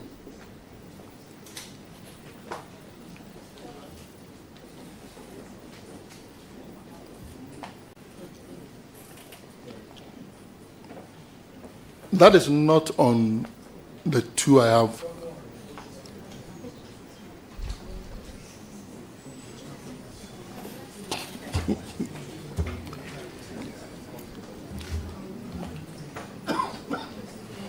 Okay, so if we can have this. So the two are, now let's name 1, 2 alpha, 2 beta, so that we can have different twos. Because I have 2 of the twos now. The one that was just brought to you, let's focus on that one. Yeah. You identify that as your document, a document that you authored. Yes. Read for me the first paragraph or first sentence. Criminal MPP collaborating with some criminally minded officials to register minors in Ashanti region. A minor with Ghana card. The first sentence. That read, criminal MPP collaborating with some criminally minded officials to register minors in Ashanti region. Do you stand by that? That was a report I received, and at that time they even sent the photos and the NIA card of the minors. It was during the registration exercise. It was our team that were going around that brought the report. Mr. Chairman, there is no way I'll put out information that is not coming from a credible source. At best, that a credible source may get it wrong. But in this case, they sent the images of the Ghana card and images of the children to us. That was it. Because I have always maintained that there is always so much that you could use against your opponent, particularly the MPP administration that just left office.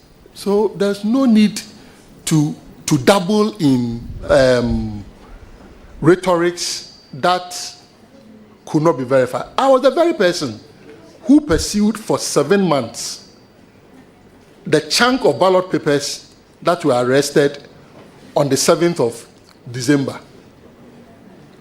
I have the evidence how I authorized the operation the 6th of January around 10 p.m. and how I finally authorized the operations around midday of the 7th of December. And it proved to be true. So I'm saying that I will never concoct something. Never. Please, you've answered the question. Any further question? Did you verify the supposed information to ascertain its authenticity prior to authoring what you authored? Thank you very much. At that time, we had all, with great effort, demanded even NIA to even publish district by district issuance of Ghana cards. NIA wouldn't budge. Where was I to verify this from? If your officers on the ground have sent you the evidence that this is Ghana card, a minor that is being registered, if I could have any other way of verifying, why not? I would have. But I had no doubt about it. And I'm saying that all the sources, including theft of biometric voter registration kits from the headquarters of the Electoral Commission, I got them from sources. Honorable Nominee, the question has been answered. Let's make progress. Honorable Nominee, try as much as possible to avoid repeating the answers. Just go straight to provide an answer to the question. Thank you. Thank you. Thank you, Chair. Doc. Lawyer. The criminal NPP, that statement, if somebody, MPP, does not operate in name, MPP operates through individual party members and leaders. In your earlier answer, trying to justify what you wrote, you said, among other things, that your officers on the ground gave you some feedback and you had no reason to doubt them. Were they able to provide you with names of individuals who, according to them, were involved in this criminal act? Yes, at the time they did. It's unfortunate, I mean, like we all do, I cannot trace back to get those details. But if my memory serves me right, I can even mention the particular constituency where that thing was taking place. Honorable Nominee, there's no need to mention the particular constituency, so let's make progress. So you do not really have available to you the names of those individuals who were involved in this criminal act that you refer to in your post? At this time, I don't. At the time, I did.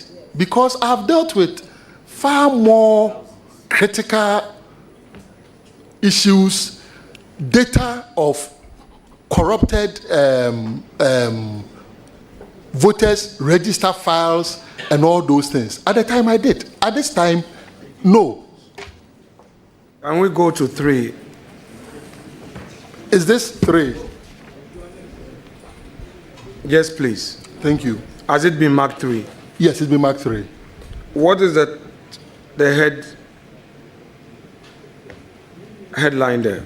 Can you read? Omane Boama condemns MPP's liberal land looters.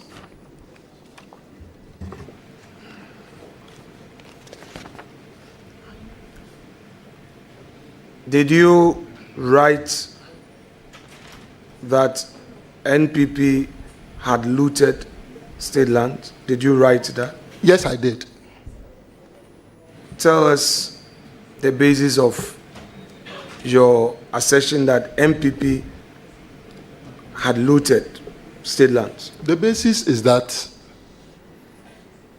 the lands are administered by a government. The lands are administered by a government. And from the narration of the people who were trying to take possession at 2 a.m., they had claimed it was theirs.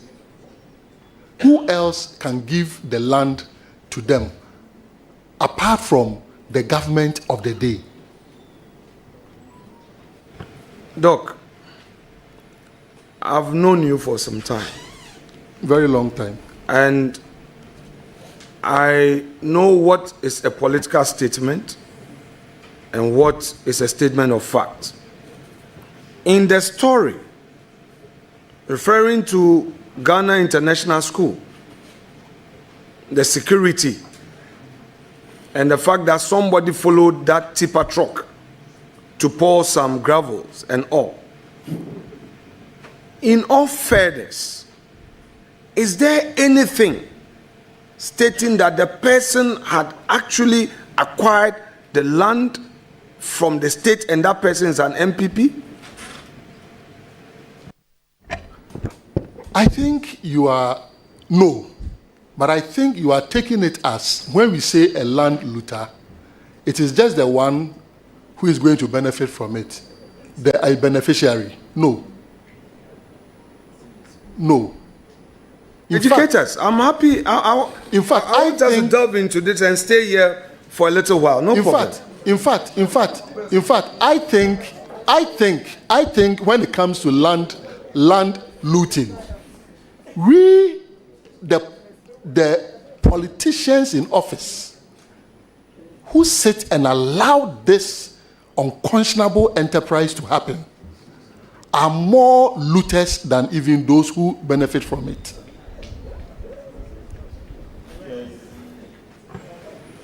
Honorable nominee, are you familiar with Cantonment? Very well. I've lived there for 7 years, so I should be from 2010 all the way to 2016. Yeah, so 2016, 2017. So I'm familiar with cantonments.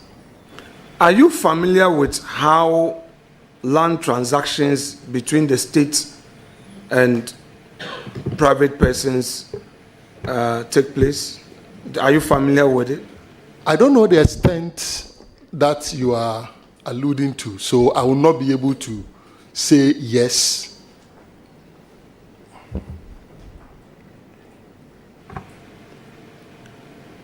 Are you familiar with Ridge? Yes, at least. We all drive past Ridge. So, yes. You are aware that in the Ridge area, we have state lands there. You are aware? Yes. You are aware that in the Roman Ridge area, we have state lands there? Yes. You are aware that in the Laboni Cantonment Enclave, we have state lands? Cantonments, yes. Laboni, maybe Laboni Secondary School, yes. I don't know about any other places where we may have at Laboni. So, this looting, and you've emphasized something there, the looting of state land by politicians in office. In office. It's unconscionable for politicians to, I mean, complete that. I mean, I just want you to provide. I'm not clarity. sure I'll be able to evoke the exact words, and since I'm under oath, so maybe the table office can get that. But you can summarize it to capture the import of what I meant. On what basis did you relate GIS land? GIS itself acquiring the land from the state, by the way. You are aware of that? Because that area where GIS is situated, and all the lands that GIS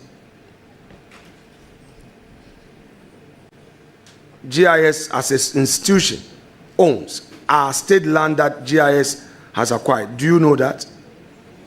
I don't know that as a fact. So if you don't know that as a fact, on what basis would you conclude that somebody alleging, GIS alleging that portions of its land being taken by a Ghanaian or an individual amount to NPP looting land in cantonment? I think you are basing your discussion on what Ghana Web I published. The source was not just Ghana Web about this discussion. So don't restrict yourself to just what Ghana Web published.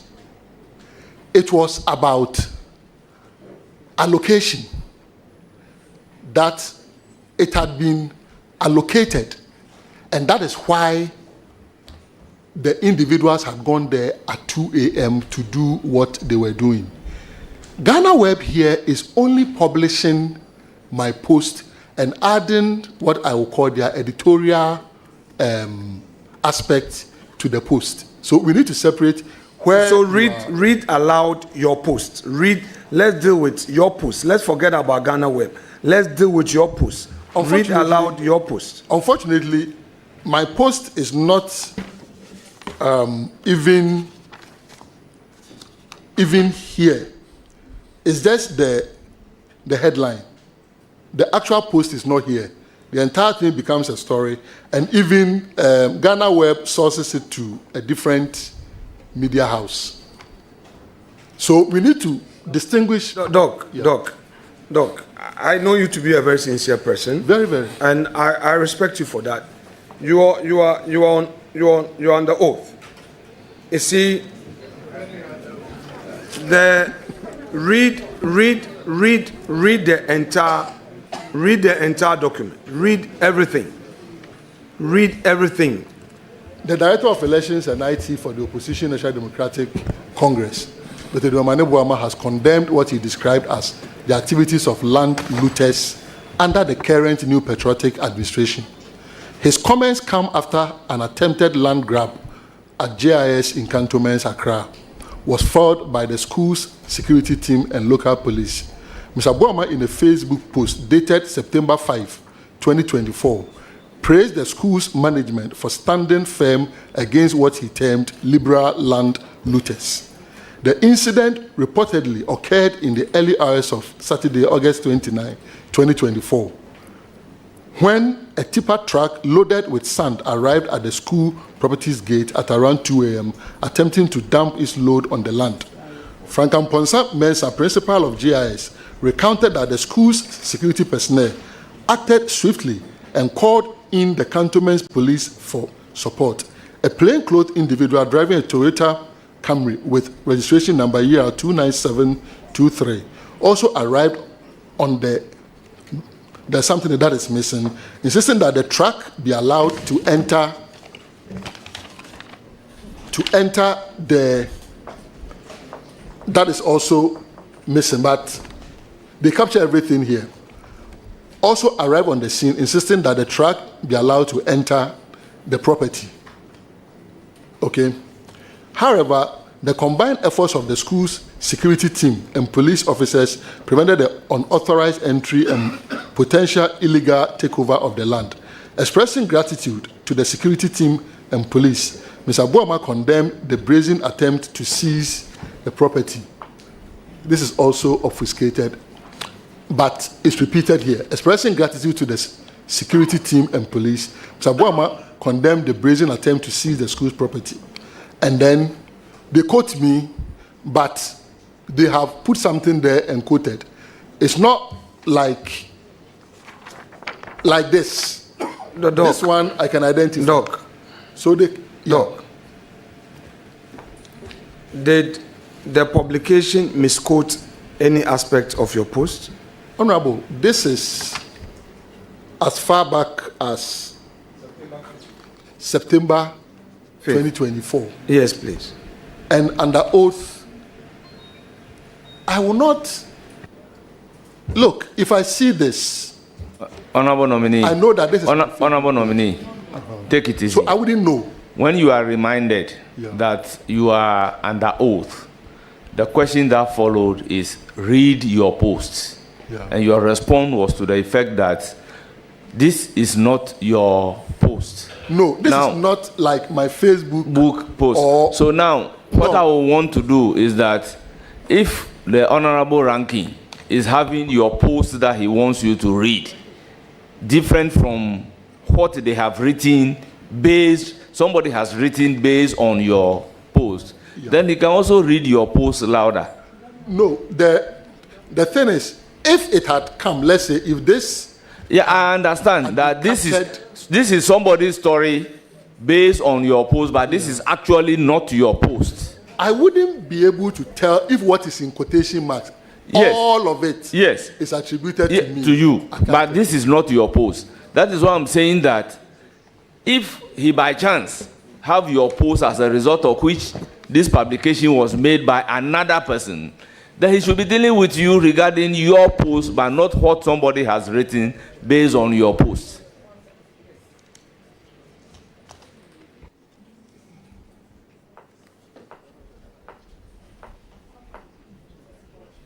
Because in effect, you are not the author of that.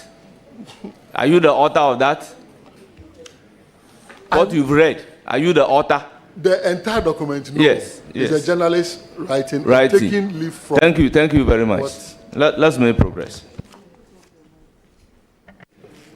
Honorable nominee, do you disagree with the content of the publication, which publication refers to your 5th September Facebook post? Do you disagree with the content? I don't have a disagreement with the content. Then I shall proceed to put you the necessary questions since you don't disagree with it. So this is the point I want to make.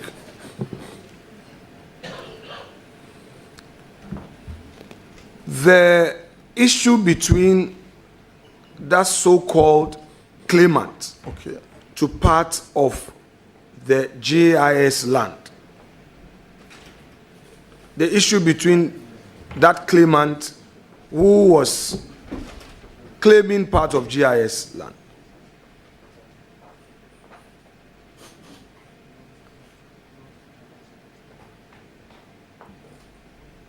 which came to your attention, that very matter of somebody claiming GIS land and all, how does that relate to MPP looting? Thank you very much, Mr. Chairman. I have said here that such acquisitions or illegal acquisitions, okay, the person must be a very bold investor to want to go and take GIS land without some authorization. But if for the purposes of today, you want to say that because it was a private person going to take GIS's land, so I should not have linked it to the MPP, I can understand you. But we can always get to the bottom of this matter to know who that person is and whether the person was even acting on behalf of someone, and know the processes that led to that bold invasion of GIS's land at 2 a.m. So I can understand what you are saying, that the person is a private person acting on his own without any authorization from any government, without any documentation from any government, but the person just went and decided to take over part of GIS's land. If that is the view that is being expressed, then I agree with you that I should not have added MPP to it. Especially so, Honorable Nominee, when the person moved in at 2 a.m. But when you are dealing with a matter and your respected friend or brother sincerely proceeding in a path, you don't litigate. And I would say that your honest admission that it was inappropriate to have linked MPP to it, I would not pursue. No, some of your guests are participating in this process, so let us spend a little time there. Chairman, Honorable Nominee, do you concede that the subject matter resulting in your post was inappropriate to the extent that you linked it to NPP? Mr. Chairman, I have said that for the purposes of today's discussion, today's vetting, and I use if it is the case that the person was just a bold investor without any authorization, decided to invade part of GIS's land, then I should not have linked MPP to it. But this is a matter that I will pursue to know the root cause of this particular boldness, because I know capital moves in directions where its peace and security will be assured. So I'll be very surprised that an investor would do such a thing, but it's possible. So why not? Let's go by the scenario that you have set. If that is what it was, then I should not have linked MPP to it. You would agree with me that at the time you put out the post, you did not verify the source of the person's claim. You would agree with me? Honorable Chair, Honorable Minority Leader is in opposition, and even when you are in government, it's very difficult to verify. Even when your party is in government, it's very difficult to verify some of these things. So it's a good position that you are taking. However, considering the circumstances at the time, where was I supposed to call the Honorable Lands Minister then, or the Executive Secretary of the Lands Commission, or the Land Title Registry? Who was I to call to have a fair response? That's why I'm saying, considering the scenario that you have set, perfect. If that is it, then I shouldn't have linked MPP to it. But trust me, and you know me, when I say I'll pursue something, I will pursue it. Doc, simple. At the time you put out your post, you did not have evidence at your hand that it was an MPP generated action and same amounted to looting at the time you put out your posts. The circumstantial evidence was strong. However, if you want hard evidence, no. Chairman, Honorable Nominee says that to verify is normally difficult. May I know from you whether you are aware of the law we passed, the RTI law? You are aware? The right to information law that we passed as a public officer? I'm aware.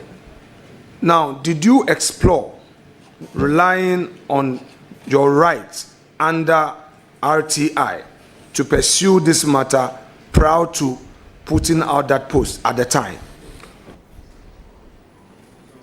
Honorable Leader, the nominee is not a lawyer, so you should find out from the nominee whether, having realized that law, he knows any right available for him under the law first. Then you can proceed to ask whether he has explored that right.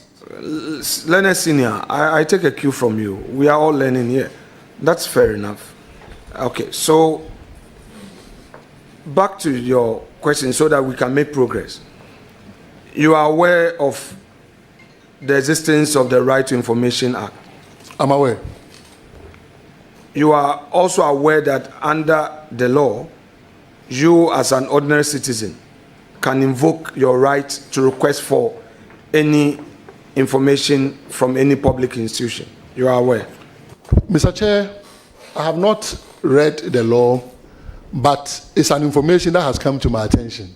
However, just as the information that came to my attention through mass media is being contested today, I'm in a dilemma whether to push my understanding that that is the case that I can apply or I cannot. But I strongly believe it's something that I can apply. But it is not that I have read the law, it is that it is understanding of the law that I have gleaned from discussions on the law. But the right to information has had its own issues.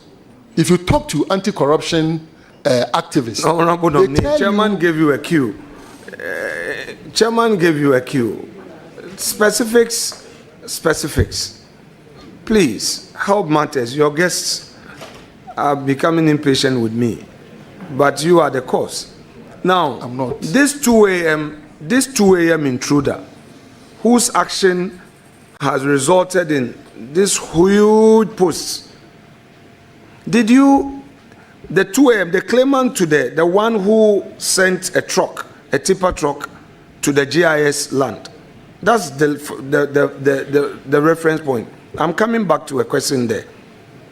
You did a post based on an individual sending a tipper truck with gravels to be poured on GIS, a portion of GIS land, which through the vigilance of the security, the person was not successful.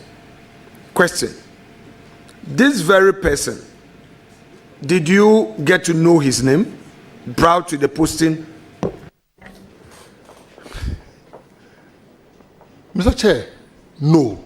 However, remember that I have said looting of state lands is not just the responsibility of the beneficiaries. It's a process. And so we need to conceptualize looting of state lands within this framework. Otherwise, we will only go after those who loot the lands and leave those who facilitate the looting. So let's deal with the looting. When you say looting and those who facilitate, what do you mean by looting? When you use that word looting, what exactly do you mean? Let's understand it in its ordinary context. What do you mean by looting? What I mean by looting of state lands is several. One,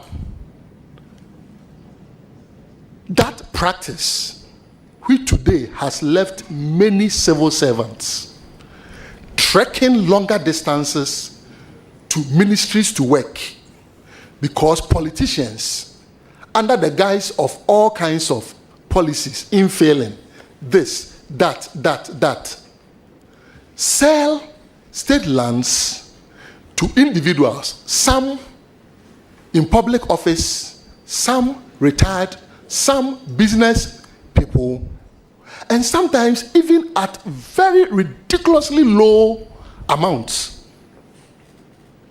It is one of the variants. So, fortunately, you are going into the Ministry of Defense.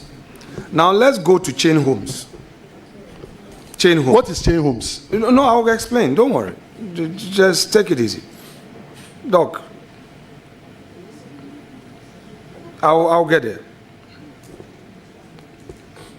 Chain homes, that estate at Chado, which land was originally owned by the military. That land, that whole area. I'm giving you a background. You said you didn't know. I'm giving you a background. I want to ask a question. No, you can't ask. I'm laying a foundation. I said something and you wanted clarity. So let me help. I'm saying that Chado area where chain homes, that estate is currently situated, just by it, you see the military cemetery. I'm saying that that whole enclave belonged to the military high command of this country. I'm laying a foundation.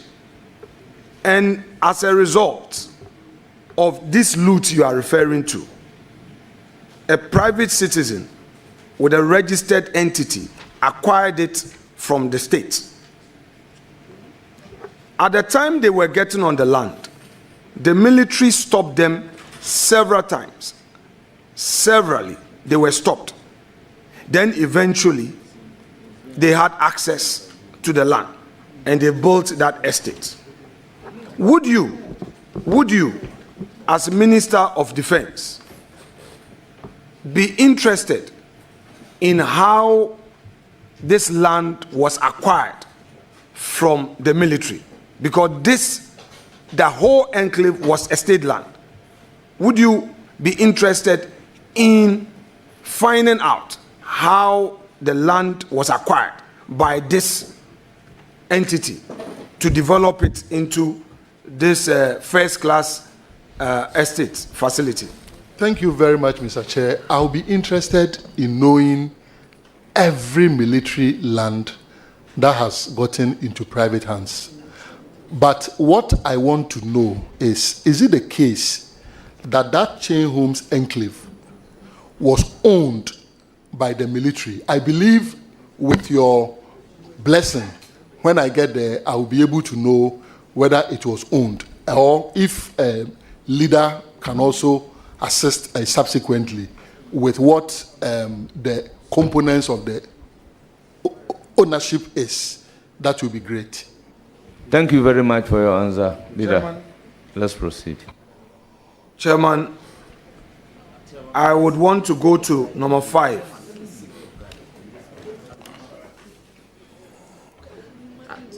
Chairman, let me seek your guide in this matter. Chairman, with all due respect, leader may have an unlimited opportunity to ask questions. But I'm so concerned as the majority chief whip, who is the vanguard of government business. The ranking member cannot take 3 hours to ask his questions. So if he says that he will continue tomorrow, we have to go back and come back tomorrow, there must be a limit to what he's doing. In any case, we have 4 other nominees who are waiting. So as the government chief whip, I am so concerned about the procedure he's adopting. And the government business is affected. You are supposed to lay a report. Because of this, you are unable to move. And the 7th report is in abeyance.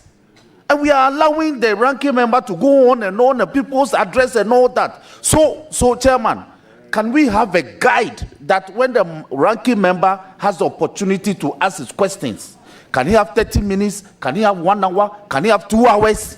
So that when that duration is exhausted, we can make progress. Because while I am sitting, the calls I'm getting from my government and the party is I'm under pressure. I'm under pressure. Yes, government business must make progress. If the ranking member, who is the opposition leader, says, I will vet for 3 days. No. Honorable members, with all due respect, I belong to a school of thought that believes in the fact that when a procedure is set down for a right to be exercised, you follow that procedure in exercising the right.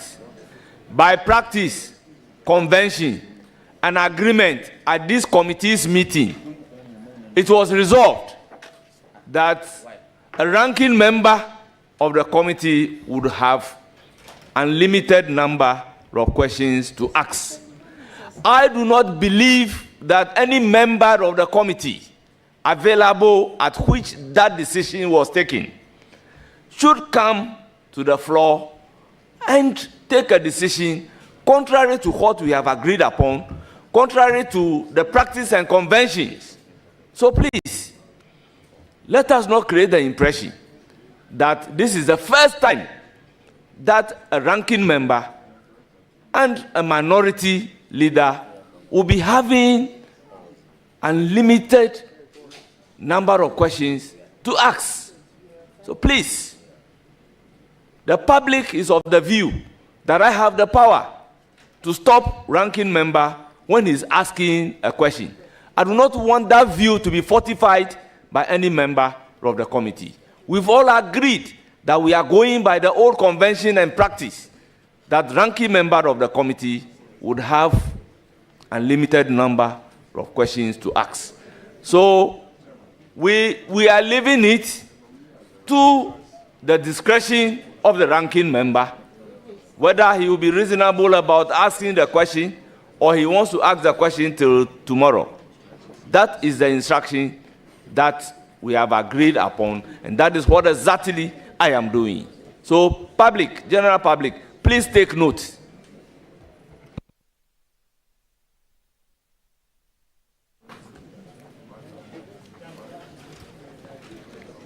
Thank you, Chairman. Honorable nominee, may I inform you that you can take a break to use the washroom, take water, get a snack, and would accommodate you. It's your right. We, Honorable Kenneth Oforiatta, had 2 days of vetting. And in between, he was allowed coffee break. He was able to take some break and came back and all that. So that was it. Mr. Chairman, I think that the honorable ranking. You don't have the floor. Chairman, you see, this is a house of records. Mr. Chairman, this is a house of records. Honorable ranking member, you don't have the floor. You are not a member of this committee, so you don't have the floor. The fact, as a former member of this committee, Honorable there was a reason why I will not agree on this disorderly behavior. I don't want to invoke the necessary orders.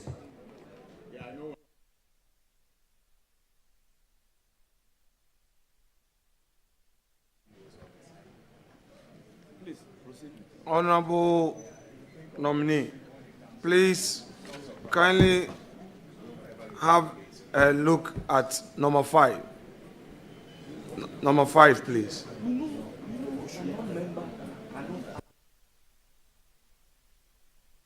Kindly read aloud number 5, what you posted there.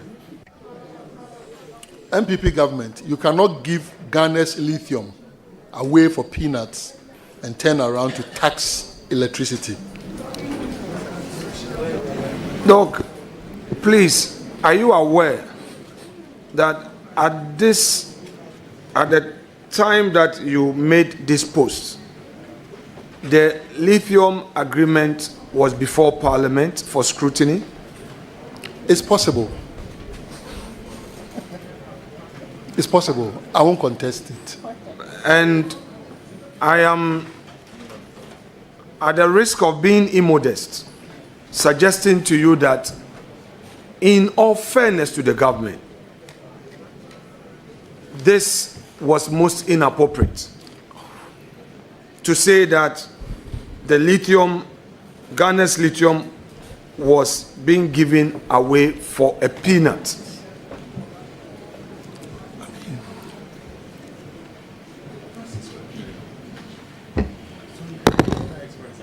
Can I respond? Yes, I've asked the question. We differ in opinion. For instance, if I'm to go into what we can use lithium for, okay, what we can use lithium for, we will not treat lithium like other minerals, even if this is a bit enhanced. So you may have to understand where some of these thoughts are coming from. So I'm not disagreeing with you, but also agree with my position and respect it. Because I'm looking at the alternate use of lithium. Thank you very much. Can we make progress? Honorable nominee, greatest respect to you. At the time you made this post, had you seen the draft lithium agreement? Had you seen it?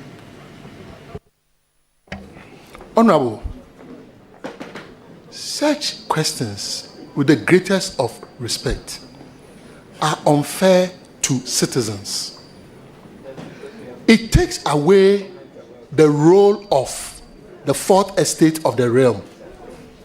Unless we are to say that citizens should not take anything. Honorable, I only ask you whether, respectfully. I have not seen it. No, sure. And even to date, I have not seen it. Yes, right. It's okay. I don't want, I would. So you confirm that at the time you made this post, that government was selling lithium at a peanut. You had not seen the agreement. You confirm? I had not seen the agreement, but I had seen reports coming from reputable media houses. No. I'm talking about the agreement. You had not seen the agreement. I've answered that, and I've also suggested that I have read reports coming from reputable media houses. Which media houses did you read their reports? Which media houses? It includes the multimedia group. The multimedia. Did you read it on their website? Mr. Chair, I'm unable to recall exactly what happened like 2 years ago. This was... Thank you very much. Or like about a year ago, exactly where thank you very much. You've answered the question. Please, let's make progress. This is another document. Yes, the one that you didn't have the correct, so I thought it should be. Have you done this before? To come and sit here and be as if you have to say, but didn't they do what I'm doing now to be? You were sitting here when they were doing this. Charlie, come on. Give it to give to you.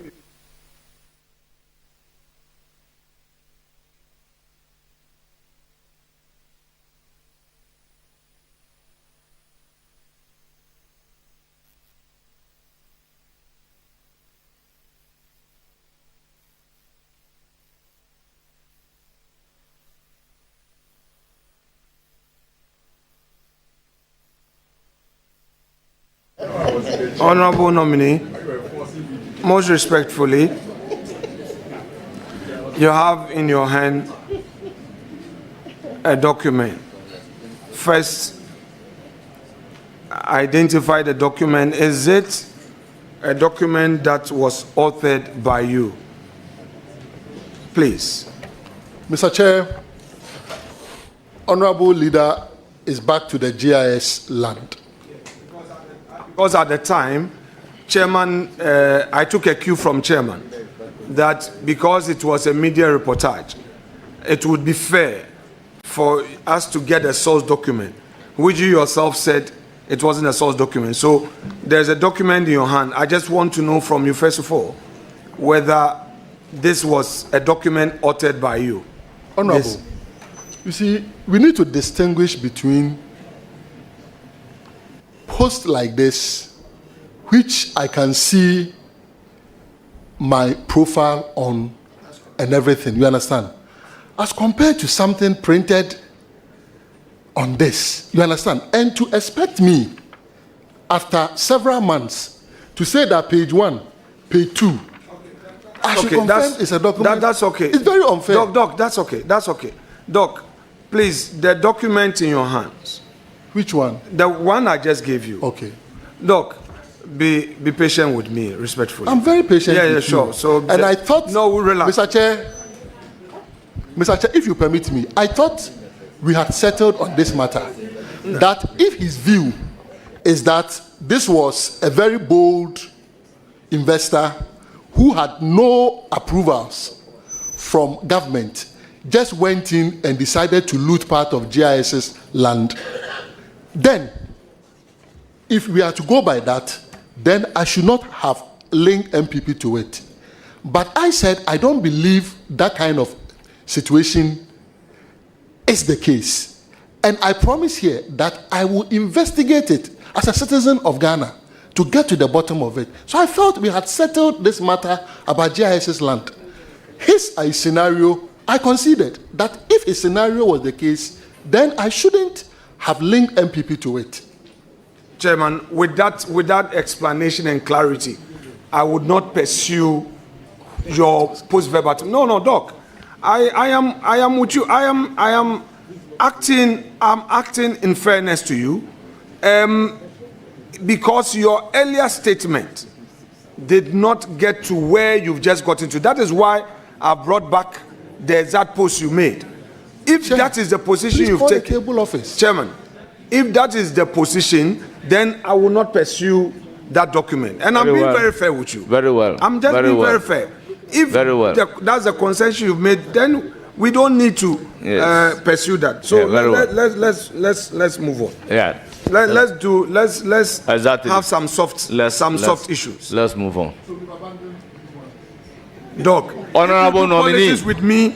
If you honorable nominee, politics with me, then don't. When the question be irritated when we start the politics. I am here. Honorable nominee, then you want to do partisan. The question asks, you answered that is for some time. It's not a direct post where you will be able to see the document and admit that this is my post. So therefore, you have a difficulty accepting whether this is your post or not. And the questioner is saying that if that is your answer, he wants to abandon any further question on that and proceed on another angle. So let's take it in good faith and allow him to proceed on another angle, but not what you are not able to identify, whether it is your post or not your post. And let me remind you on a lighter note that the fact that I'm grilling you does not mean that when you get there and you are supposed to give protocol allocation, you deny me. I'm telling you, you cannot, because yes, there is, and committee members benefited. Yes, there is something like that. When I was a defense committee member, your ranking, your members benefited. I am saying it on authority. They did. They even had more than with the MPP members. They did. I'm not. That's a fact. Kenneth Japan was the chair of the Defense and Interior Committee. They benefited. So I'm telling you that when you are giving, don't think that because I grilled you, you will not allocate. Honorable ranking member. I did. Honorable ranking member, I have also been in this house for some time. I was a member of parliament and at a point became the ranking member for Constitutional, Legal and Parliamentary Affairs Committee, a very important committee of parliament.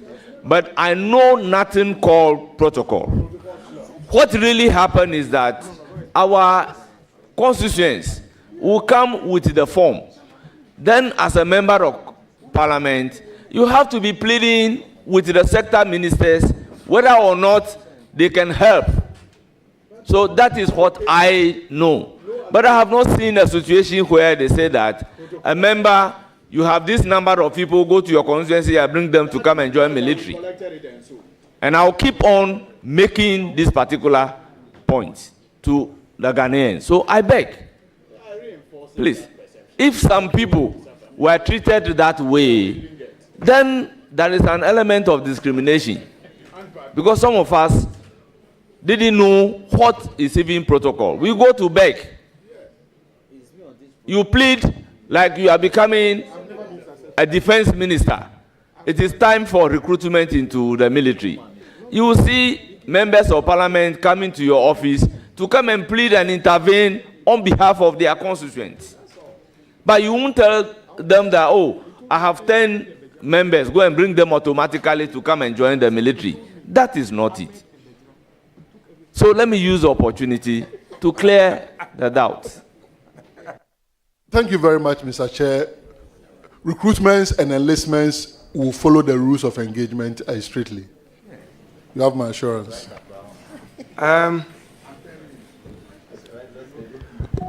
Honorable nominee, what is your party's or your government defense policy? What is your government's defense policy?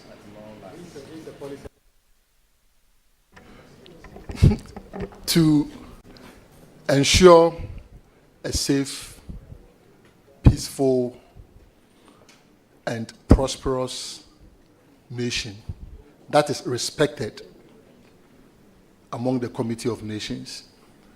Do you have that enactment as contained in your manifesto with you, what you've just said? You would have to put a lot together, because you should know that the manifesto one are promises. For government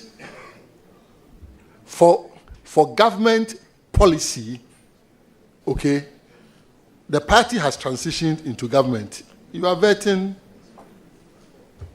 the minister designate.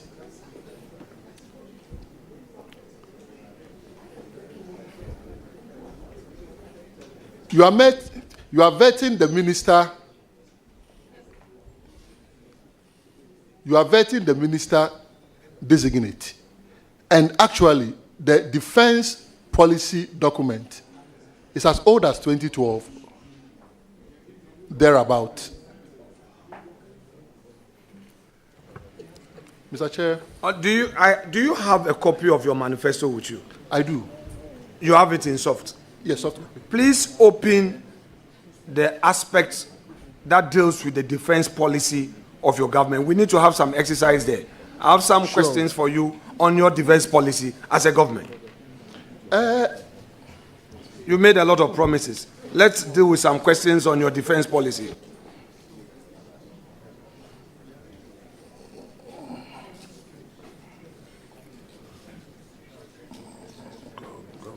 Public safety, 148.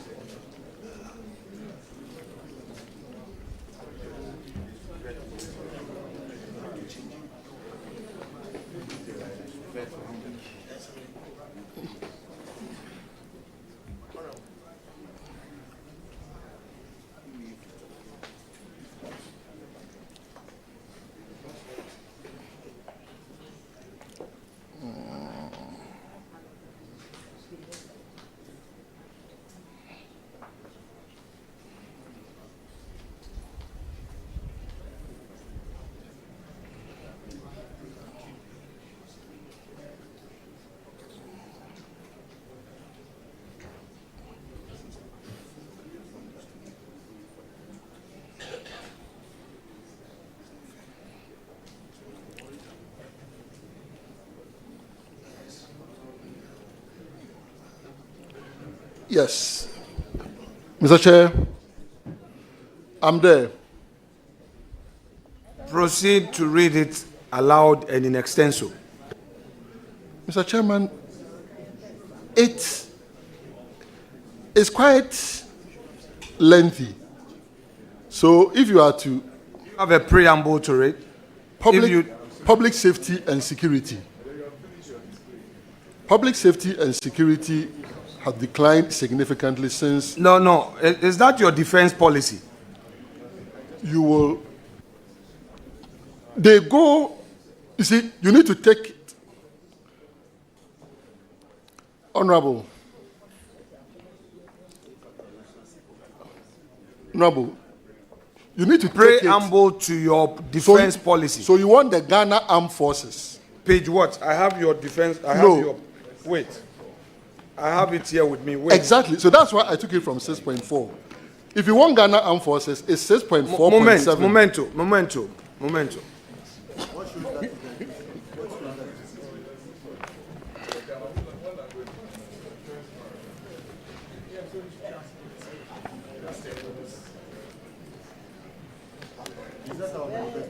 Yes, that's your 6.4. What paragraph are you referring to? Exactly. So that's what I'm trying to... Paragraph, Honorable, I'm trying to guide that if you want Ghana Armed Forces, go to 6.4.7. Wait. If you want public safety... No, but public safety has nothing to do 6.4. with your defense policy. My respected colleague, Honorable Boama, would want to... Honorable, they are linked. Provide a guide. That is why the defense strategy... Chairman, I'm sorry. They are linked. Chairman. Is it the abridged version or the full version? This is the full version. I have the full version, Chairman. Sorry. Let me hear Honorable Boma. I think leader wants to end, but wants you to look at the preamble to the entire security architecture. That is 6.4, where it talks about the retooling, professionalism. That's short paragraph. I'm sure from there you go to the police, fire service, armed forces. We've read your manifesto. We understand it. Yes. So that is why we know the paragraphs. That's why we directed you to 6.4. So that's all. Thank you. That's all he wants to know. Thank you very much. So, Honorable Nominee, you are accordingly guided. You now know what you should read. Yes. So 6.4, public safety and security.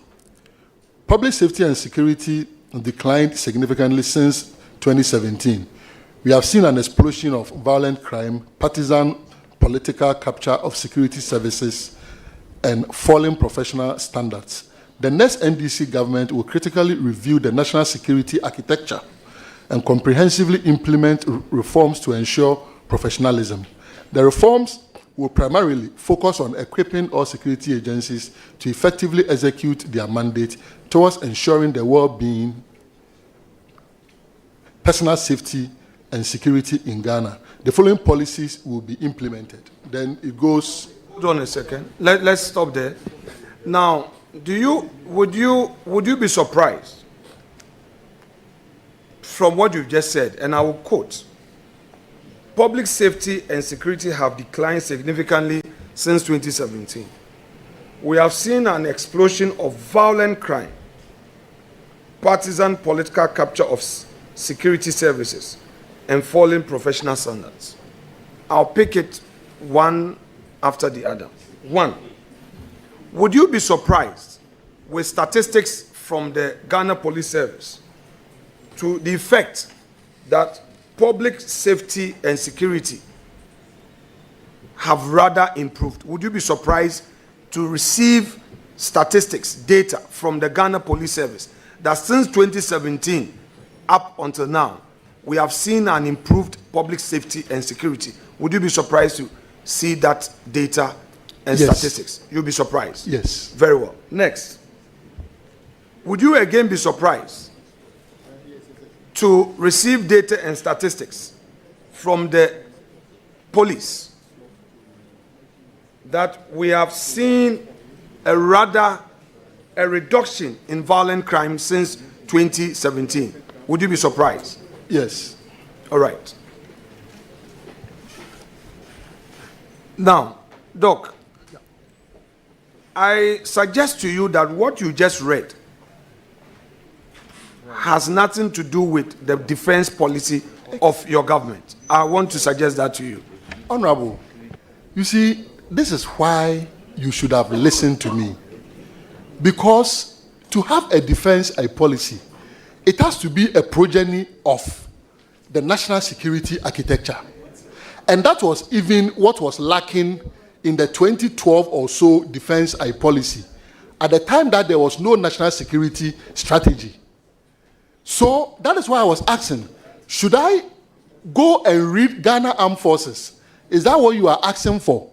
Or you want the entirety? Honorable, please, I need your attention. Yes. Have our attention. Yes. Yeah, thank you. So I'm saying that I was trying to make that point, that defense policy emanates from a bigger national security strategy, architecture. So you cannot just zoom into the Ghana Armed Forces. That is why I took it from there.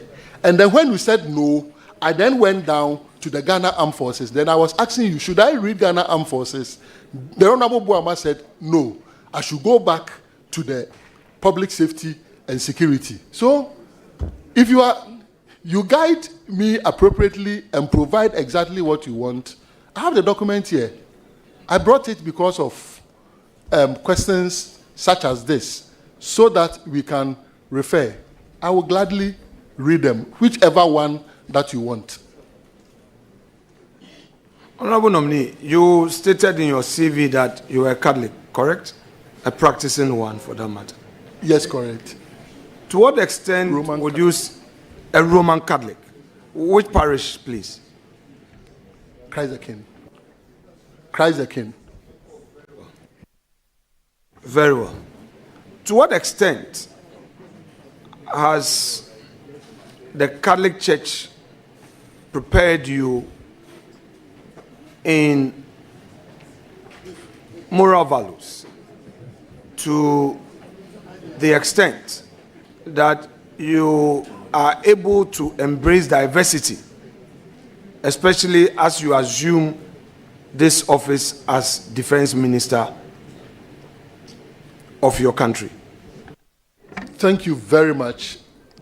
I owe my ability to even be in national politics partly to what I went through in the Catholic Church.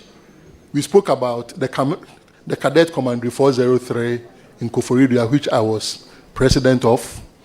You come across several people, both privileged and underprivileged youth. You deal with all of them coming from different backgrounds. As a former mass servant, you come across many people. Again, we've interacted with several priests, both foreign and Ghanaian priests, who really exposed us to the real world and answered our questions, some of them which bordered on even the Trinity and all.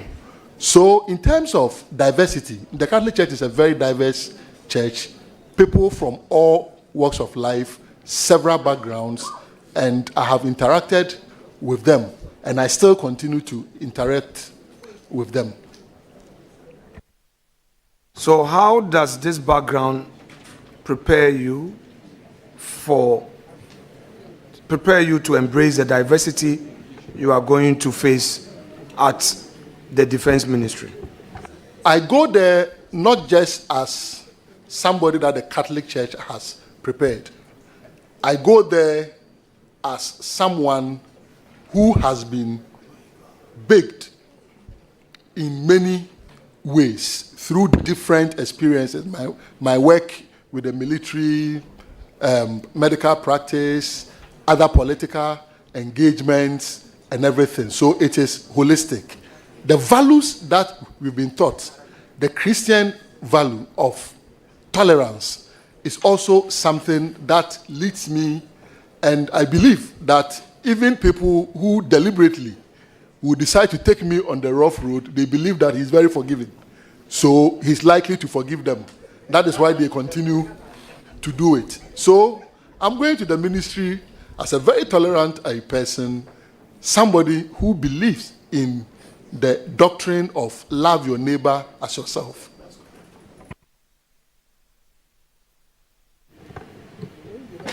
Of course, your faith is well-founded. Extremely. Let me conclude by saying that this morning there was a little issue about your appearance. We had received some information to the effect that you were to be here at 9. Apparently, the letter to you stated 11.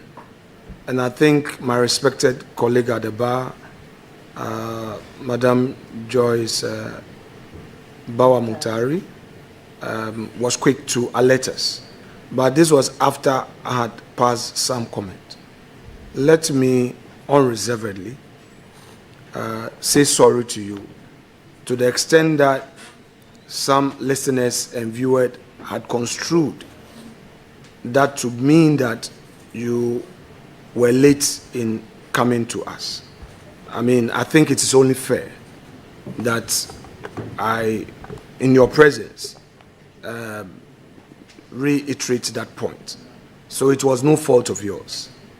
That said, I have nothing useful to add to all the questions I've asked you. I wish you well. You would hear from us as a committee. Thank you very much, sir. Honourable members, thank you very much. Let me also add that apology for any comment coming from any member of the committee regarding you coming before us late. In the morning, I stated clearly to all the members of the committee that in life, patience is the key. So sometimes we need to be patient. There is an adage in my language that it is out of patience that you will be able to operate an ant so as to be able to see the intestine. So patience is a cardinal point in life, so that we hasten slowly. Honourable members, at long last, we've come to the end of the vetting of the Minister Designate for Defence. Honourable members, permit me to proceed to recognize his guests. We have in our midst Lieutenant General Bismarck Onwuna, Chief of the Army.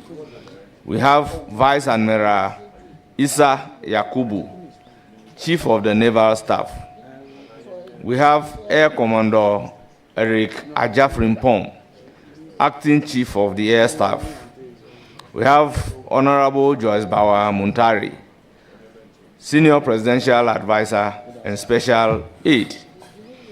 We have Honorable Marietta Brew Opon, or Apia Opon, former Attorney General and Minister responsible for justice, now legal advisor to the President. We have Honorable Faustina Nelson, Senior Comrade. We have Obobia Dako Opoku, Deputy Communication Director, NDC. We have Mahdi Jibril, Deputy Election Director, NDC. And we have Tanko Rashid, Deputy Election Director, NDC. We have Regional Chairman, Ashanti, Upper West, Western North, and Eastern Region. And we also have Honorable Dr. Kobna Dufo, former Minister responsible for Finance. You are all welcome. If I've not been able to mention your name, you are also welcome. Honorable Nominee, you will surely hear from the committee and you are hereby discharged. Thank you very much, Mr. Chair. The next nominee should take his seat. Yes, no line. Honorable, please take your seat.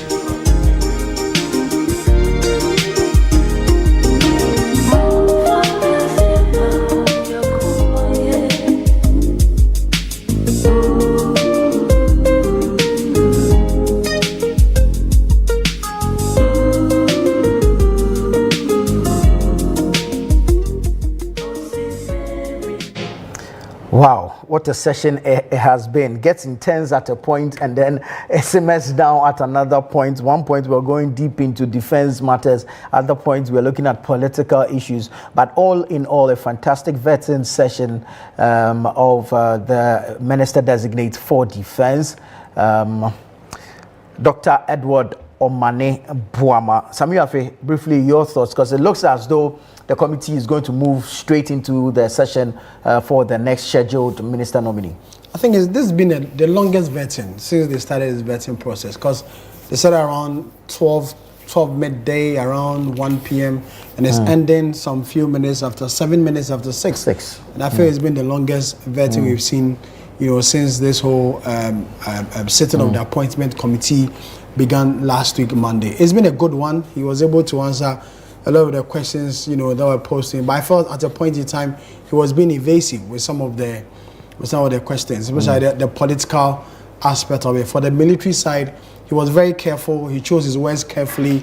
Did not really want to commit that much because the Ministry of Defense is a very sensitive ministry, and so you are careful the kind of things you say, the kind of promises you give to the men and women of the Ghana Armed Forces. So I agree with him in that area there. And until he's really in there, there are certain, statements and certain policy directions he's unable to give. until you go in there and you're able to do these things. So all in all, it's been a good vetting. A lot of people are worried with the number of questions Appeal Marking Minority Leader is expected to ask. And as you heard, the committee chairman read out the standing orders of Parliament, which says that he has limited number of questions to ask. And so if that is the rule and that is the procedure, they should allow him to do what the standing orders of the House agrees that he does. And he's doing exactly as he wants to do as the ranking member and minority leader. So all in all, it's been good. Dr. Mani Boama has been fantastic.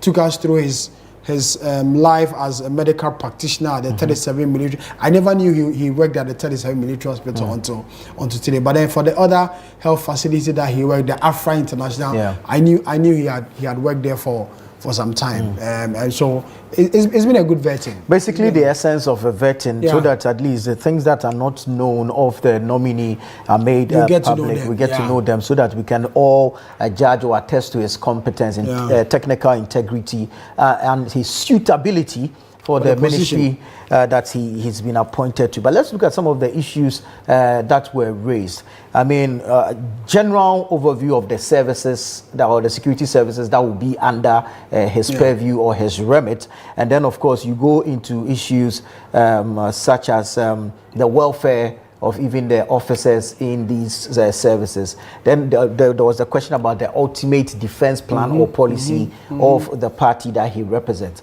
What do you make of his responses to some of these specific questions? One area I felt he felt short in giving a definite answer was in the area of applying technology and AI in their country's defense system. Other countries, advanced countries, are now adopting AI and technology in combating or using it in their defense system. For us here in Ghana, I feel it's about time we also adopt some of these things, because there are certain areas that you don't need foot on the ground. The use of drones, the use of other advanced technology could help you gather enough intelligence than having your boots on the ground to go and secure those ones. In other jurisdictions, we've seen, a cut in the budgetary allocation for the defense forces.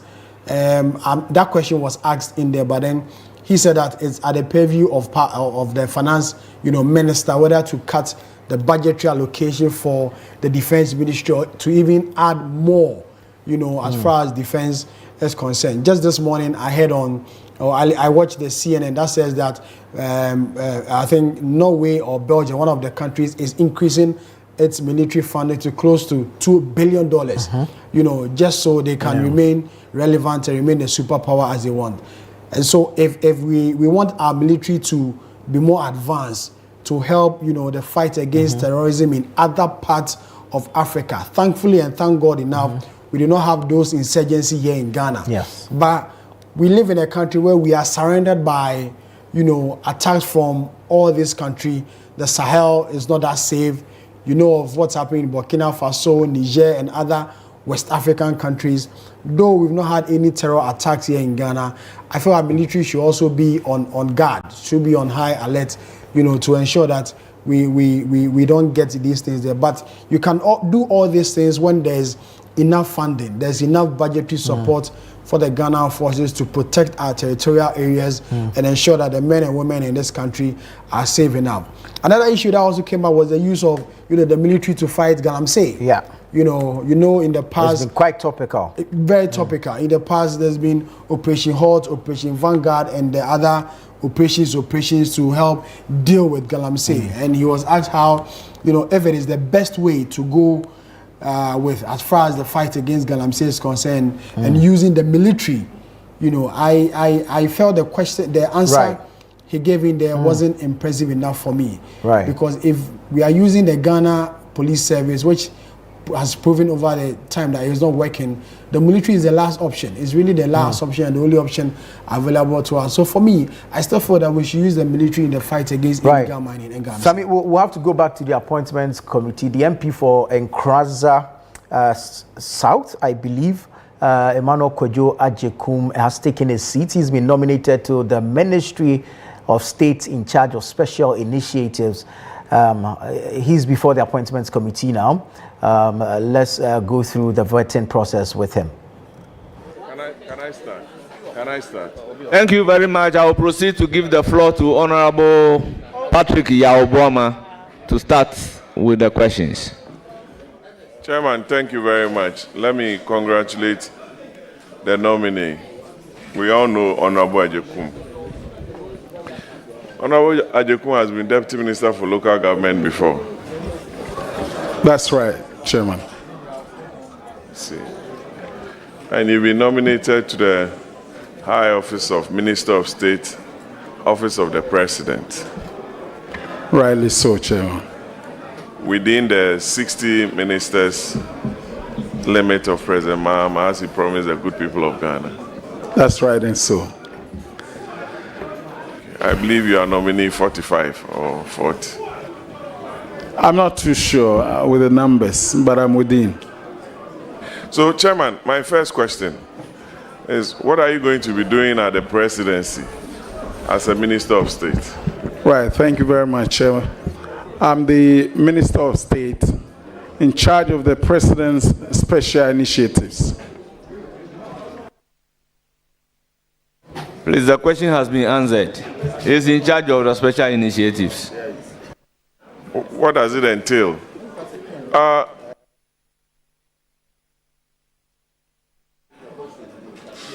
Yes, there was your clerk. Our dear guest, nobody should interfere with the nominee who is on oath. Question. So, you said you are the nominee for special initiatives, and the country wants to know what it entails and why those initiatives are under no ministry. Because the president has, through an EI, created 23 ministries. So why the need for a special initiative minister under his office? Right, at any point in time, His Excellency the President can decide and say that this very initiative is so special and I need to work on it and get a resource at this particular time. So it needs an attention beyond the normal routine. That is why His Excellency the President has appointed me as the Minister of State in charge of special initiatives. Can you give us 5 of such initiatives that you believe the President will be assigning you to? Right.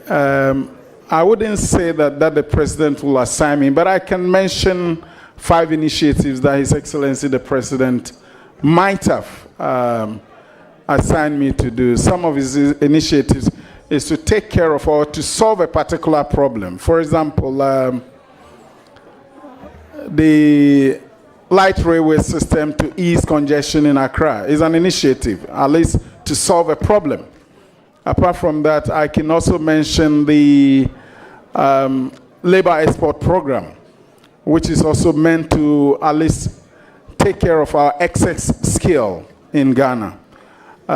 His Excellency the President at some point probably want to make the Parliament of Ghana one of the most environmentally friendliest parliaments in the world. And therefore, there has to be a particular attention to that initiative. So it's also another initiative.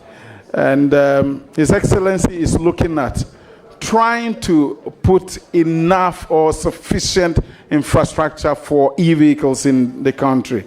And I think it's an initiative that needs an extra attention.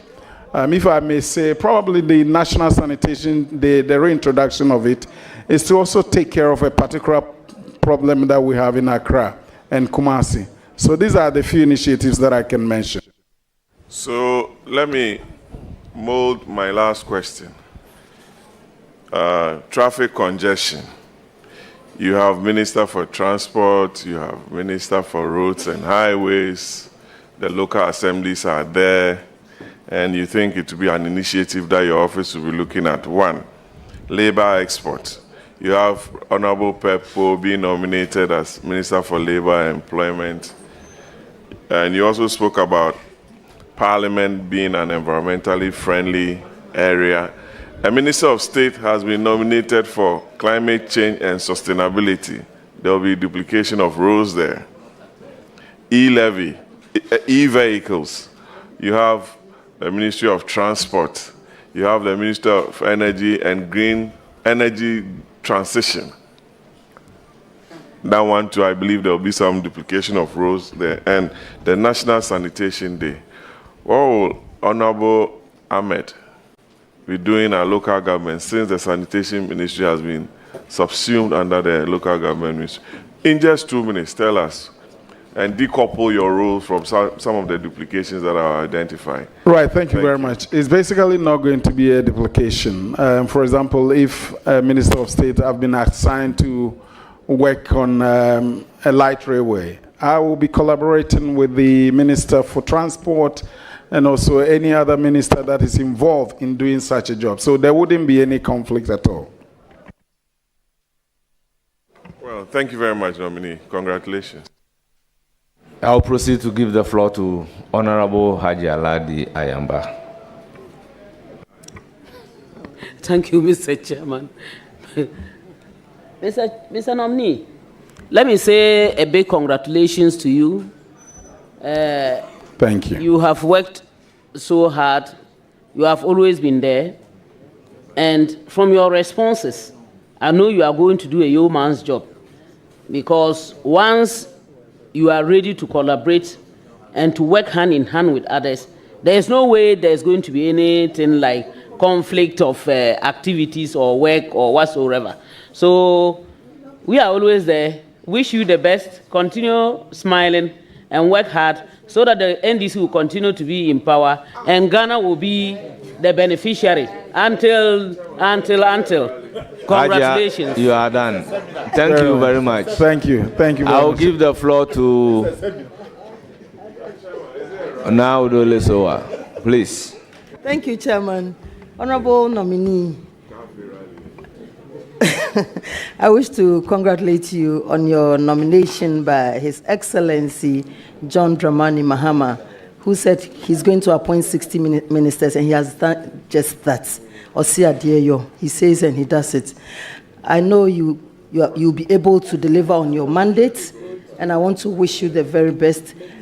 Keep on smiling, like Hajia said, because when we meet you, you are always smiling, and we wish you the very best. And let your doors be open to us, so that when we knock on it, not just us, anybody that comes to your door, every Ghanaian, if you are available, avail yourself. Thank you, and God bless you. Thank you very much. I'll give the floor to Honorable Oman. Honorable Adjei, congratulations. I wish you well. I just have one question for you. Can you elaborate on or explain to Ghanaians that the labor export would not bring brain drain? Thank you very much, Mr. Chairman. The labor export, I call it something that is actually not going to be a brain drain at all. The reason why I'm saying this is it's rather going to be a brain gain. Why is it going to be a brain gain? We have excess labor in Ghana. And I think if we have excess labor, we need to do something on this. And what we have to do is to at least train them and send them out somewhere to go and work and rather bring in more revenue into the country, which I think it will help. And this is the trend that is happening all over the world. A lot of countries in the world are making money out of labor export. And with your indulgence, Chairman, most countries, this is what they do now to be able to get more revenue into their country. Thank you very much. Any further question? I'll give the floor to Honorable Shaibu.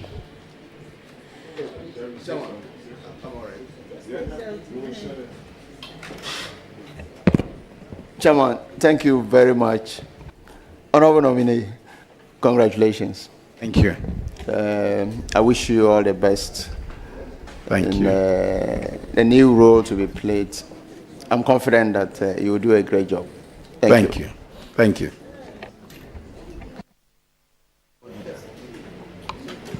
Honorable Roxanne Nelson, the floor is yours. Kojo, you are welcome. Thank you very much. And congratulations for the opportunity to serve in government again. Yet, I am, you know the work we do, so our young people are interested in the initiatives that you are going to roll out, especially under your watch. Given our 4-year mandate, which 2 key programs will you prioritize for year 1 as takeoff for year 1? Right, Chairman. As you're aware, we have about 3 batches of nurses currently staying at home with our jobs. But with a bit of touch, we should be able to get jobs. In fact, a lot of Ghanaians, especially the young people, what they expect from us now is to give them solutions. And the solutions, one of the key things that they are trying to get is for us to get them jobs. So in as much as we are going to train young people in Ghana on specific skills and send them out somewhere to go and work, I think this is one of the key things I'll be looking at if the president gives me the opportunity to take care of it. It is something very simple. Most countries are making money out of labor exports more than foreign direct investment. And this is something that if I have the opportunity, I'll take care of it as soon as possible. Okay, thank you. My last one. One of our key policy promise is the women's banking. And now, so let me put it this way, yes or no? Will you consider making the women's banking one of your key priority programs so that you begin to roll it out in year 1? Right. If I have the opportunity, it's one of the key things that we roll it as soon as possible. The reason why I'm saying this is a promise we promise most Ghanaians. And the woman in Kranza today will be sitting there and ask me that His Excellency the President said that he's going to give Women's Bank that will have a facility to do our business. I think it's a promise we promise Ghanaians, and it's something we need to do as soon as possible. Chairman, as a follow-up to my last one, will you consider establishing a branch or 2 branches in South Dine, Peki, Palik, Peven, Tongo, so that my women would have to travel far to access the facilities that this Women World Bank will be offering?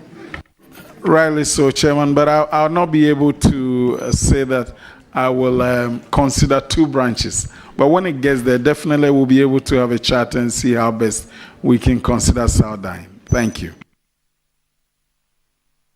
Thank you very much. I would give the floor to Honorable Patricia Adjei, Deputy Minority Leader. Thank you very much, Mr. Chair.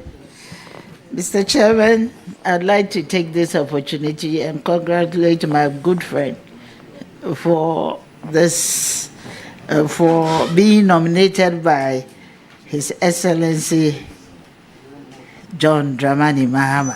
Thank you very much. To take up this special responsibility.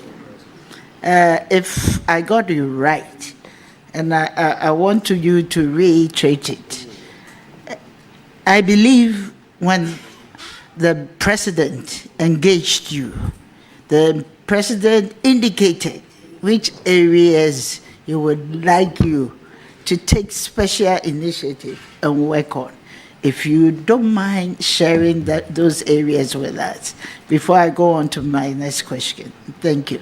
Right. I mentioned about 5 of them. I haven't actually been given specifically that this is what you're going to work on. But it's a discussion that we've had. We have promised the people. For example, we said that we're going to do 24-hour economy. Accra, as we sit now, there is so much traffic that it is not something that is going to enable businesses to function well. And therefore, light railway will be something that will help Ghana or Accra. There are other things like the one I mentioned. Some are hanging fruits. And if I say it's a hanging fruits, like I mentioned earlier, the nurse out there in Kranza today wants to get a job. So why can't we do or facilitate something for her or for him to go and work somewhere? The steel benders, or let's say the welders out there, they know very well that the ship industry is in demand of welders elsewhere, and why can't we get them something? A program that is well structured, so they can get some job out there. So I think these are some of the things that are doable. When we talk about Parliament of Ghana, for example, we know very well that we have been talking about transitional energy and all those things, energy efficiency. It's also doable that at least we can put solar system on our buildings, and also encourage most members of parliament to drive e-vehicles to this parliament, so we can say that it's one of the most environmentally friendliest parliaments in the world. Thank you very much. Honorable, I'm happy you're talking about low-hanging fruits that you deploy.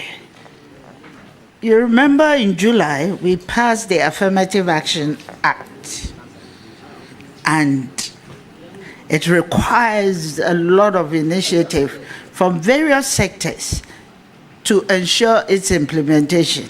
It is an equity act.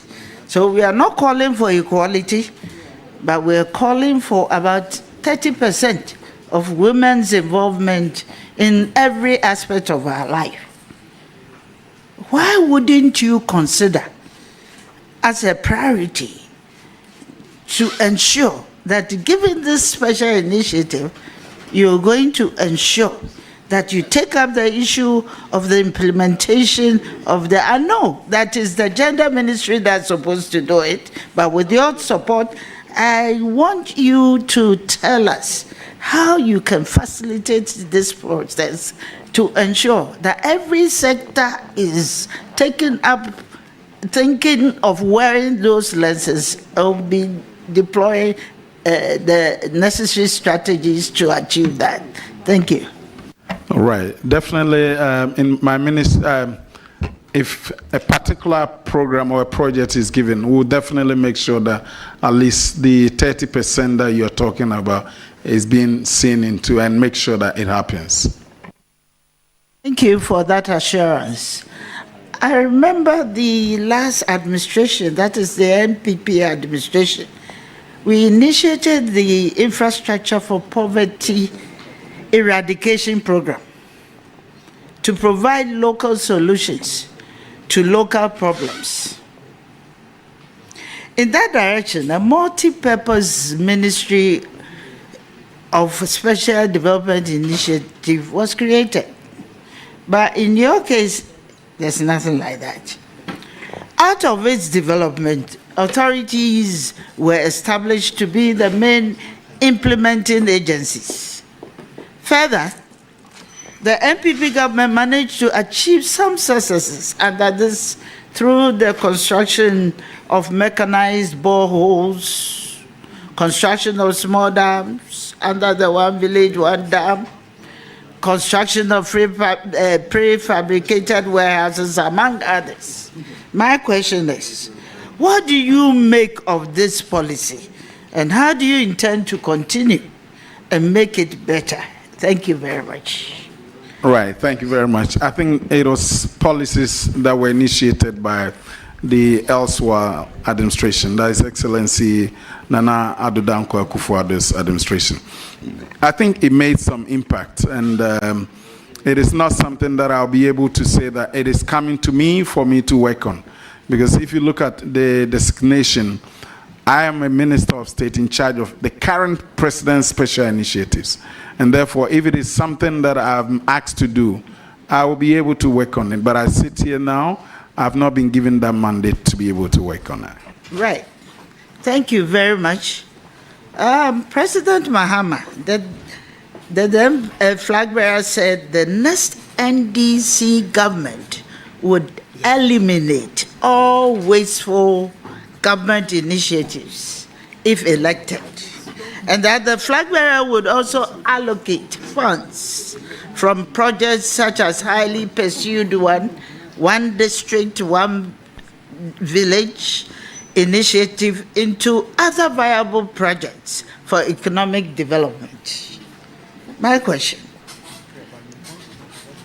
In accordance with President Mahama's campaign statement, can you justify the statement? And does this mean you would discontinue the one village, one dam policy? Right. I think it's the decision of the President, His Excellency the President, to take that decision.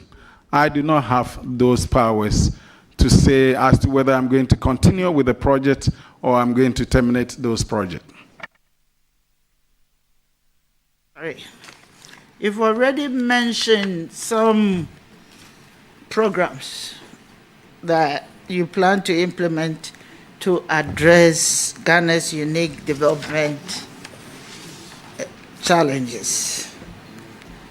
As a special initiative minister, what initiative will be in place to ensure that the purpose of the affirmative action bill is achieved? I'm going there again, because I am single-handedly going to ensure that it doesn't rest on the shelves as just a document somewhere.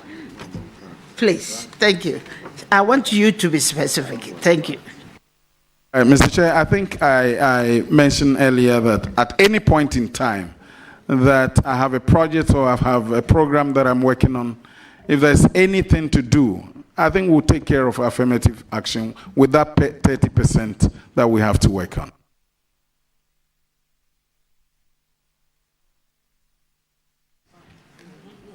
Finally, I want to ask about the Farmers Service Center and farm banks in the country. How are you going to implement such initiative? Thank you. I think it's an initiative that has not been given to me to work on. The Agric Minister has been given that mandate to work on, and I think I'll have to leave that for the Agric Minister to work on. Thank you very much. I wish you the best in your endeavor. Thank you. Thank you. I'll give the floor to Honorable Kwaku Riget. Again. Thank you, Mr. Chairman. Mr. Nominee, congratulations. Thank you. Mr. Chairman, with your permission, I'll call my friend Kujo. I know you do great. For the kind of role that you are going into, and there's going to be a lot actually within the next 4 years in terms of the promises that we have made. So we will definitely need a utility player like you. So I think you are versatile, and I believe that those qualities will make you succeed in any assignment that His Excellency the President gives you. I wish you all the best. Thank you. And I have no question for you, actually. Thank you very much. Yeah.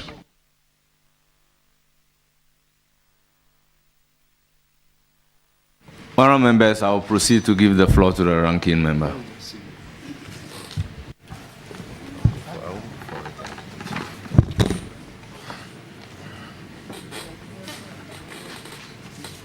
Honorable Nominee,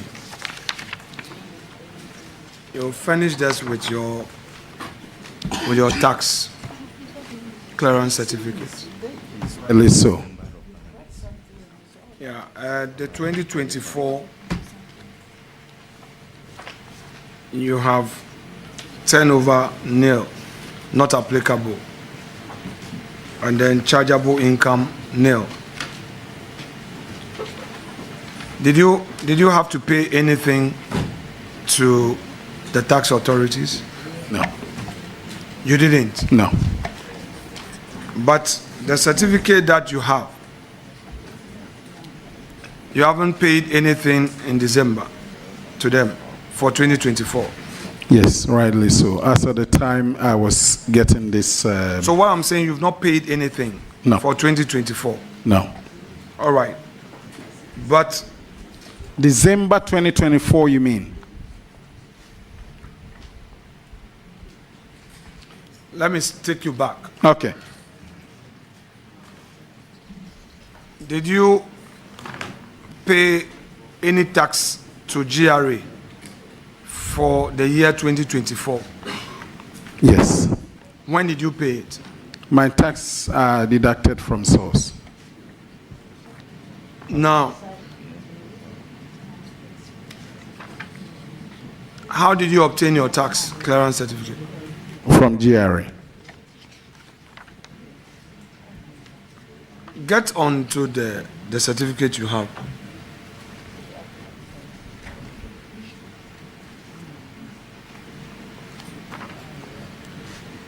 (2024) turnover not applicable. Chargeable income nil. Tax charged 0. Tax paid 39,000. Did you have to pay this on account? No, like I said, my taxes are being deducted from Parliament, so when I'm going to take my tax clearance, I just apply to GRA and they do it for me.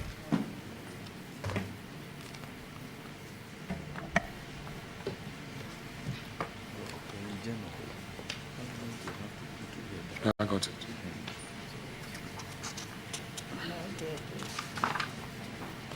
You have on your CV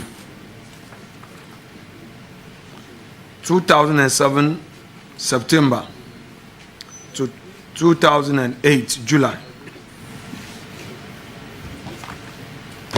IMBA, International Entrepreneurship, into bracket, University of Applied Sciences, Bremen, Germany.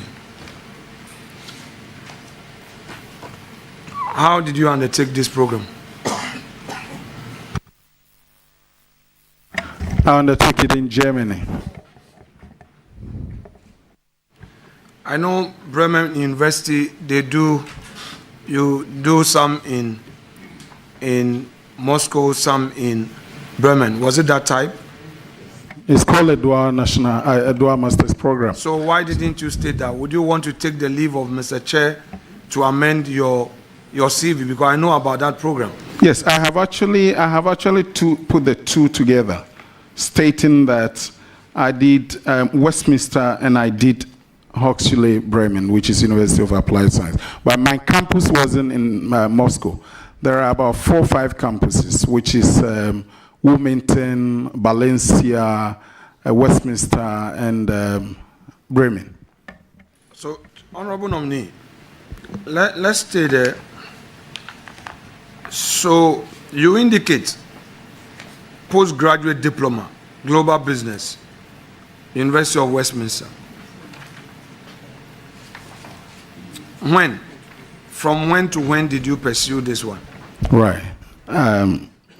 It's the same year. Like you said, you do part of it in this campus and you go to the other campus to do it. So my first one was in Westminster Harrow campus. Then second one was in Bremen.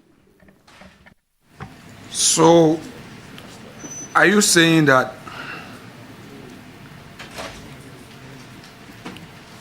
you have certificates for both? Rightly so. Check the dates. Are you certain of the dates you have provided? September 2007 to July 2008. That is some 9-10 months. The program that I know, I do not think that you have stated the date correctly. Would you want to have an opportunity to refresh your memory on this? Mr. Speaker, is correct. That is how the program is structured. I think I even brought my transcript even with me. That is how the program is structured. The program is structured in the way that you do one part of the program in this particular campus, then you go to the other campus to do it, and you are awarded the 2 certificates. Okay, so let's pay attention to the dates. Right. So you can give us some explanation. So from September 2007 Which part did you, from September 2007, which of them did you start with? 2007 September. That's Westminster. Okay, how long did you stay there? I stayed in Westminster, I think, till about January or February. I still have my passport here with the visas and everything in my passport. Chairman, Honorable Nominee, I'm not talking about your passport. No, I'm talking about the I'm not talking evidence to about that this. effect. If you pay attention, is there a lot of times the problem is you, the nominees, don't pay attention to the questions. Right. Very, very simple questions based on your CVs. Then when you go deep into the ocean and I get in there with you, then there's a problem. No, there's Relax. no problem. Okay. I'm not talking about your visa. I'm not talking about student permit. Just pay attention step by step. Okay. You started the program in September. That's right. Fortunately, I know about this program. That's it. So in September, you entered Westminster. That's right. You stayed in Westminster September, October, November, all the way to February. Yes. 2008. Yes. Correct? That's right. So you graduated in February, or you finished the first part in February? No, the program, you don't graduate in February. I'm asking, so for you to explain. So the program, you don't graduate in February.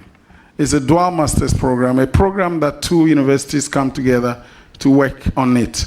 So what you do is you complete this university at this side, then you go to the other side, then you go and continue. And the 2 is what they base on to award the certificate in both sides. You have the 2 certificates here? Right. I don't have the certificates here, but I have my transcript to that effect. Okay. So you have the transcript for the postgraduate diploma in global business. Rightly so. Right here. Rightly so. And then you have the IMBA, International Entrepreneurship, also with you here. Rightly so. But not the certificate. No. Okay. Why do you have the transcript here but not the certificate? I have certificate as well, Mr. Chair. Why are they not here? Because I brought my transcript here. The transcript will give you detail of how the program is structured.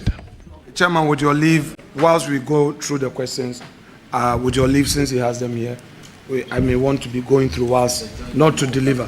I do. I am very much aware of it. When we were at UCC, we were applying for it. Yes. Okay. Honorable.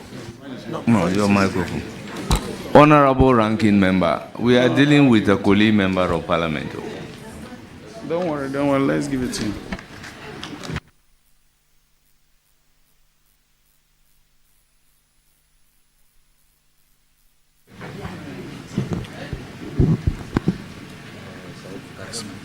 Is it on its way, please? Very well. So, Honorable Nominee, when you were done with your first degree, how long did it take you to start your master's?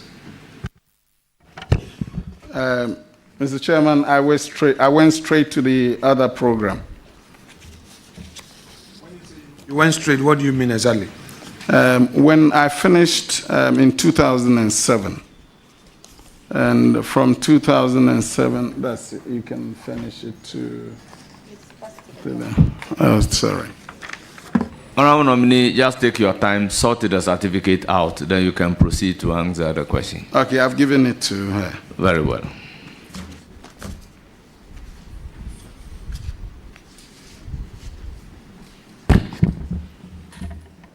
Yeah, so you said you went straight away. So when did you graduate? You have your first degree here? Yeah, I have it with me as well. The first degree? I have it, I have my transcript, I have everything. Take it easy. No worries. The first degree, you have the first degree, your BA honors, you have it here, but not the transcript. So. Rightly so. Okay. Then September 2000.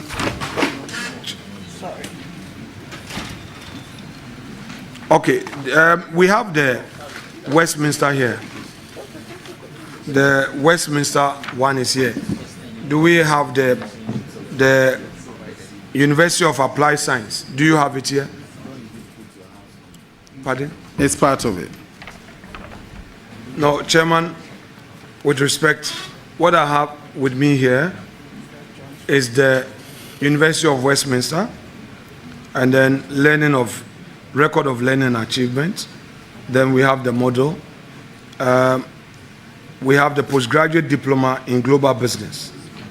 So I'm saying that the transcript here talks about the programs you took at Westminster. It doesn't have the Bremen University one. That's what I've handed it over to Chairman.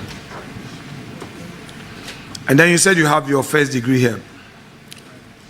Okay. Have you filed this asset declaration thing? Have you filed it with the Auditor General? Yes, I filed my asset declaration. Please, when did you file it? Asset declaration, I think I filed one when I was on my first parliament, and second parliament too, I filed it.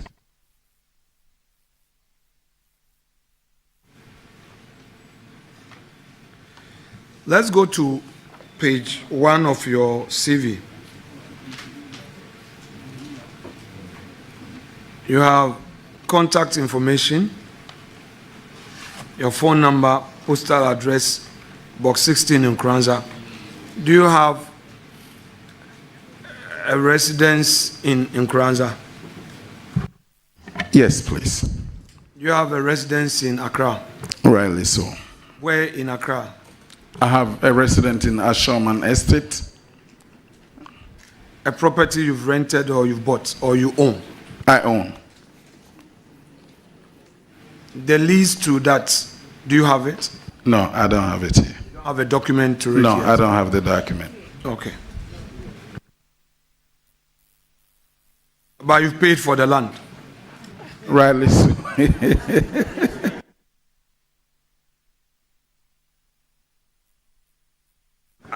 I can be irritating, eh? Don't worry. That is the job.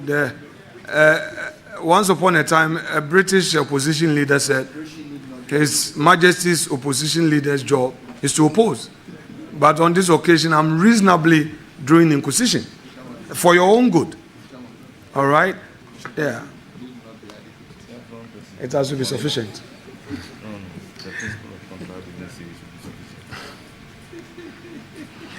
My seniors are taking me through some contra law tutorials. So you mean you don't have any documents at all to your land? With me. Have you been paying some property tax? Yes, I do pay property tax. To the GRA? No, to the assembly. Okay, that is not a tax. Oh, that's property rate. There's a property rate? Yes. Okay. Hey, honorable friend of the committee.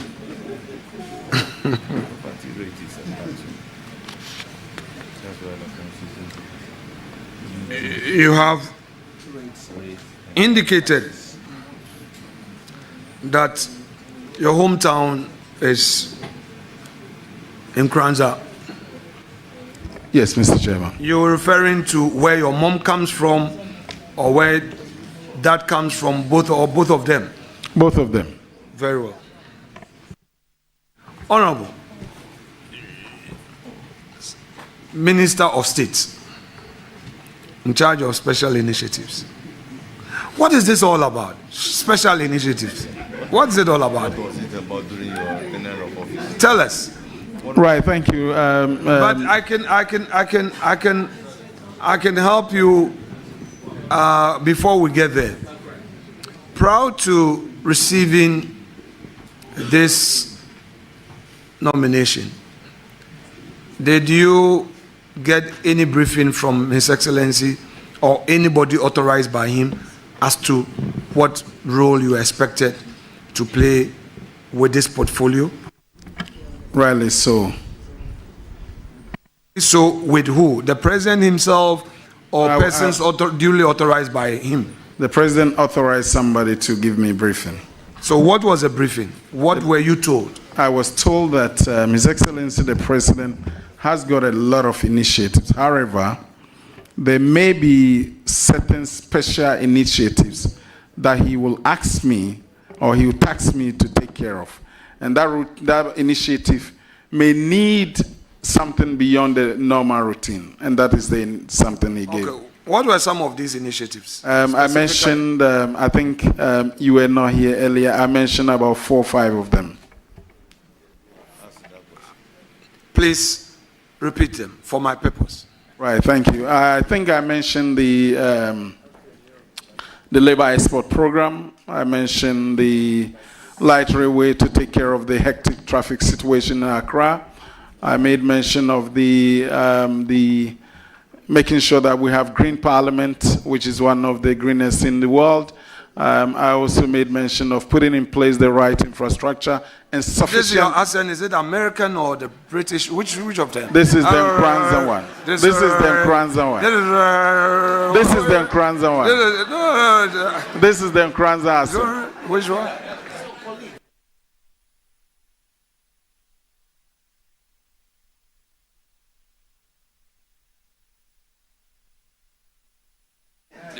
This is your chief whip will create problem for you. Which one is that? Is it the American accent or? This is the Nkranza one because I was born and bred in Nkranza.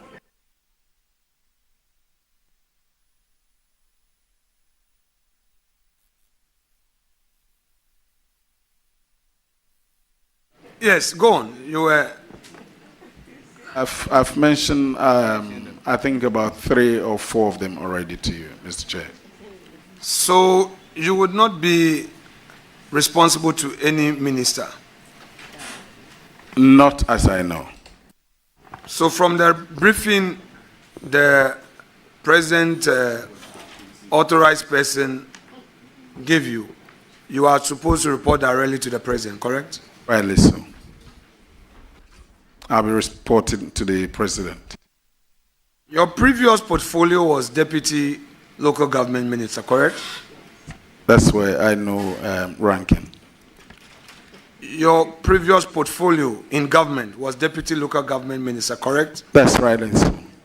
To what extent would you say the then minister, the respected Nilante Vanderpoel, to what extent would you say he inspired and mentored you and prepared you for this new role as a Minister of State? And that would be my last question. Right, thank you. Nilante, I see him as a brother. I worked with him very well. We worked closely as brothers and colleagues. And what I can say about Nilante is that I always say he's not a greedy person, and he opens up to anybody that he's working with. This is what I can say. And whatever he's got, he will share with you in terms of knowledge, in terms of skill, in terms of anything, he will share with you.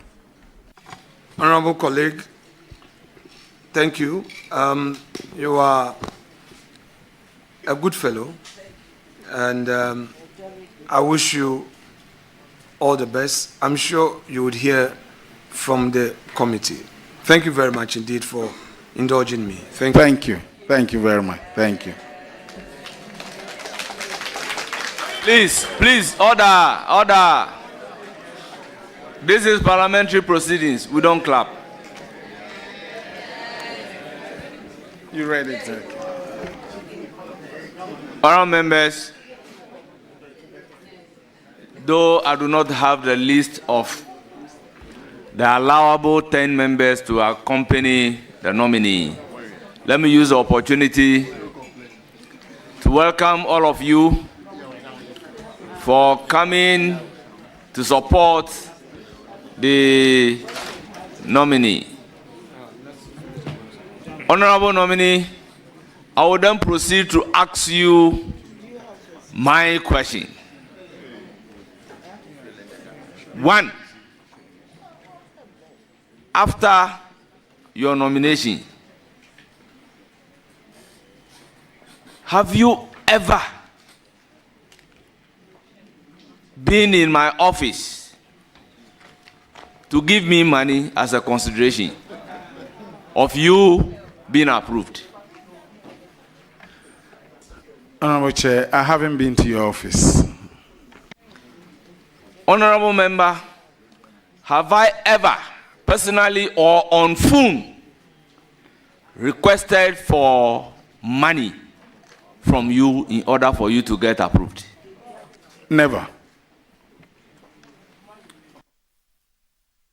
Thank you very much. I have no further question. for you. Congratulations for your nomination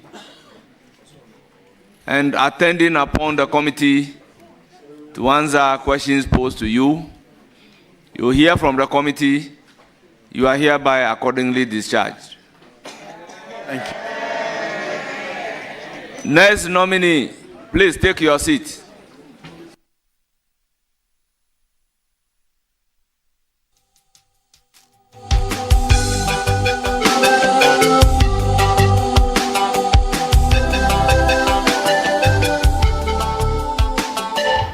Well, it appears the committee will be speeding up the process going forward, especially for today. Recall originally they were scheduled to vet 5 minister nominees, and we saw all that happen early on in the day that led to the suspension, going into conclave twice and returning to begin the process, starting with that of the defense minister nominee. Which lasted well over some 3 hours, almost 4 hours. The defense minister, almost 6. Almost 6 hours. Yes, started around 12, ended after 6. Yeah. 7 minutes after 6. So that's about 6 hours. But then we've seen the speed with which they've concluded Could it be that they are not? But even if granted, you do not know the mandate of the minister, or you're not abreast with what exactly is a fine opportunity to push exactly. further.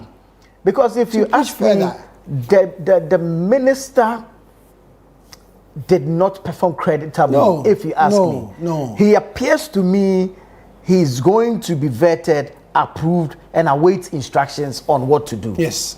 And I'm very sure that before the president even called you to give you an appointment, you might have been given some brief and what the target is and what you are expected to do when you are granted or given the opportunity.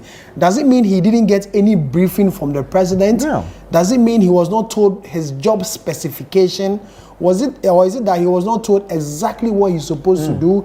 Because this administration has not really announced any special initiatives. But from the kind of things that he was saying, it looks like, okay, we want to try this, so go and lead it. So if he's talking about e-vehicle, for instance, there's already a procedure, a process has started already. The previous administration, which Dr. Bawumia launched, was the e-buses. I know when Napo was energy minister, there were some e-vehicles or some electric vehicles that was brought into the country. But the challenge was the charging system or the ports to charge it. So there was a policy being worked out to officially formalize it for us to get these things. For that one, I do not have an idea how or what specifically he's going to do in this area. And then sanitation. You heard Patrick Omane Boama say that this falls under the Ministry of Local Government. Exactly. Is it that this government is going to bring back the National Sanitation Day, which was there previously? And if they are going to bring it back, when it was first introduced, Julius Debra, current chief of staff, was then the minister for local government. So it fell under the local government ministry because sanitation is widely considered to be, something under the local government ministry or the MMDCA to tackle it. So if you are bringing such a ministry, is it going to be in charge of national, sanitation day? It wasn't really clear. And then the light rail. Yeah. I felt we should have gotten more details and more explanation. If you say light rail, what do we mean? Is it the Impakadan Akosombo rail line? Is that what we mean? Is it the sky trains that were mentioned under the previous administration? Or when you go to Europe, the trams that we see, is this similar ones that we are talking about? I felt there should have been more details. And then the labor exports. Is it the same policy like the previous government exported some nurses to, is it Barbados or is it the same exchange program? Is it the same thing? And are we exporting skilled, trained or untrained labor? We should have, gotten more explanation in there. But I feel they were racing against time. I feel the guests have been seated for long hours, and so they wanted to do something shabo so that the next person will come, so that they'll be able to clear the target for today, which is I think 5 or 6 nominees appearing before the committee today. But I thought this is a very sensitive ministry. This government never really announced any special initiative on the campaign. So There was more. We needed more information from this particular nominee.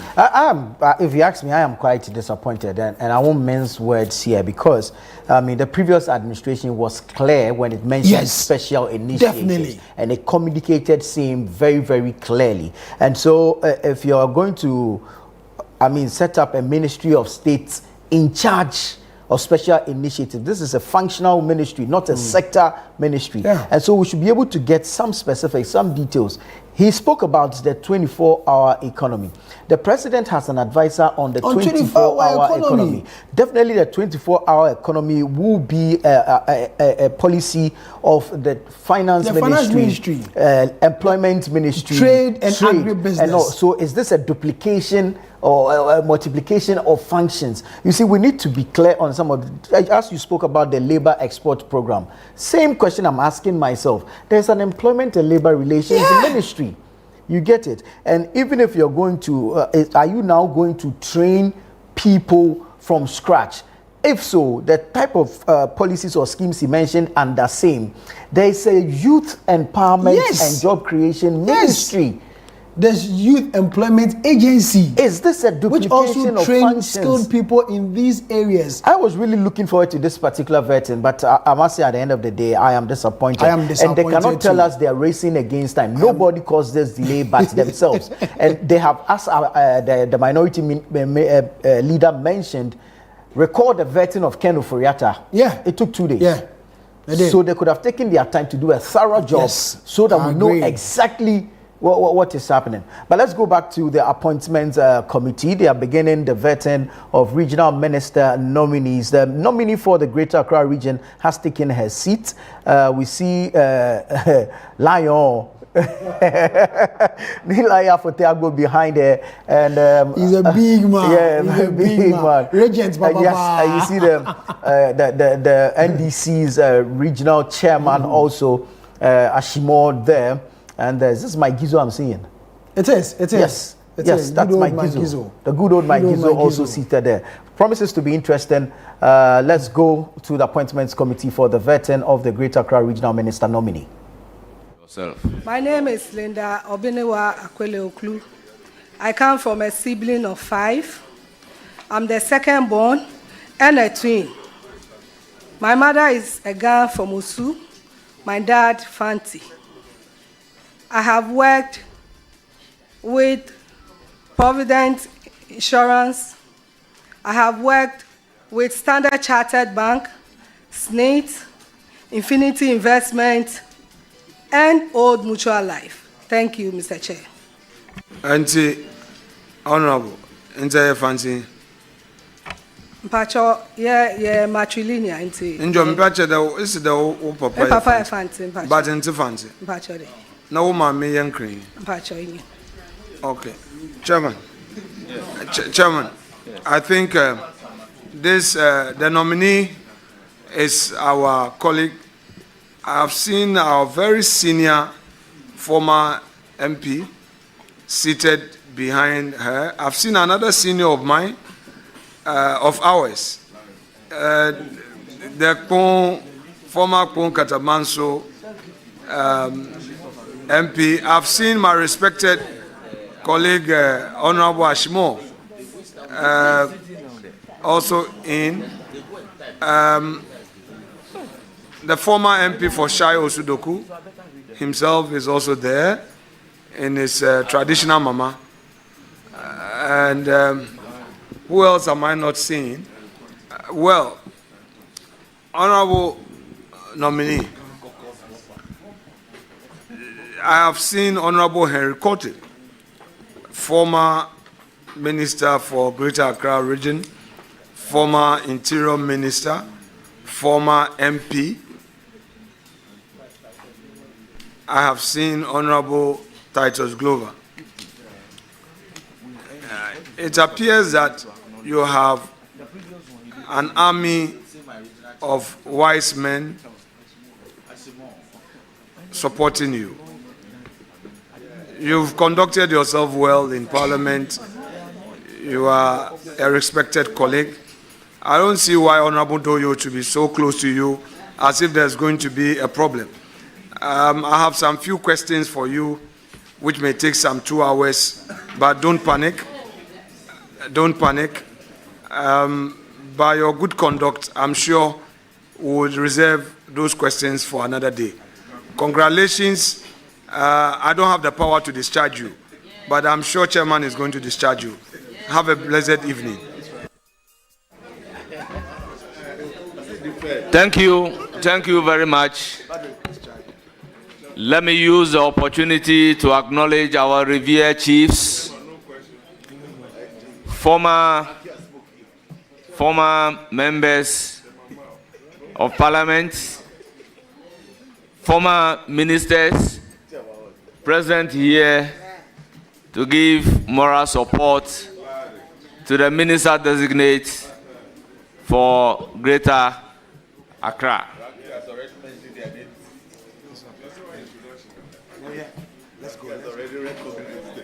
Honorable Minister Nominee, you will surely hear from the committee. You are hereby discharged. Thank you, Mr. Chair. Please.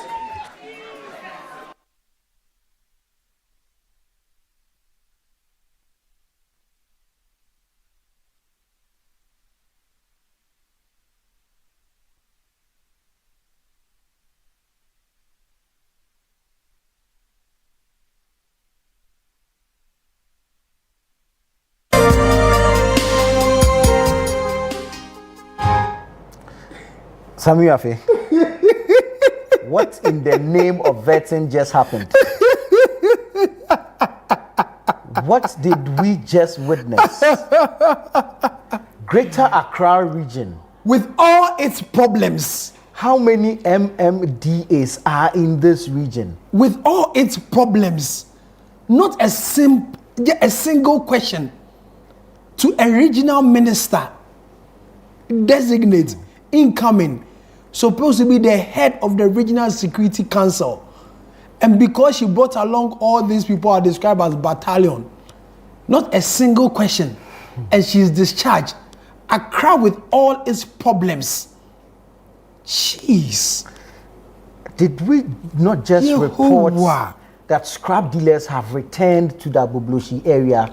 And this was an initiative of the former Greater Accra Henry Kote, who was seated there.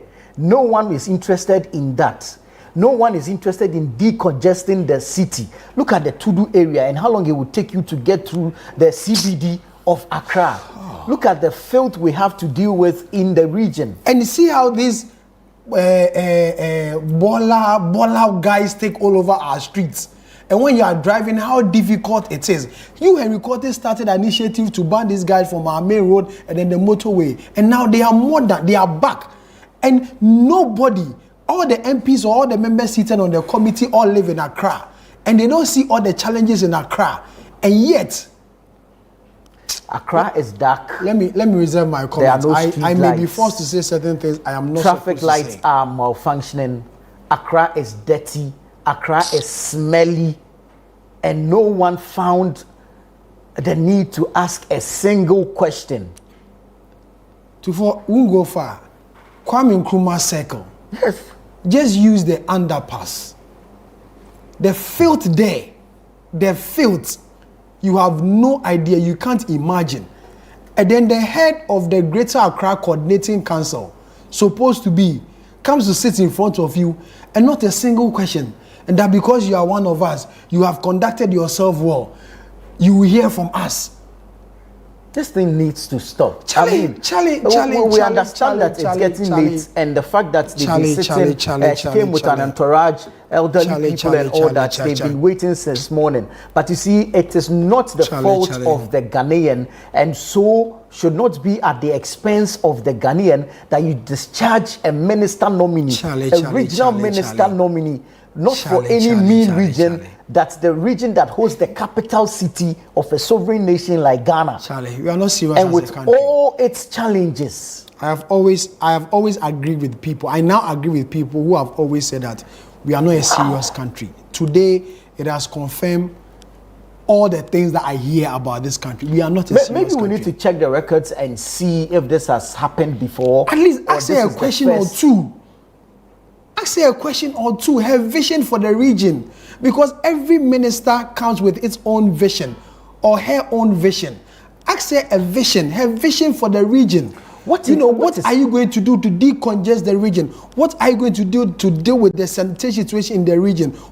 At least ask her something. Let her say something. Would you even test her knowledge of the region and whether she appreciates every single part of this region? Listen, we sit here in parts of Accra and think that Ghana is Accra. But here in Accra, there are schools under trees. Here in Accra, there are communities without water. There's a community in this particular Accra where donkeys are used to go fetch water. And we did not test the knowledge of the minister on the region and what her own plans are. This is serious. I am shook, and at this point, I'm not too sure what to say. But like I'm saying, we need to check the records and find out if this has ever happened, that a minister nominee appeared before the vetting committee and not a single question was posed to her. She was given the opportunity to introduce herself, and that was it. That was it. Listen, if we should open the phone lines right now and give viewers the opportunity to raise issues or challenges in Greater Accra, a myriad of problems. But we hear it every day on the breakfast show. Bernard and colleagues hear it every day on the breakfast show, and how challenging it is to live in Greater Accra. And you have a nominee representing the president in Greater Accra. And committee members felt there was no need to ask any question, or the committee members don't live in Accra. Did they have members of parliament representing constituencies in the Greater Accra region? Of course. Visit the committee today? The Ladade Kotopo member of parliament sits on the committee. It's in Greater Accra region. She sits on the committee. So even not anything at all, if she's even your party member, you don't have challenges in your constituency? No, I just want to ask a question. The committee members, they don't live in Accra. We saw the vetting of the Ashanti Regional Minister nominee and how members from constituencies in the region, raised issues with challenges regarding their specific constituencies, and the type of fantastic responses he gave. Actually, the young man wowed almost everybody when he appeared before the committee. And then you bring an experienced person, a member of parliament, who has been elevated to sit on the committee, to sit as the regional minister, and we did not find reason to question her knowledge about the region she's going to administer, her competence and suitability for the position she's been nominated to, and we think it's business as usual, and so we've done well. The country should clap for you. I think disappointment is an understatement. I am more than disappointed, if you ask me. I am more than disappointed. If you feel you are tired and you want to go, push it to tomorrow. Nobody stops you. Because you make us understand that you are the masters of your own rules. You dictate your own pace. So if you feel you are tired, push it to tomorrow. You are not racing against time. You are not under any obligation to finish this thing. You don't have timelines. You don't have limitations. You've not been asked or assigned to finish this thing within 3, 4, or 5 days. So you have the power to postpone it or push it to another time.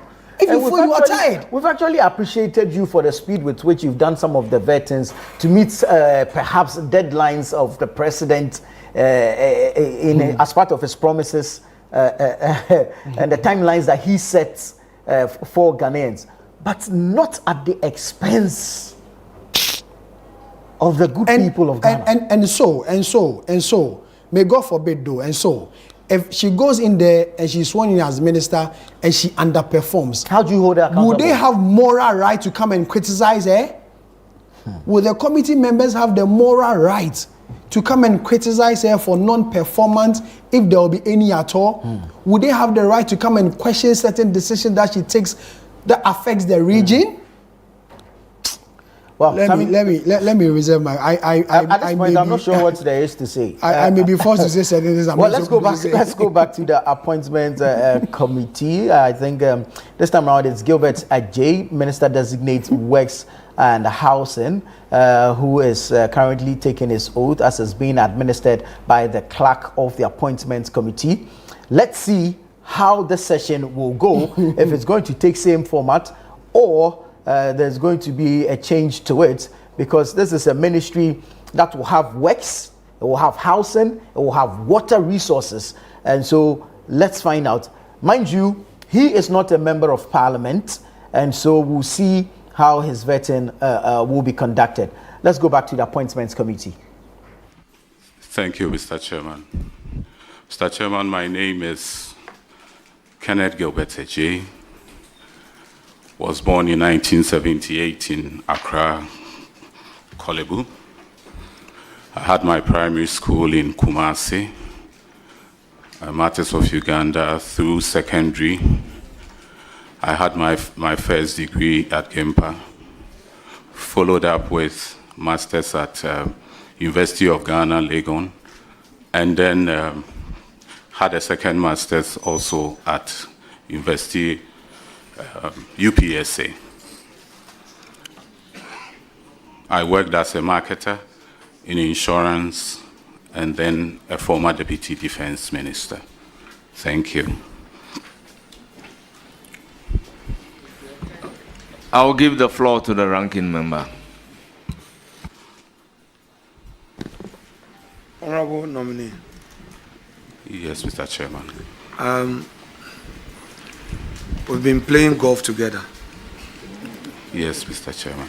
And I just want to make that disclosure, but that is our friendship. Yes, Mr. Chairman. Here, my role is to do the necessary questioning. So don't take it personal. Yes, is that okay? Yes, Mr. Chairman. And you are not under cross-examination. Is that okay? Yes, Mr. Chairman.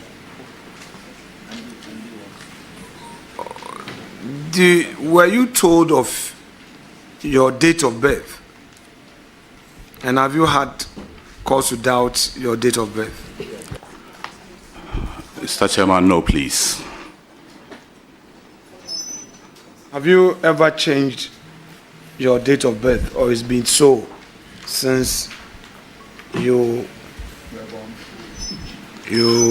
attain the regular age of knowing your date of birth? No, please, Mr. Chairman.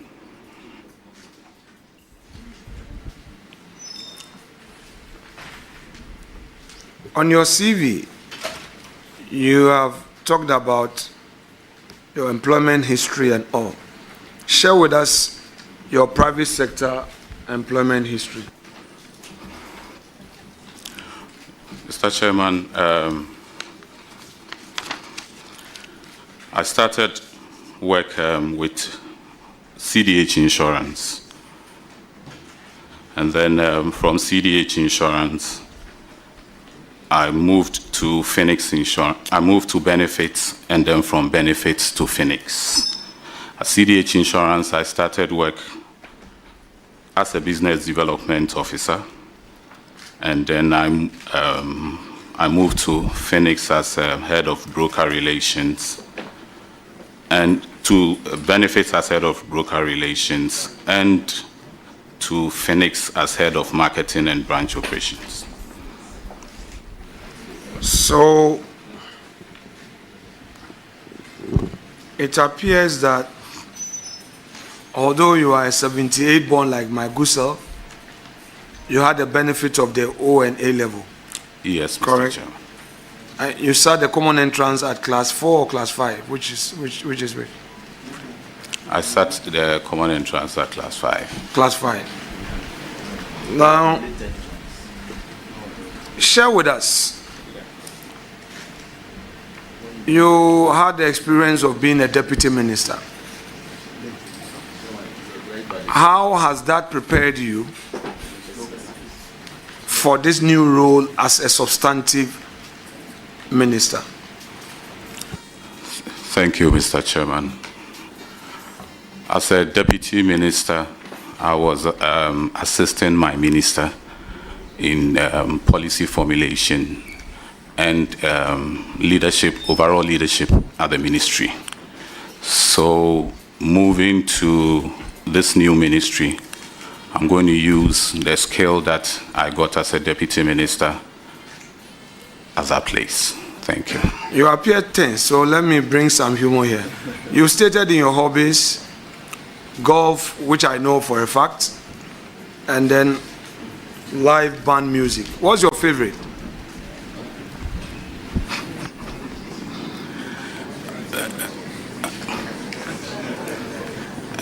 Mr. Chairman, both, but I think golf is more. I'm saying that for the golf I know. Yes. So we are not going to golf. Yes. I don't want to know. Yes. What is your handicap and all. I'm not talking about your handicap. I'm asking your favorite music, the live band you're talking about. I'm actually, with the locals, I prefer Lumba. Which of his songs? Which of them?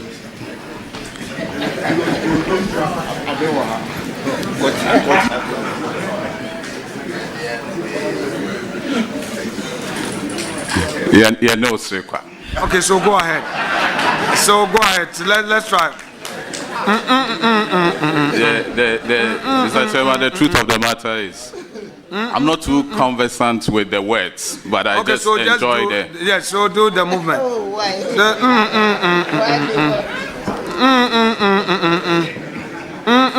Yes, go on with that one. Mr. Chairman, is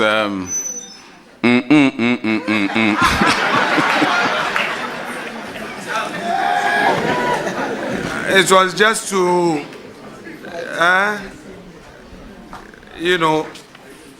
Kenneth. Yes, Mr. Just to help you to take it easy. Yeah, your last vetting was a deputy minister. Yes. And it's been some time now. Yes. You are an Ashanti, are you? Yes, Mr. Chairman. Mother Ashanti, father Ashanti? Yes, Mr. Chairman. From where exactly? Mother from Chede, father from Asante Achim Agogo. Oh, Asante Achim Agogo. So yes. You know Bompata? Yes, Mr. Chairman. Oh, very well. I'll leave it there.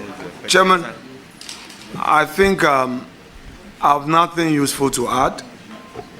I wish the nominee well.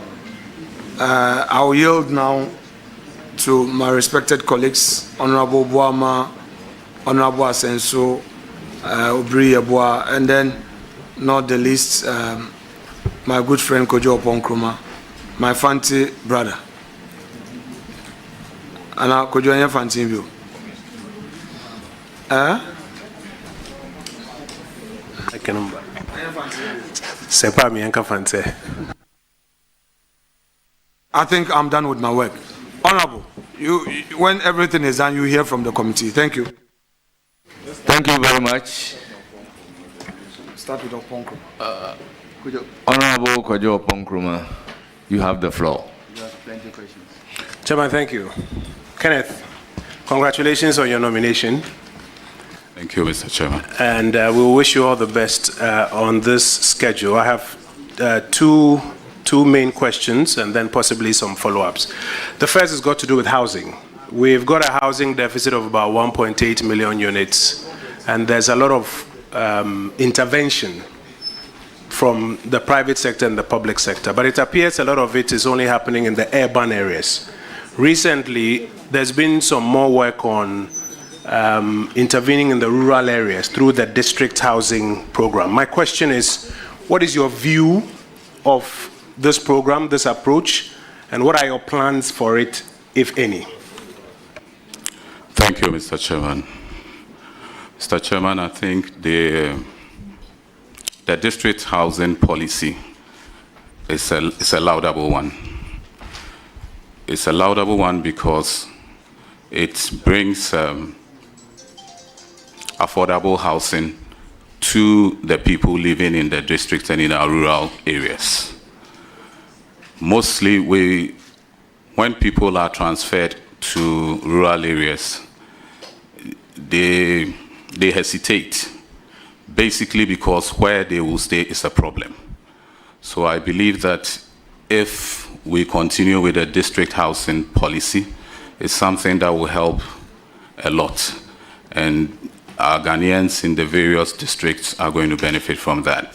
And Mr. Chairman, also, most people want to retire to their villages, but the issue is where are they going to stay? But if we have this policy, it's something that will help. Thank you. Thank you, Chairman. I would move to a second question, still in the area of housing, and it's to do with the financing of housing interventions. Senso was there, I was there, a few other ministers have been there. One of the challenges is that you're often waiting for money from the finance minister to do interventions, and it's difficult in the current fiscal framework to find funding. Do you have any thoughts on how to find alternative financing to push the housing agenda? Because you may have the best of plans, but if you can't find the money, you'll be stuck. Any thoughts in that area? Thank you, Mr. Chairman. Mr. Chairman, given the opportunity, I will leverage on public-private partnership to attract investment and expertise from the private sector.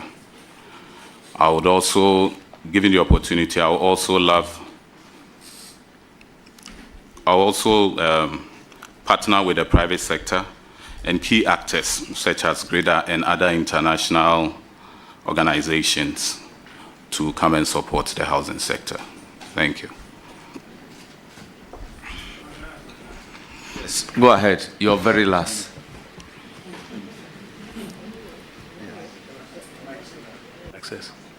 Thank you, Chairman. My final question is in the area of coastal protection. A good chunk of Ghana's coastline requires some intervention because of the climate challenges that we are facing. I want to understand from you the kind of briefing you have so far on the coastal protection challenge and how, if this Honorable House gives you the nod, you intend to approach it perhaps a bit differently from what we have done in times past. And Chairman, that will be my final question.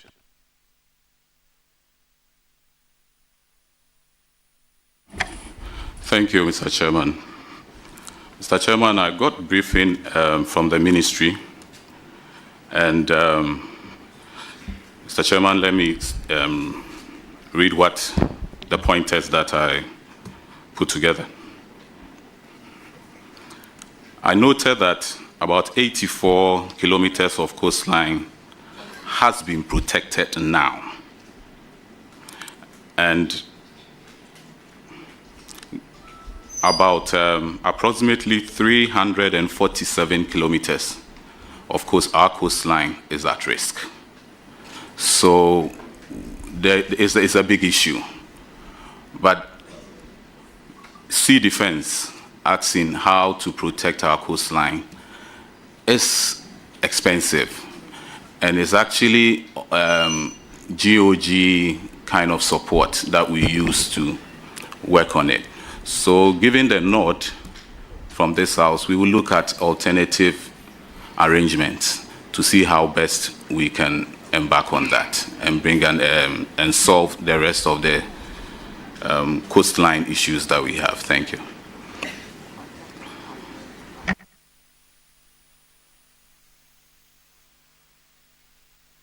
Chairman, I'm grateful for the opportunity and I wish the nominee well. I give the floor to Honorable Asenso Boachi, former Minister for the sector. Honorable former Minister wants to sip water before. Honorable former Minister, having taken water, be brief. And let your questions be cool like water.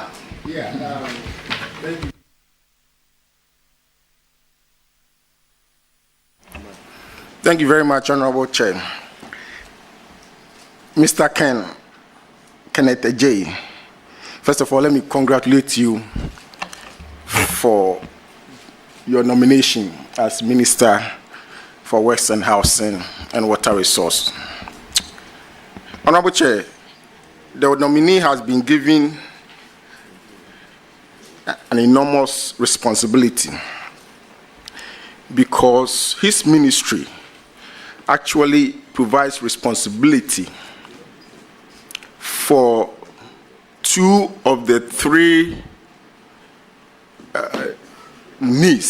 basic needs of man.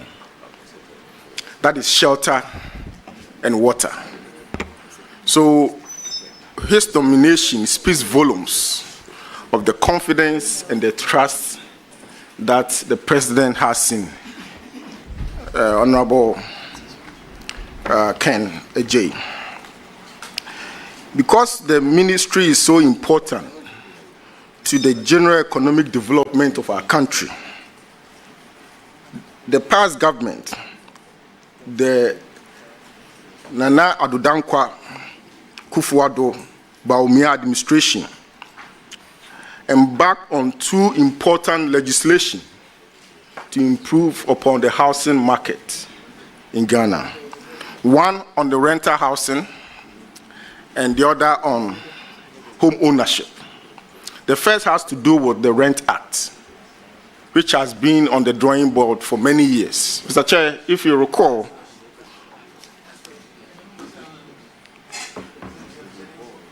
Mr. Address the chair and proceed to ask the question. Mr. Chair, if you recall, please. Your question. Mr. President, Mr. Chairman, I have to lay the foundation.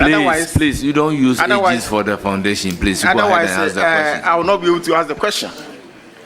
I will not be, if there's no time for me to ask the question, I'll be glad to pass it on to. Yeah, I have to lay the foundation for the question. I mean, what was this? Then Mr. Chairman, then there's no need for me to ask the question. Let's give it to another person. Because I have to lay the foundation. I can't be brief. I have to lay the Rent Act is a very important one. And all that I want to say is that some efforts have been made to legislate to revise the Rent Act. And I just wanted to know from the nominee if he's been briefed and what he can do to fast track it. It's a very simple question, but it's important that I lay the foundation. The question was not going to be a hard one. Honorable nominee, have you been briefed? Thank you, Mr. Chairman. I was briefed that the bill was sent to Parliament, but wasn't finalized. If given the nod, I'll review it and then we'll send it back to Parliament. Thank you. Your further question, please. Honorable Chair, the question was not, even though it was important that we lay the foundation. The next question, Mr. Honorable Chair, has to do with the big elephant in the room, which is the rent issue. In Ghana today, if you want to rent a place, the law says that you can't charge more than 6 months. But we all know that that is not the case in practice. Landlords charge 2 years advance and all that. And if you are just graduated from school, you cannot have the money to pay 2 years rent advance. Under my leadership as housing minister, we introduced what we call National Rental Assistance Scheme.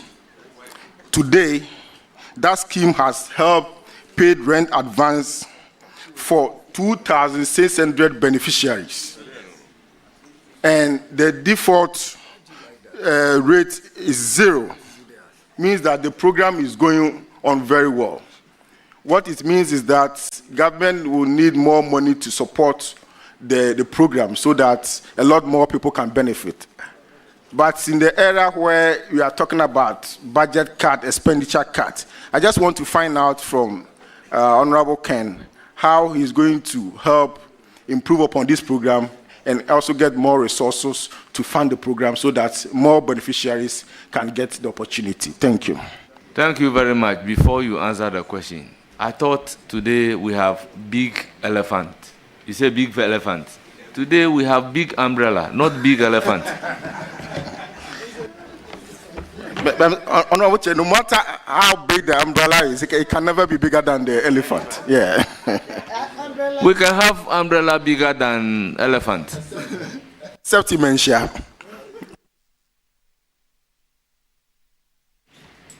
Honorable nominee, answer the question. Thank you, Mr. Chairman. Mr. Chairman, I'm aware of the low interest rent advance scheme that our party, the NDC, is also coming up with. And I'm aware of that of the National Rental Assistance Scheme that the NPP brought. Mr. Chairman, I've been briefed that the National Rental Assistance Scheme has been piloted in 6 regions so far. If I get a nod and I get to office, I will review it and then merge the two. Thank you.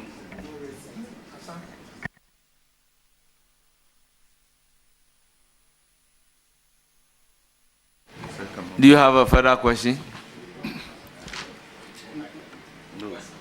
No, Honorable Chair, except to wish Honorable Ken Adjei all the best. And I know that he's going to go through this nomination and deliver and provide results for the benefit of the good people of the country. Thank you. Yes, but take note that these days is a big umbrella, not elephant. I'll give the floor to Honorable Adjei Ladi.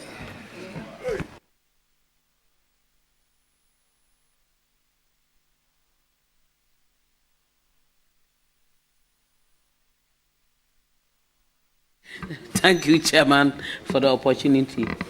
Mr. Ken, let me congratulate you on your nomination by His Excellency John Dramani Mahama.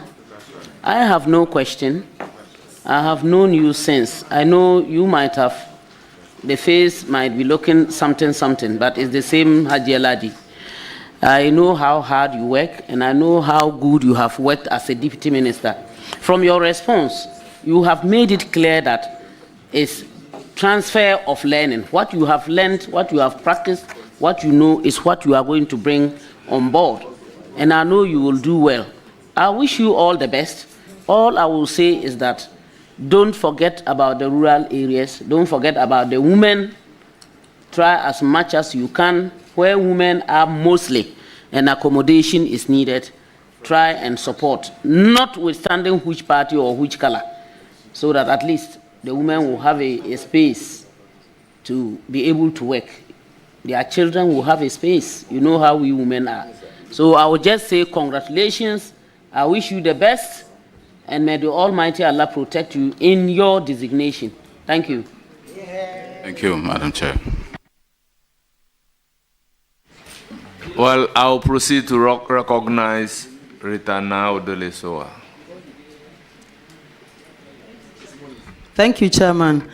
I wish to congratulate Honorable Ken Adjei on his nomination by His Excellency John Dramani Mahama, the President of the Republic of Ghana. I know you will deliver, but as you go into office, I wish to request that when we are putting up facilities, we should not forget the persons with disability so that we make our facilities disability friendly. May God guide you and lead you. Thank you. Congratulations.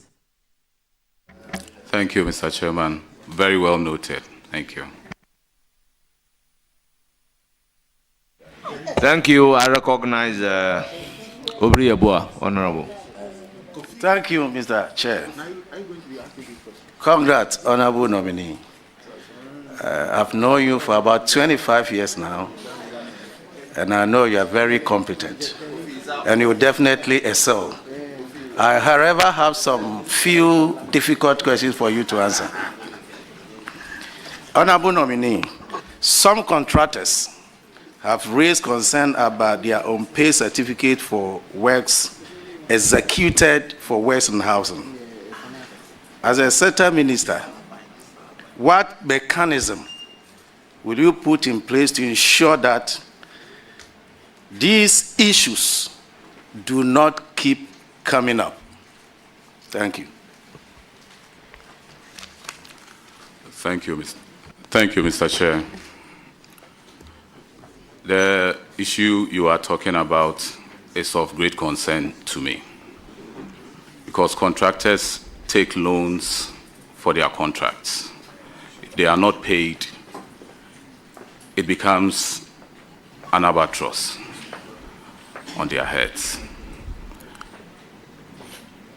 When I get a nod, and get to office, I'll call for those files. We'll review it, and I'll have a conversation with the Honorable Finance Minister. We'll see how best we can raise funds from other sources, and then arrange with the contractors and see how we'll pay them. But I understand what they are going through, and the NDC government will ensure that we satisfy them. Thank you. Any further question? Yes, Mr. Chairman. Please go ahead. Honorable Nominee, successive government, in an effort to provide suitable accommodation for public servants, entered into joint ventures with private developers to use their own resources, given the state's limited financial resources. In return, government engrosses leases on some lands, known as demise lands. As a sector minister, are you committed to advancing and sustaining these laudable initiatives? Mr. Chairman, can you kindly come up with a question again? What I mean is that, by virtue of the fact that government always have limited resources, they enter into a joint venture with private developers. These private developers will use their own resources, and in return, government gave them land to compensate whatever cost that they have incurred. I personally think that this is a laudable initiative by your ministry. Are you going to continue on? Thank you, Mr. Chairman. That, I think that's the redevelopment scheme is what you are talking about. The redevelopment scheme is a good scheme. That is, if only we go by the brain behind redevelopment. Because the brain behind it is that you see old housing, maybe a 2-bedroom, 3-bedroom house on 2 acres of land. Meanwhile, population growth is just going high, and we need more houses for people.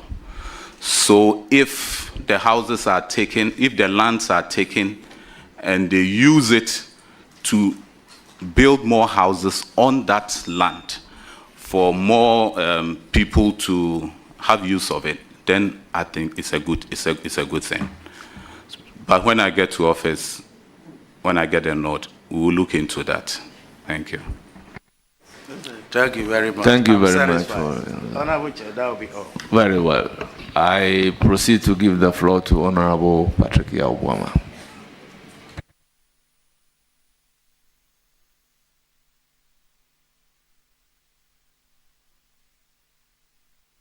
Bowman, I beg you. Chairman, I'm entitled to 10 questions, you said.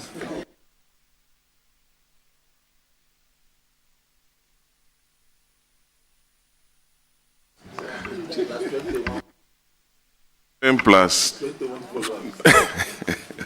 By now, you should have asked 2 questions. So. Chairman, this is a very important portfolio, Chairman. A very, very important portfolio. We are not tired. We are not. Vetting, we'll close at 10. Honorable Adjei, congratulations, Ken. I'm sure the OAS boys are happy, but it's not a good school, but I will take it like that.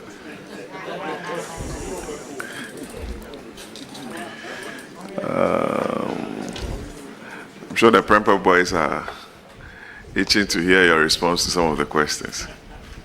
Anyway, I'm sure you are aware of some $200 million facility that the MPP administration secured for the Odo project, and an additional $150 million. A lot hasn't been achieved, especially with the usage of these funds. Have you been briefed on this, and what do you intend to do to ensure its execution? Thank you. Thank you, Mr. Chairman. I got an initial briefing on the Garrett project, and I was told that 200 million was initially taken, and then later the ministry came back for 150 million. When I get to the office, I'll call for the file and look at it and ensure that they complete the project, because this is a project that the money is there. So we need to push for it to be done so that it will benefit Ghanaians. Thank you. Thank you. There are a lot of files to be called, Honorable. I'm going to run you through some list of water projects that the previous administration also secured funding for, and also ask you what interventions you are going to make because of the debt exchange program. The list of the projects, those lists of projects have stalled. Wenchi, Techiman, Sunyane, Tamale, Damango, Yendi, they've all stalled because of the debt exchange program. I'm sure the people in those areas shouldn't wait for the resolution of the debt exchange program, and they want to hear from you that some of your immediate interventions to ensure that they have access to potable, clean water in those communities. Thank you. Thank you, Mr. Chairman. I will look for other sources of raising funds, and I will have a conversation with the Honorable Finance Minister. We will sit and discuss it and see how best we can raise funds to complete those projects. Thank you. Thank you.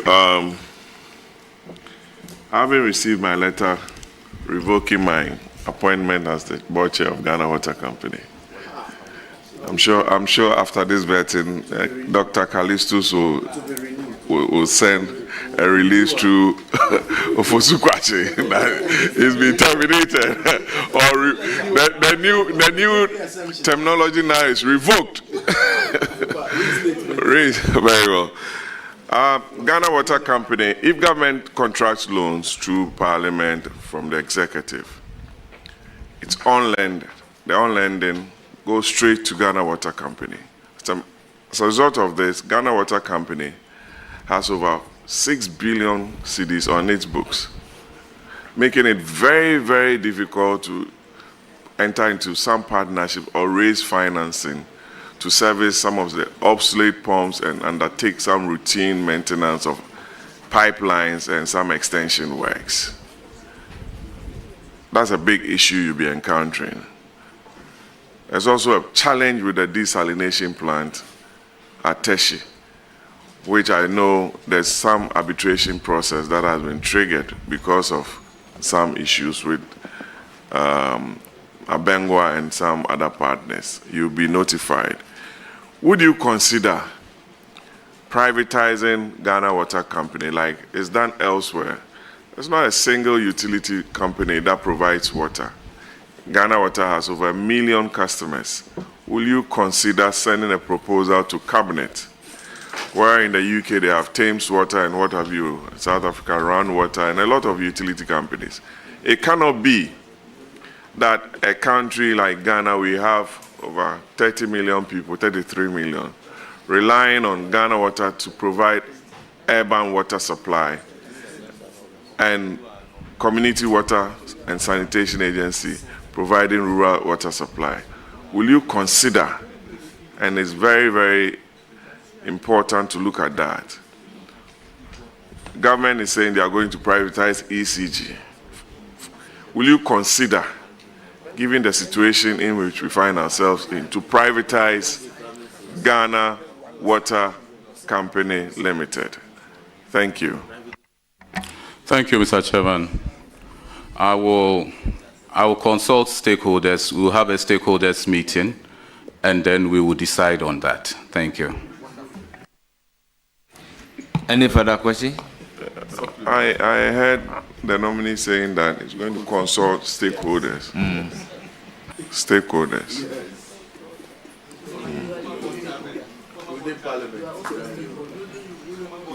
The decision is government's. Government is 100%. Well, Ken, I like your answers. Very short, brief.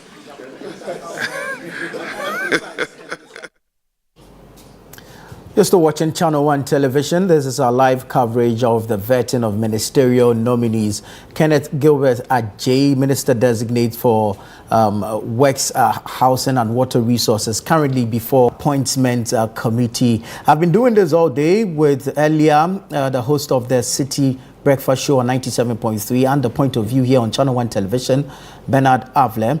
And then you heard from Samiri Afe from our City Newsroom. Our man on the ground, Charles Owusukumi, will put together a report which will air on our major news bulletin, the Channel 1 Newsroom, what we call the CNR, which is scheduled for 8 p.m. on the dot.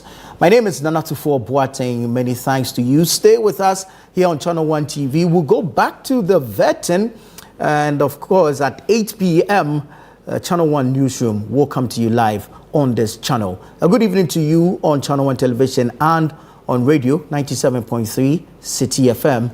But let's still stay and enjoy proceedings from the Appointments Committee. At 8, we cross over for the Channel 1 Newsroom. Have a good evening. Thank you, Mr. Chairman. Mr. Chairman, it's in the NDC Manifesto that we will be constructing new... I'm actually reading it. We'll be constructing new housing units and refurbishing dilapidated and abandoned security houses, homes for our people in the security services, i.e. the Ghana Armed Forces, the police, immigration, and the prison officers. So it's something that we will definitely take it up.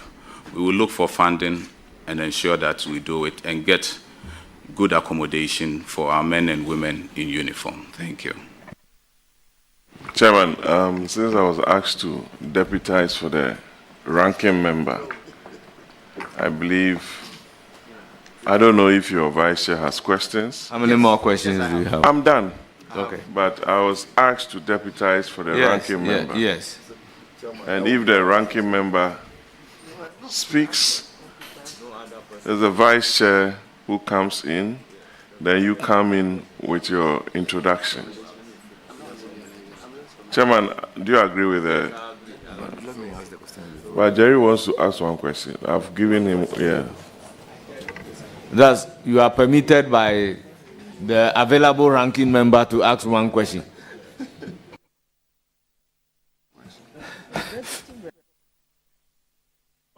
Mr. Chairman, congratulations, sir.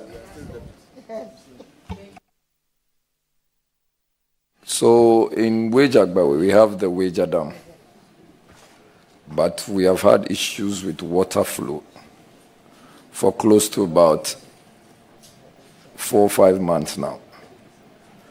And the people who are also just closer to the dam are also threatened by a court matter. Honorable Patrick Yabuama knows about this. I had to call him one of the days to intervene. What assurances are you giving us with water supply and then to continuously live in our homes? This one, if you don't help me, the Wejabawe people, they will come after you. Thank you.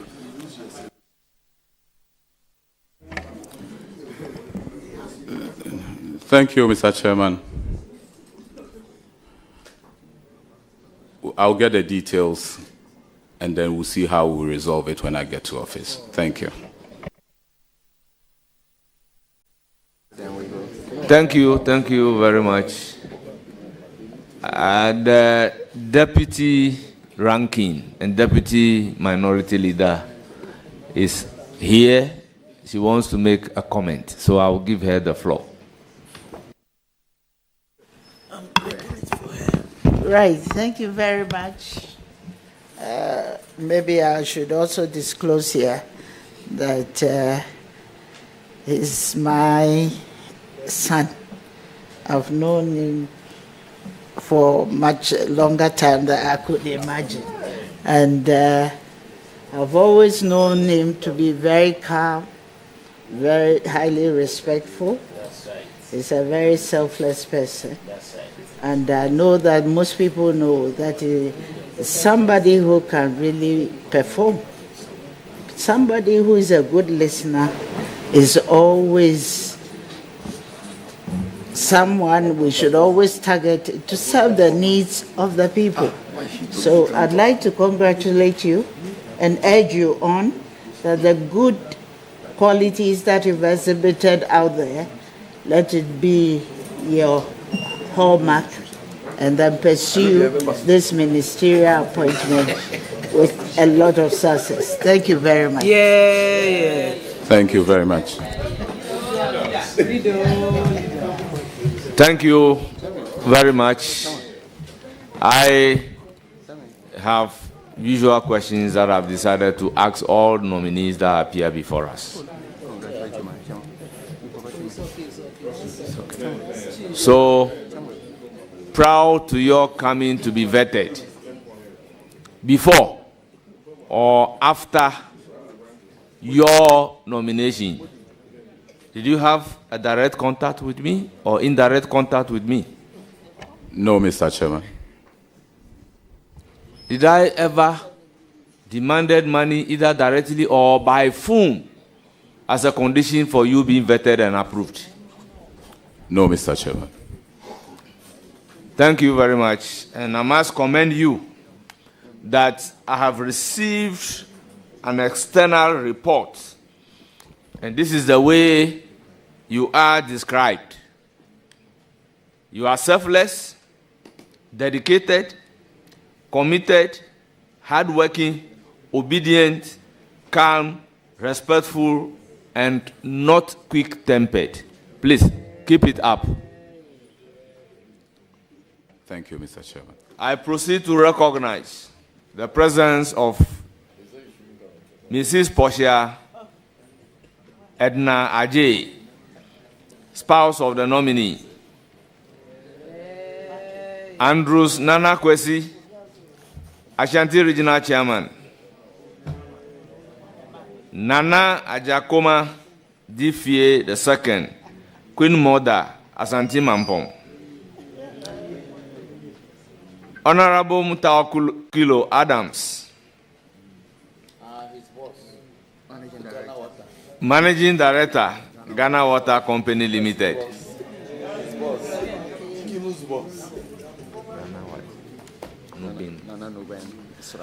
Nana Nubin Sra III, Tredahini, Bafo Adjei Fosu II, Otumfo Anantahini, Kofi Atamils, son of former President J.E. Mills, Dr. Kobana Dufo, I believe is Kobana Dufo Jr., Suleimana Kasim, Imam, Ekwima, Fowasi,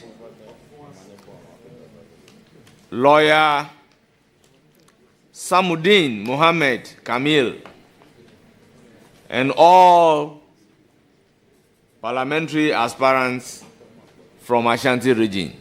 You are welcome. Honorable nominee, you hear from the committee and